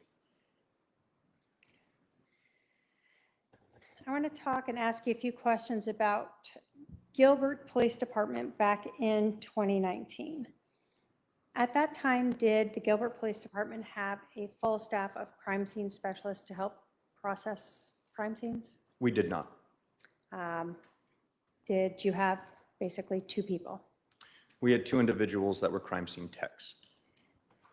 And because of that, as both patrol officers and detectives, were you trained on how to process crime scenes? Yes. Can you tell us a little bit about your training in that area? Both my time on patrol and especially in my time with the Criminal Investigations Division, we received multiple hours of training when gathering evidence, everything from fingerprints to physical DNA. Although we were not crime scene technicians or specialists, we were trained on the basics of processing a crime scene. Everything from basically from photos to collecting physical evidence. Okay. In 2019 and 2020, did the Gilbert Police Department contract with other police agencies to do forensic lab work? Yes. So for instance, we just heard from DPS. Is that someone that the Gilbert Police Department worked with? Yes, we work with Department of Public Safety, DPS, Mesa Police Forensics, Phoenix Police Forensics. I want to talk to you about Wednesday, October 2nd of 2019. Were you on duty that day? I was. And were you called out to a home at 3875 East Phelps Road in Gilbert, Maricopa County, Arizona? I was. Do you recall what you were doing, like where you were when you, prior to responding to that scene? Yes, I do. I was actually in a meeting with our Violent Crimes Unit. We have weekly squad meetings. We were discussing cases that we were working when a sergeant came in and said, hey, we have a active shooting investigation and we need you to respond, which at that time, myself and assisting detectives responded out to the 3875 East Phelps address. Do you recall approximately when you got out there? Yes, the time that we arrived on scene was approximately 10:30 in the morning. The originating call was approximately 09:13 hours, so a little over an hour by the time we got on scene. Can you describe the scene when you arrived? Yes, when we arrived, I positioned my vehicle. So we have unmarked assigned police vehicles. I parked my car east of the target address of the 3875 Phelps address. The street was blocked off with patrol vehicles both on the east end of Phelps and west end of Phelps to prevent traffic from traveling down that roadway. Additionally, there was crime scene tape set up, yellow police tape, to both prevent any further persons entering or exiting the crime scene that was established by patrol officers, and a couple cones within the roadway that I later learned about. So who were the other detectives that came or arrived on scene that morning? The initial responding team was myself, Detective McDermott, Detective Biggs, and Detective Ferrer. We were the first 4 detectives on scene. Others later joined. Okay. When you got on scene, do you recall being given any type of briefing or overview about what patrol had learned or established? Yes, so typical response for detectives arriving on scene. The patrol officer, patrol sergeant will brief all the detectives once we arrive there. I do not recall specifically who briefed us that day, but we were provided with the names of the individuals involved, the address, the approximate time for the call for service, and a basic rundown from the initial interviews obtained from officers at that scene. Did you at some point go to the driveway of 3875 East Phelps to look at the vehicle itself? Yes, When you were looking at that vehicle, did you see the damage to it? yes. What do you recall seeing? Well, upon walking up to the 3875 address, there was a black colored Tesla in the driveway. The front driver's side door was open, as well as the back driver's side door. There was glass partially on the driveway, as well as partially in the landscaping. While getting the scene walkthrough, which a walkthrough is when a patrol officer or the sergeant, again, I do not recall specifically who, but they will typically walk us through what they have at that point and explain what they've gathered so far. So this photograph that's on the screen now is accurate to what I initially saw, to include a up-close visual of the door. It's not the door frame, it's the vehicle frame that went above the driver's side window that was previously affixed to that vehicle. Did you, let me ask you this. Have you seen vehicles that have been shot before? Yes, yes, I have. You're familiar with what, you have seen bullet holes in cars before? Yes. I'm going to put up, that was Exhibit 25. We were talking about this as Exhibit 28. Did you see this damage to the Tesla? I did see that damage, yes. When you saw that, what did you believe that to be? I believe that to be a bullet hole. Was that consistent with other bullet holes you had previously seen in other vehicles? Yes. What about this made you believe it was a bullet hole? Both the angle, the fact that it went through metal, there's up close, you can actually see some scraping that's along that metal edge.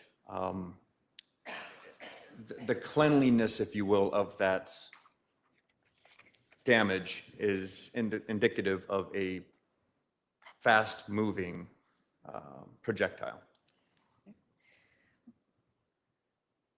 The glass that was off to the side here that we see back in Exhibit 25, did you notice that when you came and walked around? I did.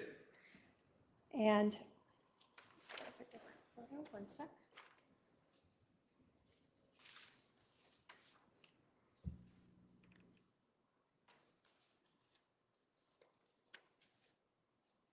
Put up Exhibit 24. Did you note glass still sort of along the edge of that door even? There was door, yes, along that edge, and there was some within the cabin, which is not seen in this photograph, but yes. So you observed glass pieces inside the car itself and sort of in that whole general area? Multiple small shards from the glass being shattered, yes. Now, you talked about some cones in the street. Let me put up Exhibit 14. Were these up when you arrived? Yes, those cones were placed prior to my arrival and were in that position when on scene. What did you understand those to be from? I understood those to actually be locations where glass was located in the roadway, as well as to give some idea of where Mr. Boudreaux, who was later identified as our victim, described his vehicle approaching his driveway. So approximately where he was when his car was shot? Yes. When you arrive on scene with different detectives, is everyone sort of given a duty, Yes. a role to play, so to speak? What was your role? Once on scene, it was determined that I would be the lead detective, the case detective. The responsibilities of that include interviewing the victims and essentially overseeing the entire investigation from that moment forward. From there, it was decided to have my partner there, Detective McDermott, assist with the primary scene detective, essentially in charge of operating the crime scene management, since we did not have the crime scene technicians available at that time. And then Detective Ferrer and Detective Biggs were then assigned to assist him with both investigating the scene, collecting physical evidence, and they were also provided tasks later on.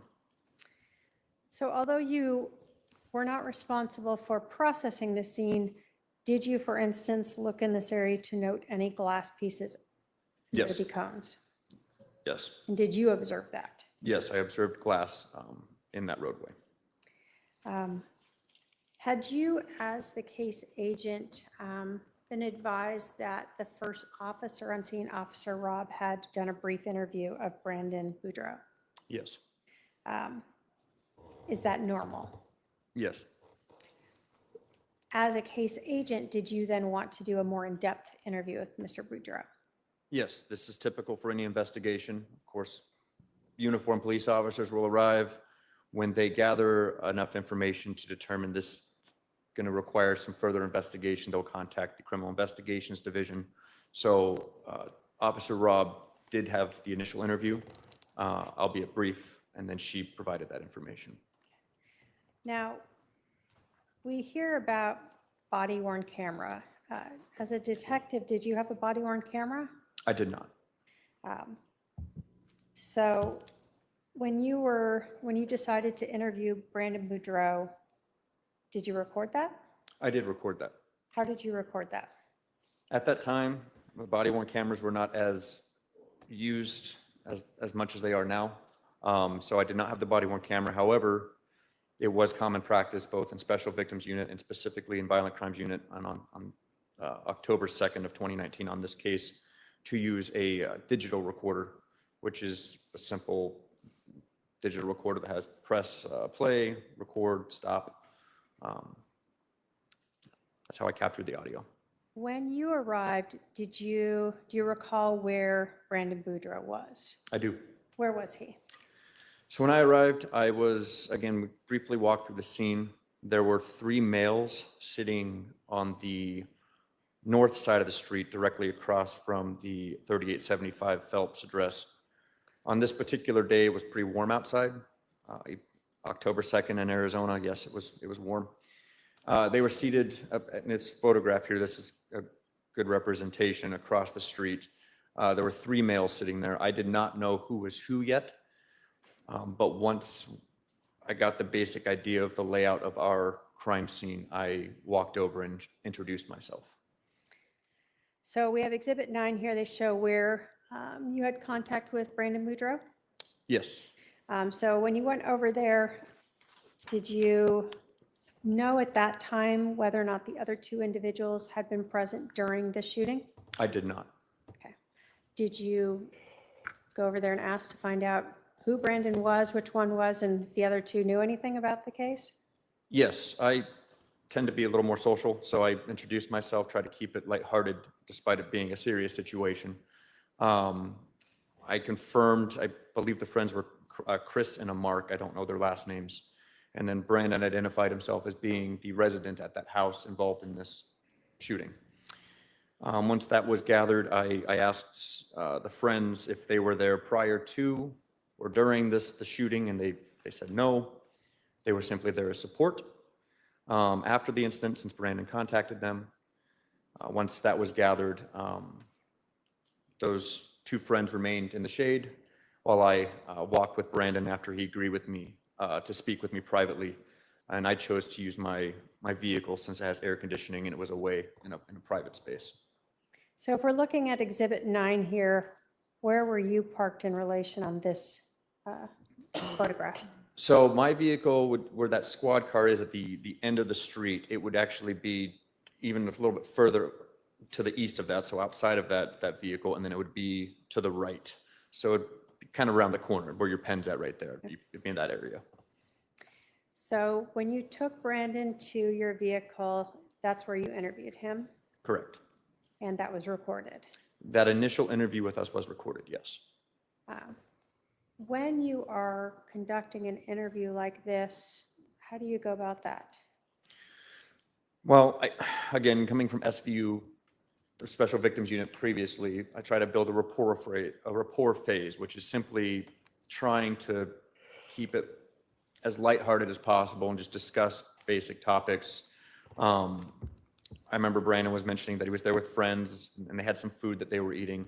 I don't remember specifically what, but after some pleasantries, introduced myself. Hello, my name's Ryan Pillar. I'm a detective with the Gilbert Police Department once again. And then I obtained his specific identification information, have him spell his first name, last name, date of birth, phone number, any other phone numbers, email addresses, to get a foundation for who I'm speaking with and so I can communicate with them moving forward. During this interview with Brandon Boudreaux, did you talk to him about who he thought might want to kill him? Yes. And did Brandon provide you with the names of some people he thought might want to kill him? He did. And what names did he provide to you? He provided the names of Lori Vallow and the name of Alex Cox.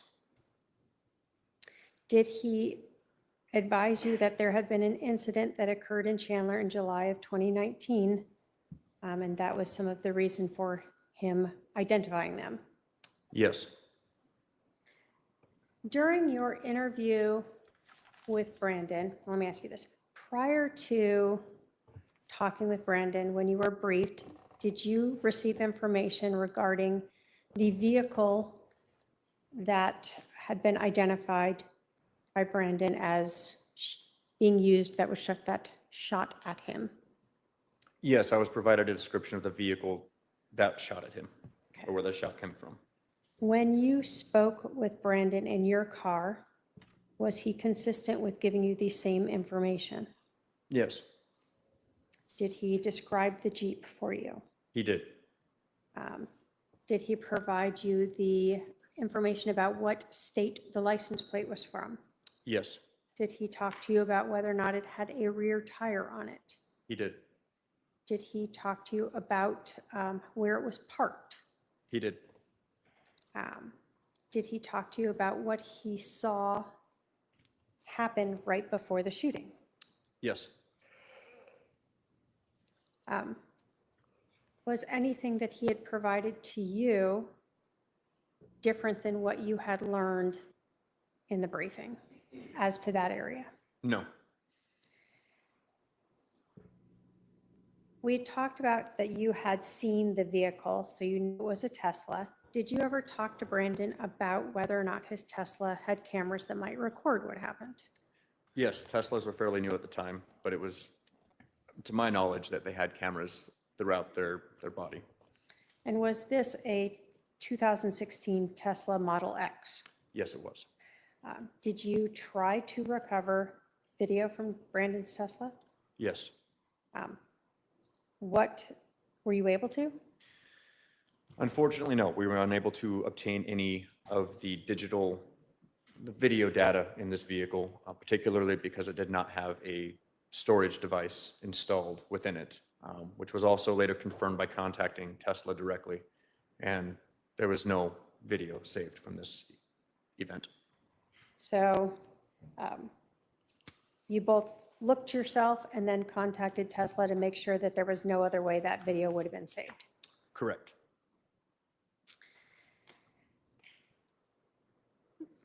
Based upon what Brandon told you had occurred, did you expect to find a casing at the scene? No, a shell casing, no. Why not? The way Brandon described the shooting was the back window of a Jeep opening up and then a weapon shooting at him, a firearm shooting at him. In my experience in law enforcement and utilizing firearms for many years, if it was a bolt action rifle, you would have to manipulate it and then the casing would come out within the vehicle. Or if it was a semi-automatic, the casing would still come out and be within that vehicle where it was fired from, based on the description that Mr. Boudreaux provided to me. And did Mr. Boudreaux or Brandon provide or believe that this was a rifle that was barrel that was coming out the back window? Yes, he believed it was a rifle. He as I've heard before, but specifically from him, he described it as a large barrel that came out of that window and fired at him. And did he believe there was some sort of silencer or something on the end of that barrel? He believed there may be a suppressor of some kind, but again, it's often that people, especially if a weapon's pointed at them, believe that it's very large. So I believed it was a rifle. So he didn't see a hand or anything else or describe that to you where you would have thought a handgun was put out the window and the casing might have ejected. Correct. He only saw the barrel of the rifle. Correct.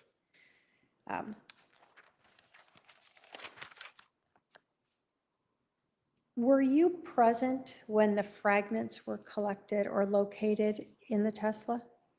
I was not present when the fragments were located and extracted from the vehicle. I was present after my interview with Brandon, and I returned to where that it was in the process of, and they had collected the fragments. Did you see where they had been removed from? Yes, there was an extensive period of time focused on that bullet hole and finding as much as we could.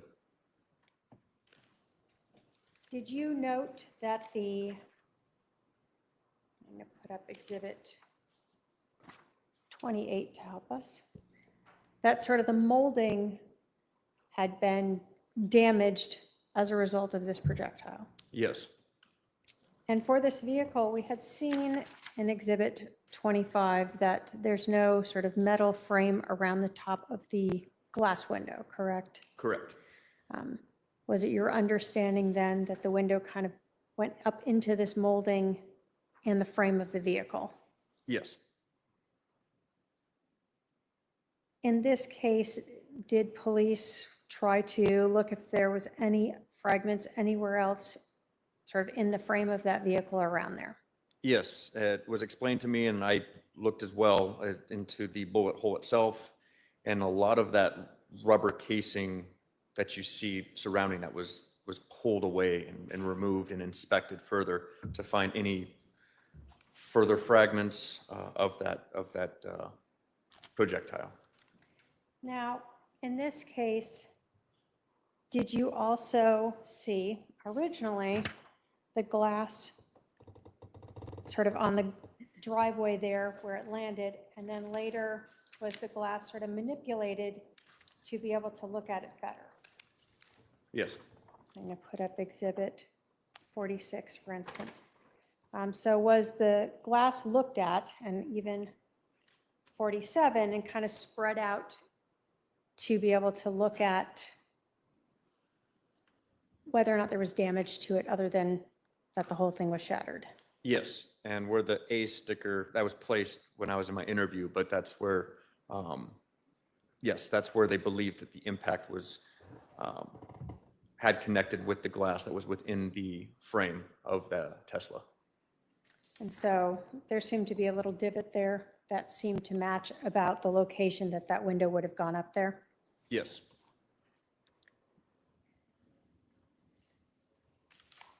Now, because only fragments of that projectile were recovered in the frame of this vehicle, did police search elsewhere to see if you could recover any other fragments? Yes. And can you tell us what was done to try to see if you could find those? Well, aside from spending a couple hours on the Tesla itself looking for any fragment, which ultimately recovered 4 small fragments.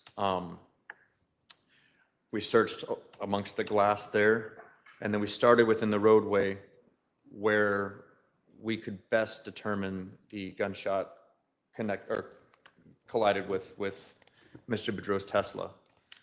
We started there. Well, let me back up. We had additional detectives respond to our scene. By early afternoon, there was 14 detectives total, and they were assigned with canvassing the neighborhood and the route that Mr. Boudreaux provided as far as where he traveled after the shooting, as where the Jeep traveled after the shooting. We assigned detectives to canvass the entire neighborhood for any type of surveillance and contact any potential audible or visual witnesses. After that task was completed was when we did something called a line search. So it was not all 14 detectives at this point. I believe there was about 10 or 11 of us, where we stand, as it sounds, in a line, essentially shoulder to shoulder, and walk that roadway, the entire pathway where Mr. Boudreaux described where he drove, from the point of impact of the shooting, westbound on Phelps towards Cole.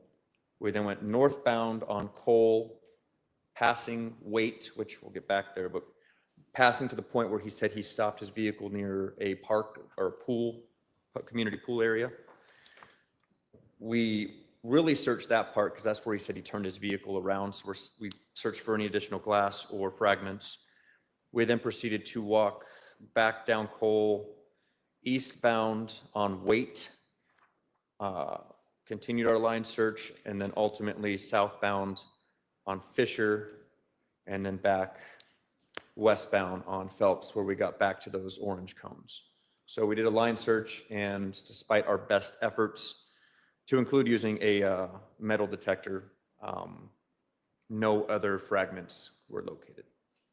Seeing how small those fragments are, you're just trying to find something that might flash or stand out as you're looking on the asphalt. Were you surprised you didn't find anything? Surprised, no. Disappointed, yes. But It was a very long distance. You were looking for very small, tiny pieces of metal. yes, and it was warmer as the day went on. Now, you said that officers also contacted residents around that neighborhood to look for any surveillance cameras that might have caught anything. Correct. On Phelps, did anyone that was immediately around this area have any ring cameras or any other footage that would have showed this? That showed the street area where the Jeep was? There was no video surveillance of the street area on Phelps.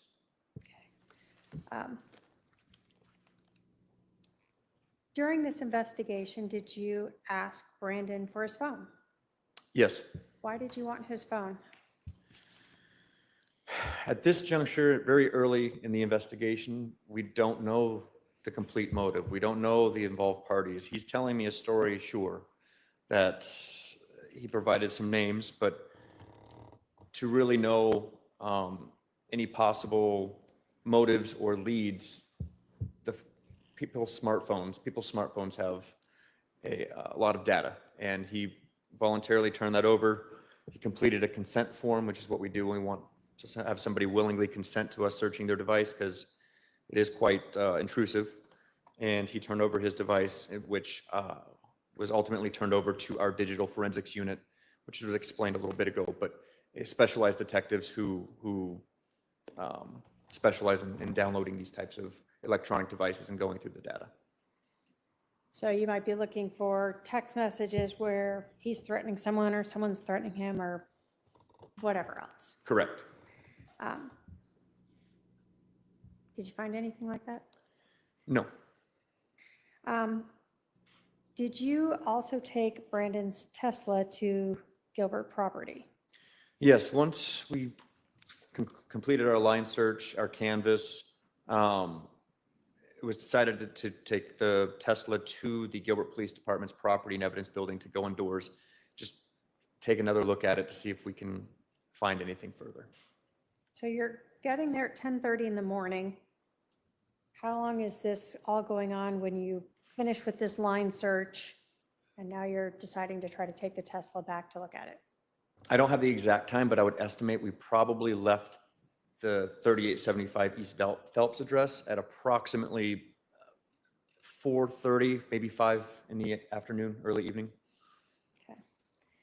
So did you and others, again, spend more time trying to look through the Tesla to see if there was any other evidence, any other fragments or anything else that might be there? We did. Was anything else found? Nothing else was found. Did you return the car to Brandon? Yes, the vehicle was not impounded. We turned it back over to him. That was his only vehicle. So once we made our final search of everything we could regarding that bullet hole and the surrounding areas within it, it was turned back over to Mr. Boudreaux. During your interview with Brandon Boudreaux, he advised you of that incident that occurred in Chandler on July of 2019 involving Lori Vallow and Alex Cox. Did you reach out to the Chandler Police Department? Yes. And did you learn from the Chandler Police Department that Lori Vallow had a 2018 Jeep Wrangler with Texas plates LWD 0997 in her garage on that July 11th of 2019? Yes. Did you learn photographs had been taken? Yes, Were you provided with copies of those photographs? I was. When you learned that license plate, were you also able to run that and get information about the Jeep? Yes, we did an MVD records check, which is a simple license plate check, which will provide the registered owner and their information and vehicle information. So by October 9th, you had the license plate number and VIN for that Jeep. Yes.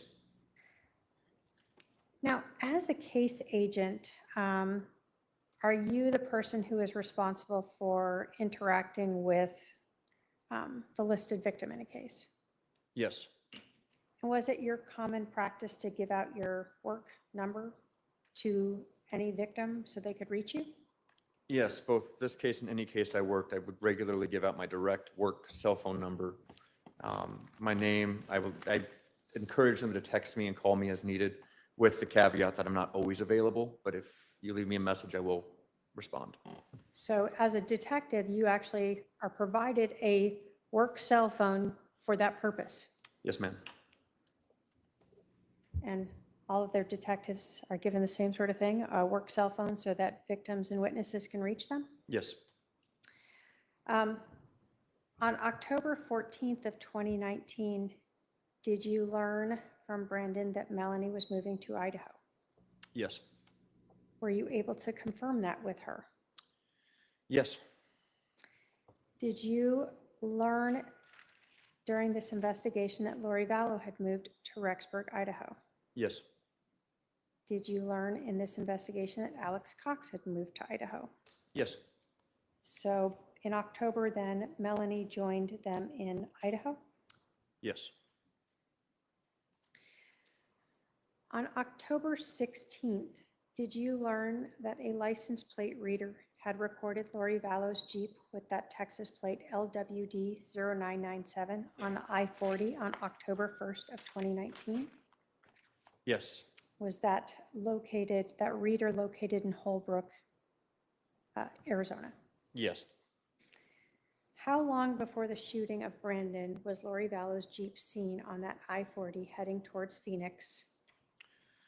That Jeep was seen on the I-40 heading towards Phoenix approximately 26 hours and 30 minutes prior to the shooting at Brandon Boudreaux.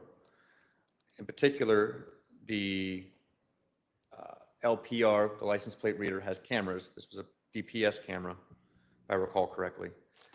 Took a picture of the Jeep Wrangler with the Texas license plate LWD 0997.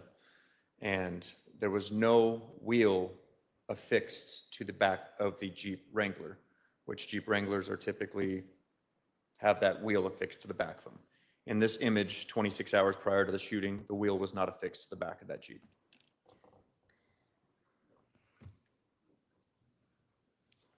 When you were working this case, you had talked about other detectives. Did you continue to work with some of them to help you investigate this case?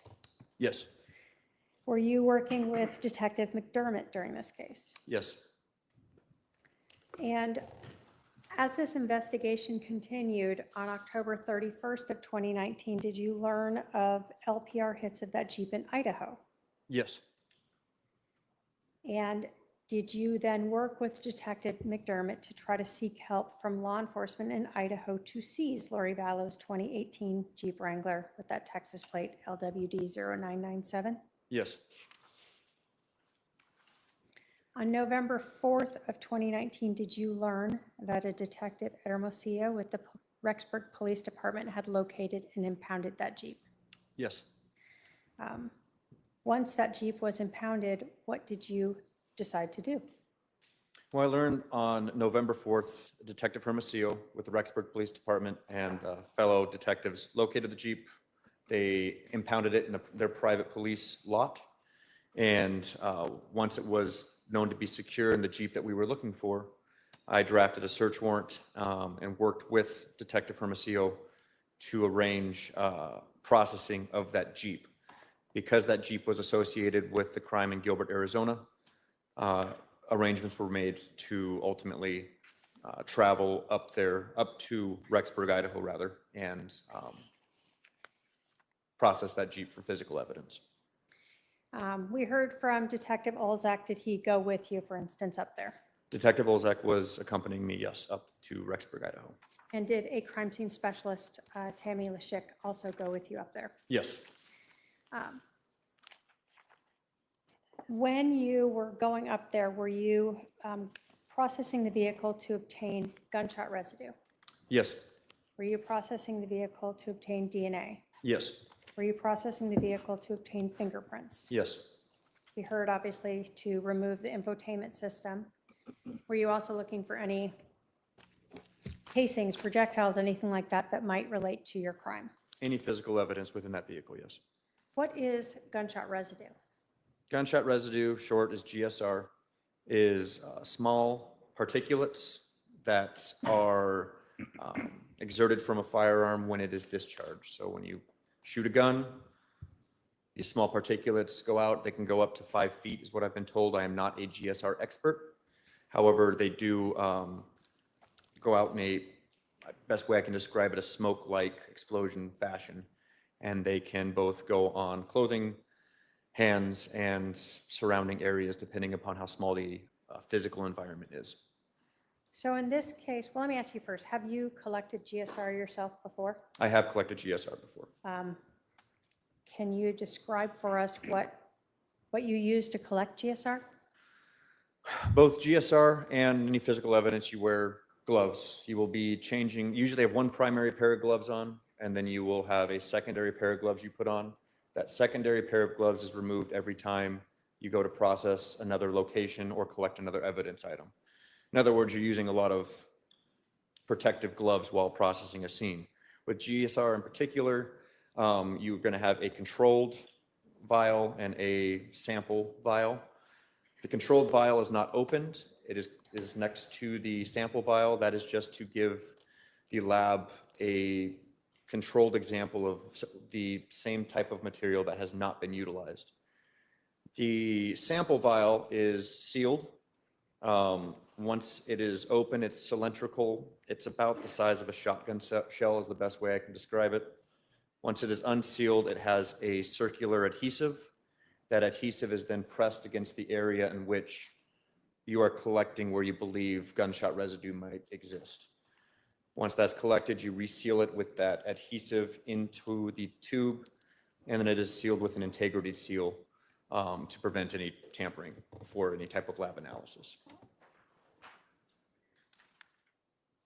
And for the vehicle, this Jeep, were you then using that process inside the rear area of the Jeep? That process was being used at the interior of that Jeep, yes. And was that because you had been advised that there was someone inside the vehicle when the rifle was fired. Correct. We said that DNA was collected also in this vehicle. Have you ever collected DNA from a scene? I have. Can you tell us how that is done? Similar, same process with the gloves, removing them from each location and putting a new pair on.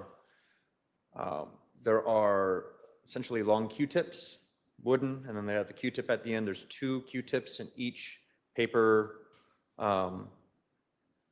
vessel to keep them, the integrity of them. And then there's going to be a sterilized water that you also open and crack open, so you have sterile water. You open the Q-tips, as I'll refer to them as. You put water on one of the ends and leave the other one dry. You will first use the wet Q-tip to swab the area in which you are collecting DNA. You will then use the dry Q-tip to swab that same location. You place both of those Q-tips into a cardboard box. The reason why it's cardboard is so it can breathe, so that doesn't get moldy and affect the integrity of the sample you collected. That box, again, is sealed with integrity seals and signed to prevent any tampering prior to any type of lab analysis. And then lastly, just before we break, you also talked about collecting fingerprints. Have you collected fingerprints before? I have. And can you tell us how that is done on a vehicle? Much simpler. There's graphite powder. You dust it amongst the surface, a flat surface where you believe the fingerprints may exist. That graphite powder will show the existence of fingerprints. You will then use specialized tape, but honestly, it's just clear tape. You press it on there, pick it up, and you place it on a white piece of paper, more or less. It's kind of a cardboard type paper, like a thick paper. And that's how you collect your fingerprints. All right, let's recess for the weekend. Members of the jury, Monday is going to be a 10:30 start. 10:30 start. Please be in the jury room around 10:20, ready to go. Please remember the admonition. Have a good weekend. All rise for the jury.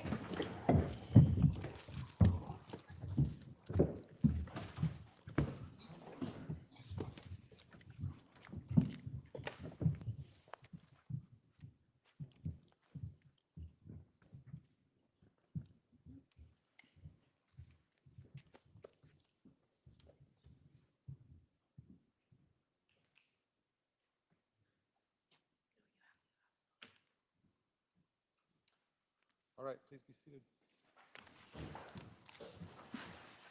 Is there anything else before Monday? Judge, just that I do have a DNA person flying in if we don't finish with Pilar, depending on how that goes. And I also have a couple people flying in on Monday. I may need to ask to break with this detective to get those people on and get them back out. Okay. So I have, just so we know, Dan Moss is flying in. Say the name again. Dan Moss, Thomas Miller, and Emilyn Sapinosa. So all those 3 are flying in, but I do need to get on Monday, so I will likely ask to break with this detective to make sure that I can get them done. Okay. All right, anything else from you? All right, we'll be at recess. Thank you.